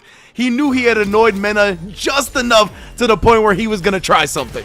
Bro, stand light kick, stand fierce. He was really pushing it. And Mena, he's like waiting for Mena to press that standing heavy punch too, right? Because that's what every He was, dude. Yeah. Oh, man. Now they're poking. Now Mena's poking with stand light kick. I haven't seen Luke stand light kick in a very long time. It's like, damn, it works out. Oh, I thought he was actually going to get the whiff punish in time, but crouch medium punch recovery. Mena reaching. When do you see Mena guess wrong? It's like really rare to see him guess wrong like this. Like again. Oh my, what? Back to back that's whip throws. You guaranteed. never see this. Guaranteed That's DI as you called it out. And he gets the Jin right loops too. Oh, yeah, he's been on point with them. Tried to bait something out right there. Boose not falling for it. He actually woke up with a crouch medium kick attempt. Oh my. Oh, and then the check on the drive rush. From being down 2-0 to set point now. Yo, he's in the lead finally. Oh, again. Oh, the jab, and he confirms it to the crouch medium punch. Takes the throw. Oh no, to go for the jab pressure. Stays. You see how he's keeping him in a distance. He's waiting for him. Option select DP OS. Get off me again. game. Look at this. The counter hit, Mena reaching again. It is. He just got to go into the level 3 Boose. 3-game comeback on Mena in winners finals. Are you kidding me? He guessed right every single time. Once he got his confidence back, it's insane. Insane. Wow. Boose. Whole new world. Like literally, right? We saw him down 2-0, had no more games to spare, and we called it out. Like in the first round of game 3, we were like, this is the Boose that came in the top 8. We were like, now he's starting to look like himself. What a turnaround, bro. What? Bro, you understand? If you're going to be like, hey, man, we're doing World Warrior CPT East right now. We got Knuckle Dude. We got Punk. We got Mena RD. Right? We got Idom in this bracket. Who's in grand finals? Oh, Boose is in grand finals. I'll be like, you're a liar. Boose. Right? But right now, he's cooking everybody right now. Boose. Oh my goodness. And been on the grind, you mentioned, right? I think we saw him in ICFC. When ICFC was going on, he'd be hitting the can overs, he'd be hitting the TNSs. We've seen some shine, some sparks, but nothing like this today. This is definitely the breakout performance so far of his Street Fighter 6 career. Damn, was Tokido right about Ken being the best Shoto? Was Tokido right? Because I mean, Boose, he was cooking. Like everything about even besides this match, the other stuff that he was showing off, right? With the standing medium kick into Link into level 2, right? Staying strong into staying light push DP. Like he had so many answers to things that we normally don't see other Ken players do. So the fact that he's in grand final seat, winner's side, I mean, well deserved. But obviously that doesn't mean he won the tournament yet. He still has to play one more matchup. It could be Mena RD, or it could be one of these players, Knuckle Dude versus Shine. Well, one of my favorite things before we move on to this one was the stand jab counter hit and the crouch medium punch. Like we talked about that with Cammy all the time, right? I never see Kens do that. Never see Kens do that. So that was, man, this dude, super sick. But yeah, as you mentioned, this next match also I expect to be super sick. Going to be Shopify Rebellion's Knuckle Dude versus Shine. And it's going to be a banger for sure. Two of the mainstays of this region, two staples and pillars of Street Fighter 6. I can't wait to see who battles it out to get into that losers finals. I'm kind of curious to see what Shine's going to pick, because I feel like Kimberly versus Guile, it's also another headache match where Kimberly has to take a bunch of risks with like teleport or run slide or just a jump in general, right? While I feel like with Ed, I think Ed could contest with the fireballs a bit more. Him just holding just a charge of the flicker. I feel like that in general could give Guile a lot of big problems, because that also counts as a projectile, right? So I think it's going to be really dependent on what Shine's going to feel like. But both picks, to be honest, with Kimberly and Ed, they both have been doing well this tournament. So I feel like it's going to be hard for him to pick. But I think Knuckle is going to stick with Gao probably, right? I assume we're starting with the Guile, and I assume we're going to start with the Kimberly, considering how hot Shine was on it. But to be fair, what was that? I think it was, which tournament did I say last, where we saw Shine? He defeated Kaba in the Guile Kimberly matchup. Yeah. But then, then in grand finals, it was Knuckle versus Shine in grand finals. And she was just TNS. Yeah, it was TNS this past week. That's right. And Shine had played Chun-Li against Knuckle-Doo's Guile. But he did beat Kaba with Kimberly. So I don't know what he's going to do here up against Knuckle-Doo again. Because Knuckle-Doo did, I believe, 6-0 him or 6-1 him in the Guile Chun-Li matchup. But he never tried Kimberly at all. So I don't know. I don't like Chun-Li versus Gao. I think Chun-Li versus Gao is not the best matchup. You have to be a super seasoned Chun-Li player. If we go back to Rebu Kumite, like Lashar got smoked by Knuckle-Doo. Knuckle-Doo's destroyed. Yeah, he did. Yeah, and I heard from a very seasoned Chun-Li player in Filipino Man that he feels like that's one of her worst matchups. So it is on the bench this time. Chun-Li not going to be brought out. He is going to start with the Ed. Let's go for loser semis. Nice. Shout out Filipino Man, of course. Yeah. Even in general, like this matchup is still not like in favor of Ed, because the thing is, he has too much like startup in a lot of his moves that he does, right? While Gao is just like, I'm gonna just sit back, throw Sonic Boom. It's kind of hard for Ed to kind of deal with. Like you saw, Shine's trying to get that lucky jump in against the Sonic Boom read. Again. That same attempt. We're gonna see that attempt many a times in the matchup, because that's how you have to fight Gao in this season in particular. It's hard to get through his projectile barrage. Oh, speaking of which, though, Shine identified close enough to get the ODDP at the very least.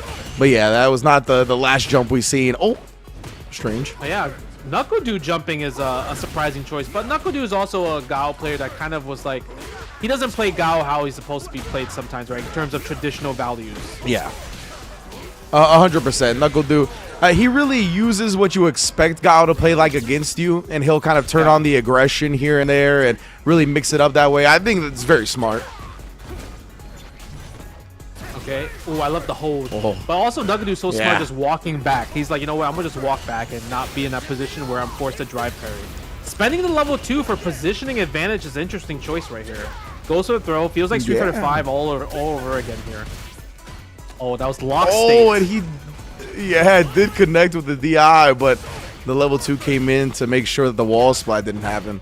Yeah, that would, I mean, I feel like maybe if the level 2 was a little bit farther, the splat would have happened. Yes, agreed. Yeah. All meaty on the starter up. Damn. Dude, gonna fight back here. I'm trying to hold on to that last bit of life. We spend the level 3 here. Okay, we're gonna cause the burnout, but Shine does have level 2, so he could wake up level 2 and just kind of use that. Exactly. What are we gonna send with Knuckle-Doo? Okay, just a regular fireball. Shine not gonna go to it, and the overhead clutches out the victory for Knuckle-Doo. Yes. All right, we're gonna rematch with Ed. I feel like Ed did good. It's not like Ed did bad. Yeah, I agree. I don't see a necessity to switch yet. No whiff punish with a stand heavy punch right there. Was harassing. Another thing that's unfortunate for Ed in this matchup, I think, is that nice jump forward, is that neutral jump and jump back and a bait out. Those jumps with the jump medium kick are super good, and you're not really gonna get a chance to use those against Guile because he's never gonna approach you like that. Exactly. Yeah. It's so good. Like it's very good against aggressive characters. Nice DP right there. That's so sick. Good buffer on that one in particular. That was definitely sick from Sean. But yeah, that jump medium kick is a problem for Ed. It's just we're not going to see it much in this matchup. Yep. I wonder if we're going to see Shine steal turns. You know, do like stand fierce, hold charge, stand fierce into OD version of the whip, just to get the plus rate. Because sometimes maybe Knuckle-Doo might not be just ready for that in particular. Yeah. Oh no! He's ready for that one though. Just sending the DP a little bit preemptive with it. Annihilates him for it. Oh, all right. Nice backdash right there. OD boom beats that. We spend a level 2 a little bit. I think it's a little bit too early. Oh, never mind. It works out. Shine has been pretty liberal with these level 2s. I'm a little surprised by that. Yeah. Doesn't fall for the shimmy. Nice DP right there. I'm very on point with it. Oh, see, yeah, that jump. You tried to chase him down with it that time. Yep. Flicker, gotcha. Nice. Goes for the throw. That's guaranteed right there. You know, doesn't this is off topic, but doesn't it sound like when he puts you in, when he grabs you like that and block, it sounds like Ludwig? Ludwig? Look, you gotta listen to it next time. Okay. It just sounds like Ludwig. But I don't know. To me, it sounds like it. The head throw? Yeah. No, when he pulls you in. Well, oh. Okay. Yeah. It does sound like that. To be honest, I know exactly right? the voice clip you're talking about now. Level 3. Okay, goes for a level 3 right here. Big damage. That's the Gala strategy, especially Knuckle Dude. He always likes to cash out level 3 just to get the life lead. Yeah. Oh, now, and we got full screen. We got the desync. No, we dropped the combo. Did the wrong combo. Fair enough. Ooh, sniping. No DP. Oh! Shine. He ended up reaching right there. I really like that too because he inched forward and he caught the startup of Sonic Boom. So you saw dude try to jump the next normal attempt, but yeah. Shine, I don't think he was thinking that dude would actually be that aggressive in the moment. Yeah, that's true. But that's the thing that. See, it sounds like Ludwig. That's what Knuckle Dude shines about, making kind of like interesting decision as a defensive character. Exactly. Now it's living in my head rent free. Level 1? Oh no, doesn't need an OD flash kick. The privilege of that combo from a sweep. The flash kick juggle from a sweep is bonkers. So here Shine, he's got to get his sea legs under him now. And to find something to be comfortable with. This dude's not letting him. Yeah, I feel like with Ed, you just kind of have to steal turns. I feel like Guile's a character that steals probably a lot of turns that people don't realize it because it's hard to check them. So it's kind of you have to play the same game. Back heavy kick, forward heavy kick. Two double hits. Heavy kicks. Shine trying to hold on to his meter. Great check. That crouch light kick is honestly one of his best buttons. Yeah. He's not going to get the best combo, but we get the corner carry, put him in the position. Oh, he said, get off of me. I got 2 games and on my match point. I can afford it. Exactly. Dude was like, you got to beat me so many more times before I got to worry about this set. Well, I thought he was going to send it again. Shine, though, with the tick throw. Ooh, okay, once more. Again. No, nice. Saw, of course, Knuckle Dude. Gamble. Yeah. Yeah, it was. What if Knuckle Dude woke up like woke up level 3 in that situation? That would have been crazy. It would have hit. Definitely would have. Oh, the slow Sonic cross, but the level 2 does not get out in time. That's the worst thing that can happen. Especially literally against a Gao. Literally the worst thing. You see how everything's gonna start steamrolling at this point? Nothing's gonna work out in Shine's favor. At least the walk forward, the semi-aim kick range. Oh, granted him some reprieve for a moment, bring him close. Yep.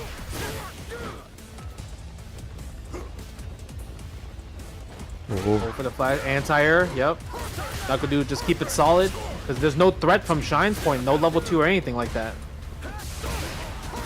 Yeah, precisely, man. On the OD boom too. DP is there, dude. Just with the back jump, immediate harassment. Cancel into this. Cancel into that. Oh my goodness, dude. That's cheap, bro. That is actually V trigger activation into level 1. Nice DI. Yeah, that usually that would work, right? Especially if back heavy kick wasn't super cancelable. But the fact that it's super cancelable gives you those options. I mean, Shine had the right read, but it was just the wrong time. Like if it was like round start or like maybe like when it was like before it got to the end game scenario, it would have worked, right? But because it was the end game and Knuckle Dude had all the bar and he was, he at that point he's not poking with back heavy kick as a poke. He's like, I need to do a Street Fighter 5 V trigger activation at that point. Oh my, we're already into the next one. I know I wanted to talk about that last match more, but nonetheless, we got Knuckle Dude and Mena RD now losers finals to face Boose in grand finals if you're just joining us. Sweep. The whip. I love whip punish sweep. It's like, to me, it's the sexiest thing. I was gonna say, I was gonna call it tasty. I don't know why. I don't know why we're out here, you know, talking about sweeps like that, but it's true. I feel you. Again, nice standing heavy kick counter hit. Linking the super is so sick. It's the knees. Put some lotion on those bad boys. Oh man, not the ashy knees. That's the move. Bro, so every time I see moves and I hear the name, I find it funny because I think of it's not supposed to be a word. So if Blanca whips Rainbow Ball, listen carefully, it sounds like he's saying yes sir. You gotta listen to it. Yeah, watch. I think we'll see it again in the future. Hold on. Yeah, most likely. Dragon suplex. Shout out to Kenny Omega. See, dude, always looking for that back heavy kick, man. It's so good. This time, counter hits Mena, try to take his turn. Investing level 2 into it as well. Oh, that almost was a cool combo. Yeah, it almost caused driving back into the burnout. That would have been sick. Oh, a little bit too early. Yeah, I feel like crouching strong is an anti-air, but it's not as active compared to like standing heavy kick, for example. Oh, yeah, I mean, standing heavy kick, 9 active frames for some reason. Yeah. Longer than the startup. Okay. I like that Knuckle was fighting back. Oh, that was so sick. You know what's what I've always thought? I know that Guile says perfect, but I always hear heartbreak. I don't know why. When he throws the booms? Yeah, I stay here at heartbreak. Yeah, it sounds like heartbreak. Heartbreak. I get it. Like it is a heartbreak. How are you gonna stop these booms? Yeah, I was gonna say it honestly fits. Like, oh, but RD actually the air ball getting stuffed by the boom. Good, perfect parry in the slide though. We starting it up. Yep. No perfect parry on that one. Staying like electricity. And RD staying at the sweet spot right here. Very long game 1 as both players try to establish the lead. Oh, the drive rush overhead, it's there. Double drive rush cancel as well. Mena RD on life support. Safe jump, nice. That was such a sick safe jump right there. Yeah, it was. Because at first I was like, oh man, I think he made the wrong decision. Because like if he done level 2, it probably would have killed in that situation. But the fact that he just did level 1, calls safe jump, still gets the win. I mean, either way, it was a good position regardless. Dude, like, if Mena RD, or excuse me, if Knuckle wins here, and he goes on to face Boose, and Boose wins, does that mean Boose beat Punk, Mena RD, and Do in one tournament? Nah, Punk didn't beat Boose. It was Shine. Shine beat Boose. Oh, Shine beat Punk. That's right. Yeah, but Safe beat Punk. Okay. Yeah.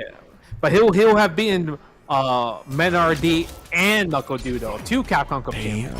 Yeah, and Shine too. That's crazy, bro. Yeah. Of course, we got this whole set to get through, and Knuckle out to an early lead, but Mena definitely more than capable of bringing this back. Yeah, this is actually super. I love the adaptation because it's been a long time that we have seen Knuckle take a game from Mena RD's Blanca. Good point, actually. Yeah, obviously the Red Bull Kumite, very dominant performance from Mena in this matchup. Yep. Crouching strong. Hey, yes, sir. The examination. What's in that cavity? God. Oh, again. The crouch press. He's willing to take these trades. I wonder if you see, like, if Mena RD just, like, in that coward stance, you just walk forward into sweep. It's like, that's, like, the best answer. Yeah, it might be, honestly. Oh, no, the drive reversal baited and punished heavily Mena RD. Say, you're mine. Oh. Now the drivers comes out in response to the lightning beast. Another beautiful perfect parry slide punish. Okay. My man ended up on the other side. Ooh. Oh, we still juggle it. I ain't seen that one before. We got the charge positioning there. Let's go. That was really good expert charge. Oh my god, airborne. Yeah, full hit, and that means you're still in burnout here as well. Mena just gonna force the issue. Oh, what? Again, actually stolen the corner this time for Knuckle. But the perfect parry met with the wake up against the Sonic Blade and the back throw, that was insane too. Oh wow, Mena RD. So much was visually happy. I even peed, bro. But yeah, the perfect parry on Sonic Blade meaty is like one of my favorite things. Nice swift punish right there. Knew he was too far away for a flash kick, so he set up Sonic Blade instead. Give me that. Go for the chomp chomps. Both players so careful to approach. Oh no, punish! That was punish. yeah. That was a medium ball. He could have definitely drive rush and got a full combo there. Yeah, unfortunate. Driver is definitely the optimal starter on that medium ball punish as well. Overhead catches do. Yep. Yeah, Recovers just in time. Can't stop that one. Double. Yeah, one more drive rush. Oh, doesn't even need to. He didn't want to go for it. Wow, really preserving the meter. That's fair though, because starting second round with having Lightning Beast is such a powerful position for Blanca to be in. Yeah, that makes sense. Yeah, because I was like, man, he didn't spin the level 1. I was surprised too, but yeah, exactly. He wanted the Lightning Beast nice and early. That was a good. That's such a good call out. Oh, but Knuckle do with the answer. He did indeed. Oh, finally opens him up the last bit of it. So honestly, didn't get that much mileage out of it, more so or less so than we see. Yeah, dude, Knuckle dude defended so well against that. Yeah, very, very strong defense. What Knuckle dude one hit away from just landing his patent level 3 combo if he wanted to. Yeah. Get a more huge life lead. Watch the back heavy kick, brother. Yeah, you see the coward crouch start to come out. Mena knows. That is so rare because I feel like Knuckle dude is so good at reacting, driving back in the corner. So the fact that he got hit by that is like really surprising to me. Wait, what? Bruh, how long is this jungle going? He's got another bucket chan down there as well. It takes the game off it. That 2-1. that was a safe jump too, right? Like, I would assume that was a safe jump right there. That's a crazy setup. Look like it to me, brother. Dog, juggle into the jump back, throw another dog into the same. Nah, that was ridiculous. Mena, mad scientist. Do we go to the Camino? Is it Cammy time? Is it Cammy time? He's thinking about it. I feel like Guile, like he's been getting so much more mileage in this set versus the other set with Guile. Like, might as well keep playing the match to kind of learn. I would say, you know, because Evil's next week. There's a good chance that if they keep making it to the bracket, they'll fight against each other, right? Yeah, that's a good point. Even with all the entries. But this was something we alluded to before, right? The Knuckle Duje looking like it's going to come to the stage. Definitely, you highlighted the fact that, I mean, Mena's last notable losses have been against DJ players, right? Zhen at DreamHack, he lost against Fudo recently as well. Now we see Knuckle Do bringing this out, try to bring it back from the brink of defeat. Yeah, I noticed that when Knuckle Do enters like online tournaments that, like, let's say Punk or Mena's not in part of, he will usually play DJ the whole entire tournament and win with DJ. Yeah, I asked him about it in his stream or something like that one time, and he was like, bro, with DJ, I literally just be flowing. Like, I just have fun, like, turn my brain off and just go with, you know, where the wind pushes me. And so maybe that's how he's going to play, you know what I mean? Get rid of the calculations. What a great answer. That's pretty much saying, I'm tired of playing Street Fighter. I'm mentally checked out. Like, I need something else. That's what he said. He's like, I have a lot of fun with DJ because I don't be thinking that hard. I'm like, all right, you know. No, that's crazy. Yo, he's doing good. He's winning. He's winning right now. He is doing good so far. Reaction was there. Beautiful punish afterwards. Oh, wait a minute. Mena RD going for that wild throw too. Like, that's like the first time we've seen like the whole tournament that he was going for that move. Yeah, that's true. The fact that dude was ready, man. I don't know how these players stay ready like that with like no context beforehand. Yeah. All right, lightning beast right there. Ooh, nice. I like the option select with the drive rush. Yeah, me too. Ready with the jackknife. That's another thing about DJ for Do. He's always gonna have the charge ready.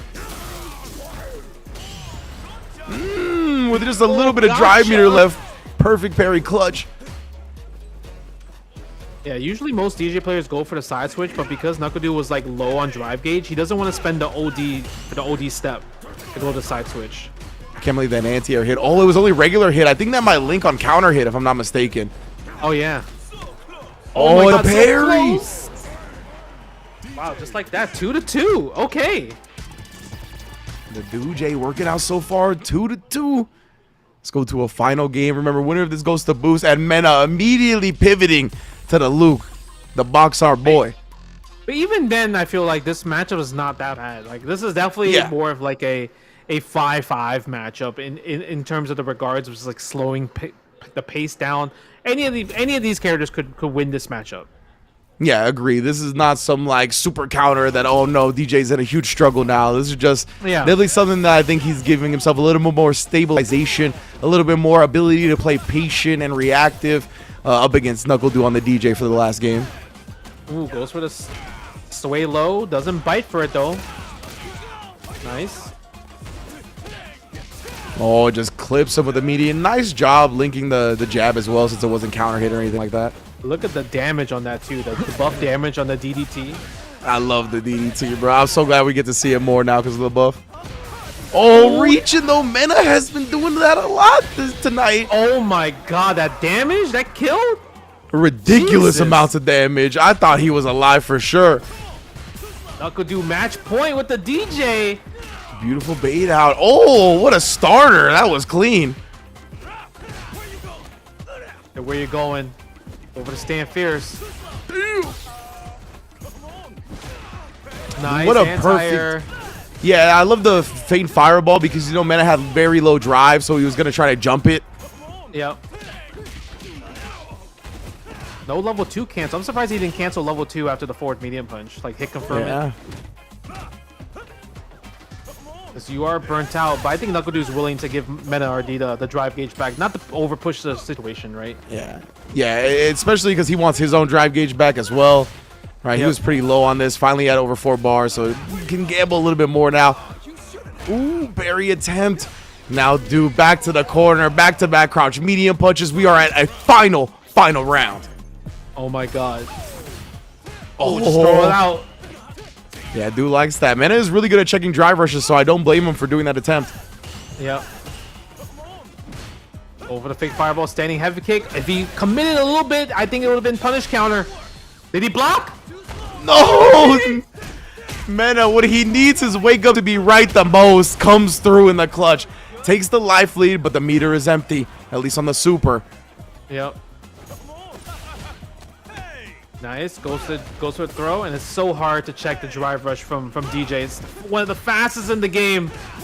Indeed, indeed. Offensive drive reversal. One hit away to do a level 3. Man's really trying to force the issue, but dude's backing off now with such low drive meter. Wants him back, ends up whiffing. Mena punishes him just lightly for it. Yeah. It wasn't a standing heavy punch. That could have been big.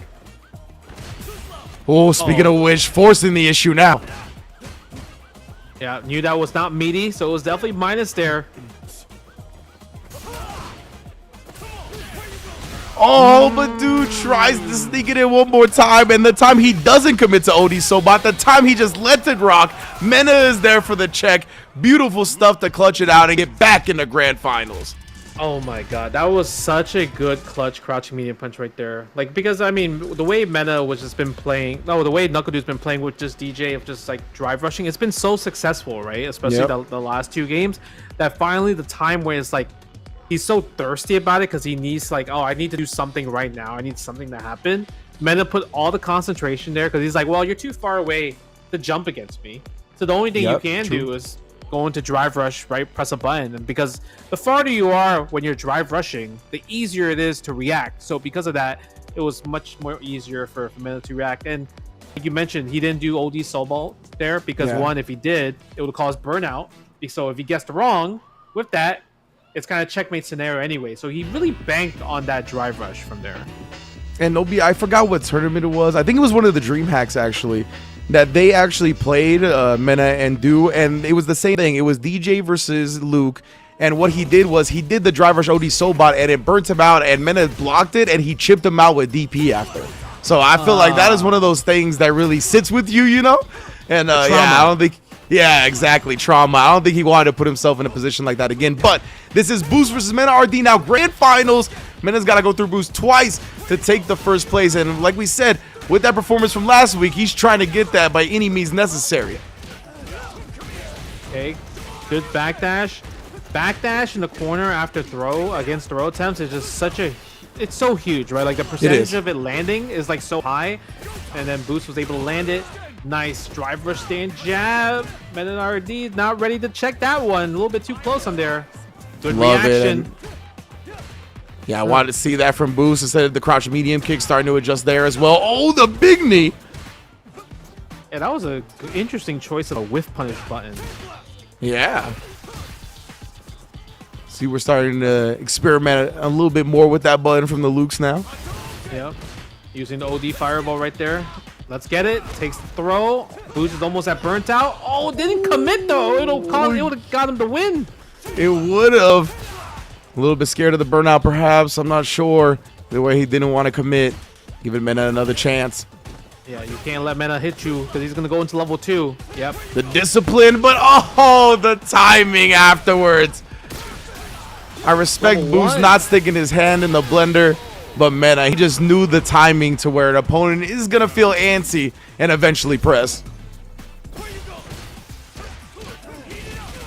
Good challenge right there. Heat him up. Yo, Mena is so good at not getting hit by reversal crouch medium kicks. Like with the light strings in this game and when people take their turn and how people take their turn, Ken's press reversal crouch medium kick every time. Every time it's coming. And Mena does. Yeah, he'll sit there down back all day. He's like, oh, come on, spend your 3 bars, please. Exactly. Like he gives Ken's so little free damage. I think it's something to be admired. Do we spend a level 3? Yes, we do. Let's cash on damage. Not enough, but it's going to get a huge life lead. Mena's going to build that drive gauge back as well, too, to be just healthy to get a guess for game scenario right there. Oh, meaty heavy kick. That was violence. That was cinematic violence right there with the freeze frame on the knee. Okay, go for the fireball right there. And then Mena already. Nice tech. Really impressive to see, honestly. And I like the way Boose is playing still.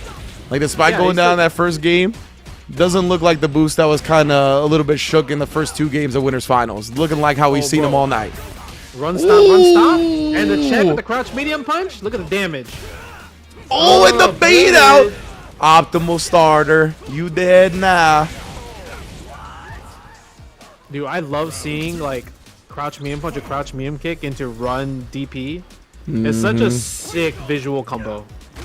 Yeah, that's definitely, I think, one of Ken's best buffs, that quality of life.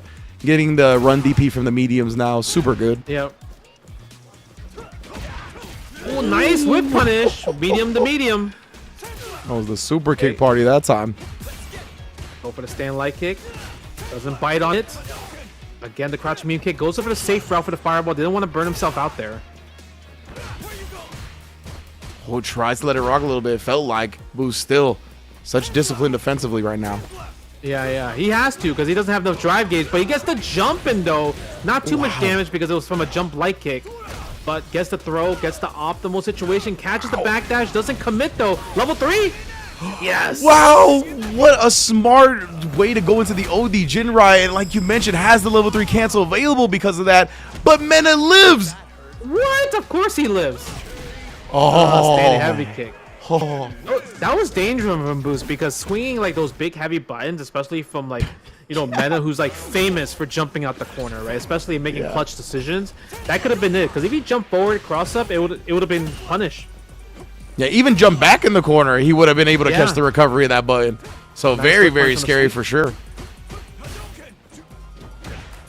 Ooh, stand like again doesn't buffer into Jinrai this time around.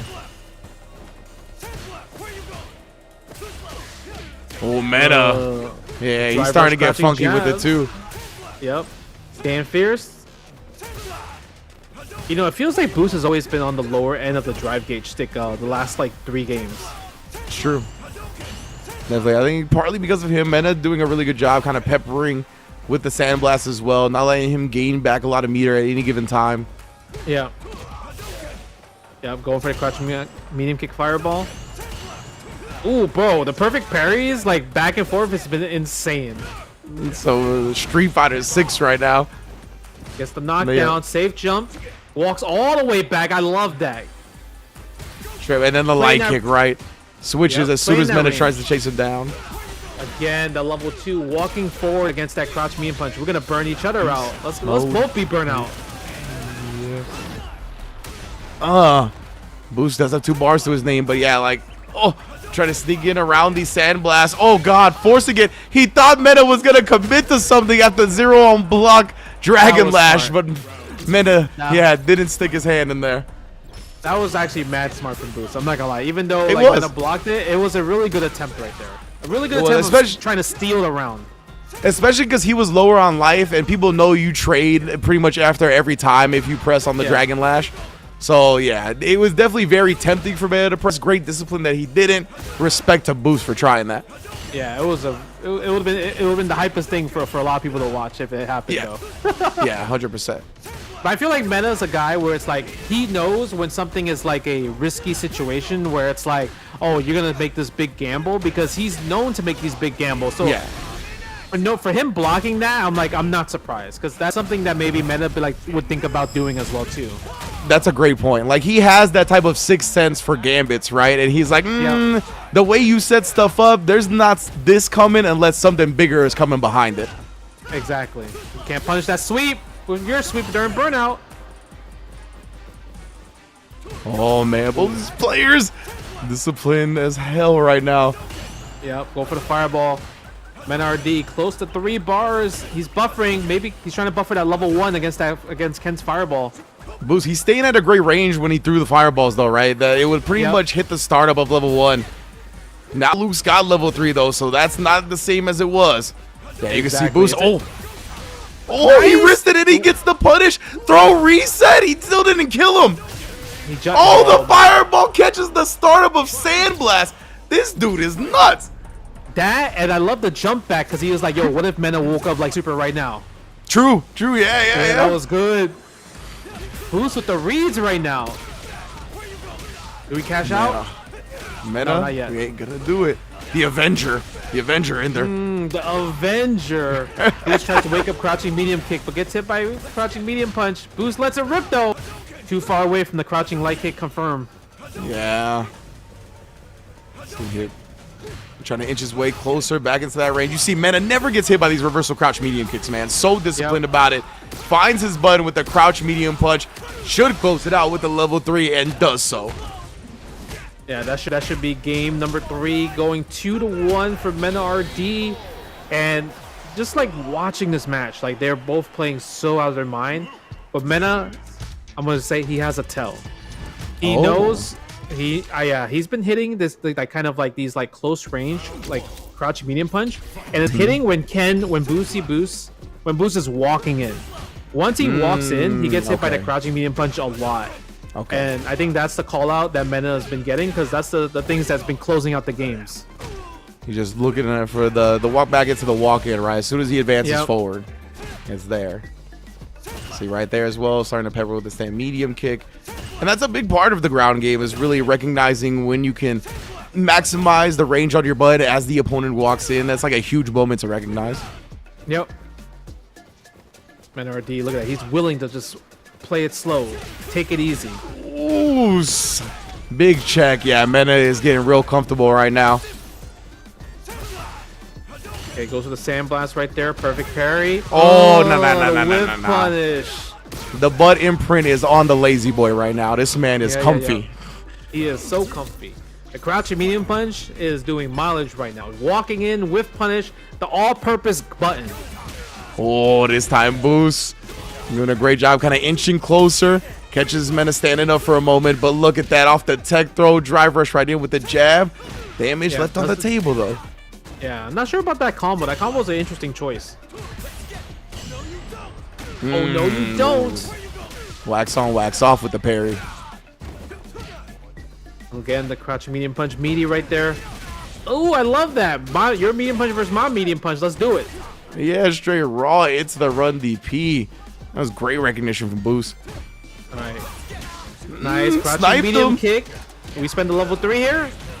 Do it. Yeah, you have to. Oh, wait.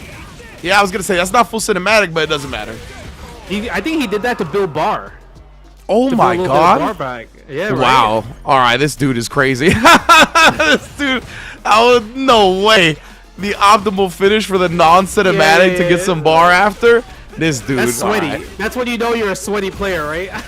That's actually medically prescribed deodorant. Like, get this man some strong stuff.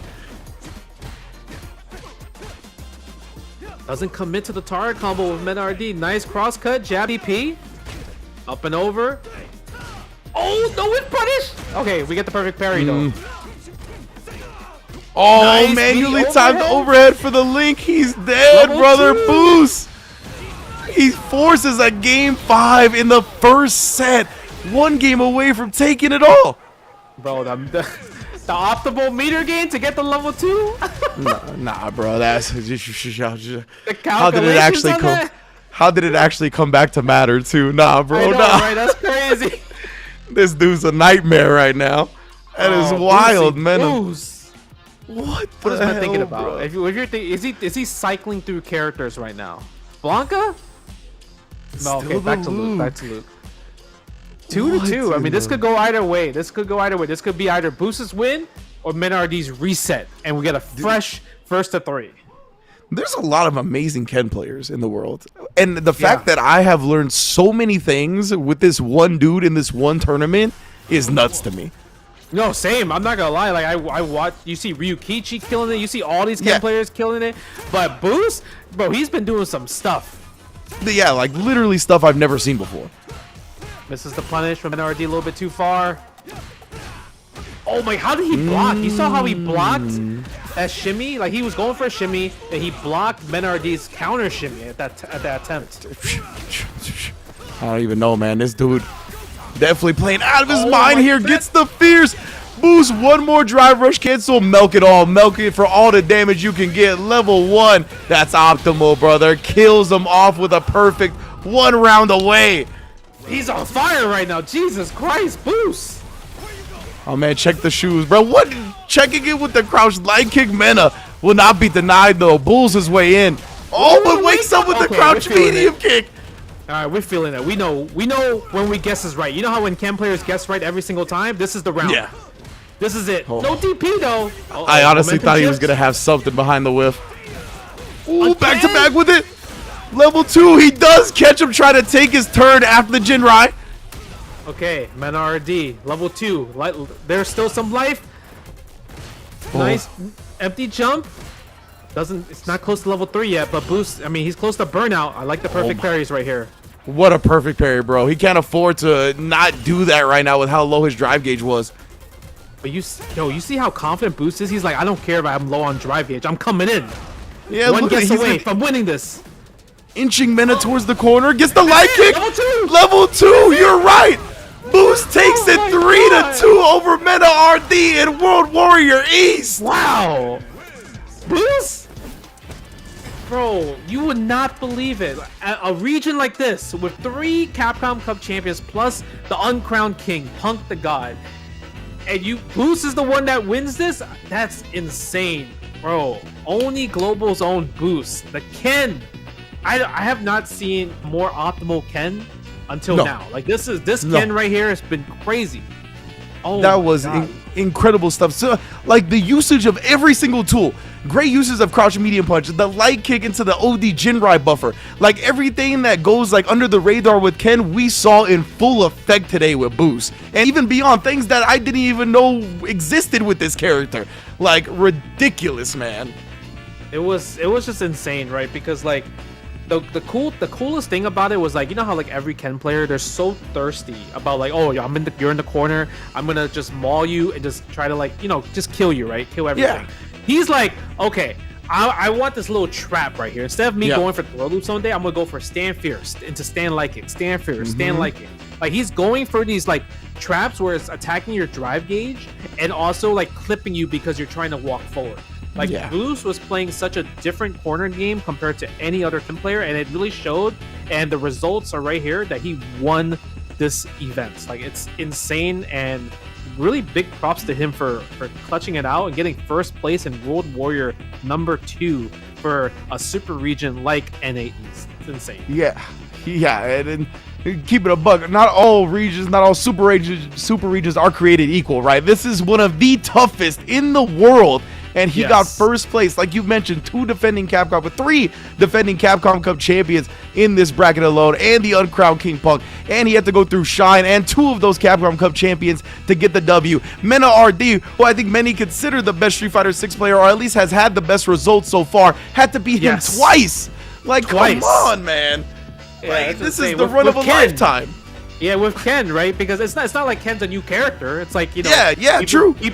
People put him as like the worst Shoto in the game and everything like that. But now, I mean, bro, can we really say that? Like, even if he's considered the worst Shoto game, or even if he is, that doesn't mean he's like low tier, right? You know what I mean? That just means all the Shotos are just really great characters. But I think this tournament, and also what the current results of like what people are showing of like Angry Bird and Tokido, it really is showing that Ken is maybe not the worst Shoto in the game. Yeah, and I think Big Bird said this, or maybe it was in his chat, but somebody was like, being the worst Shoto in this game is like being the poorest billionaire. You know what I mean? Like, it's really not that bad at all. Like, being the worst Shoto, whether it's Ryu, Akuma, or Ken, which obviously I think everybody thinks it's not Akuma. Some people thought it was Ken. That's probably shortened. That list is shortening it up real fast. But even Ryu, I think, is quite good in this version as well. But what a run from Boose, man. That was a privilege to commentate. That was an awesome tournament. Yeah, just to see kind of like a different result that we normally are used to, right? Where I think most of us are used to seeing the Punk do grand finals from like online tournament, like whatever during the week, or like even seeing it from just like Mena RD taking the tournament. The fact that we have a different winner that most people probably wouldn't have bet on. That's nobody would have bet on him except for Oni Global. Except for Oni Global. So it's so healthy to see how strong Street Fighter 6 like the players are, besides our current like top players, right? So that's the really beautiful part about this. So sick. Yeah. Jesus. An incredible tournament, and I couldn't have said it better myself.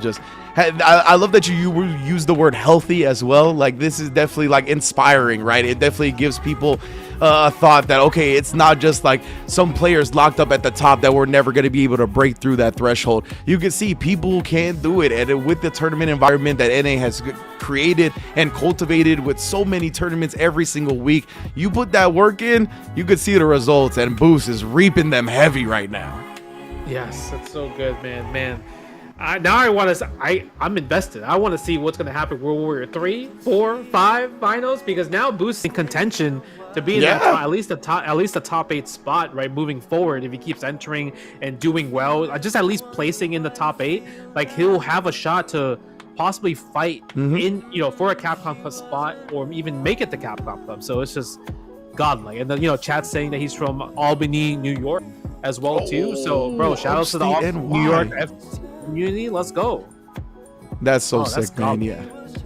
Yeah, thanks to everybody in the chat too that dropped the intel on him, because like I said, we've seen him around the way, but definitely not on this level. So glad to see it, glad to get some more intel going around as well. So we should be seeing plenty more of this person going forward, to tell you what. Speaking of going forward, these are the remaining World Warrior events for Digital Havoc and Incendium. Of course, next event will be Friday, August 16th for US Canada East 3, but also 4th and 5th events going down in September, October, and the finals all wrapping up on November 14th.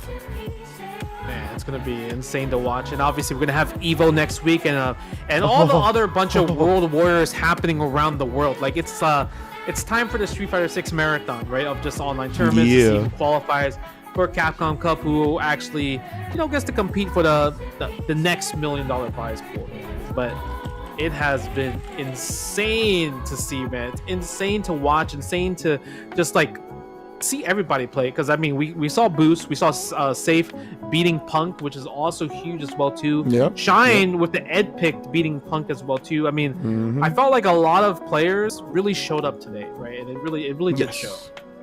Yeah, exactly. Like, a lot of people kind of have this all marked on their calendars, right? They're trying to get to Capcom Cup. So World Warrior events are one of the ones where they know they got to be the most on possible. So a lot of the weeklies, a lot of the grinding that they do, it culminates in events like this. And of course, at events like Evo next week. So I can't wait to see the players peaking on the highest level of gameplay, bringing their A game and beyond. I mean, this is what we live for when it comes to fighting games, right? Seeing this type of level of competition, seeing people grow, break through plateaus. This this was a tournament filled with all of that. Do you think, like, do you think we're gonna see a character trailer next week? Do you think we're gonna see Terry? Oh, at Evo, yeah. I 100% think so.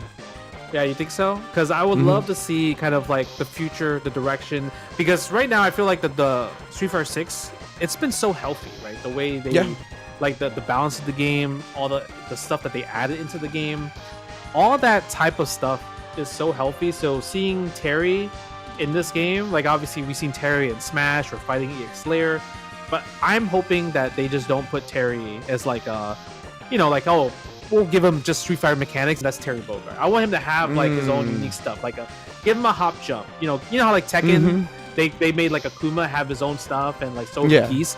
Give him his own like max mode or like hop jump or stuff like that that makes him like Terry Bogard from SNK, right? I didn't think about that. I feel like they could definitely easily turn either one super meter or even the drive gauge into some type of max mode thing. Like I totally could see that.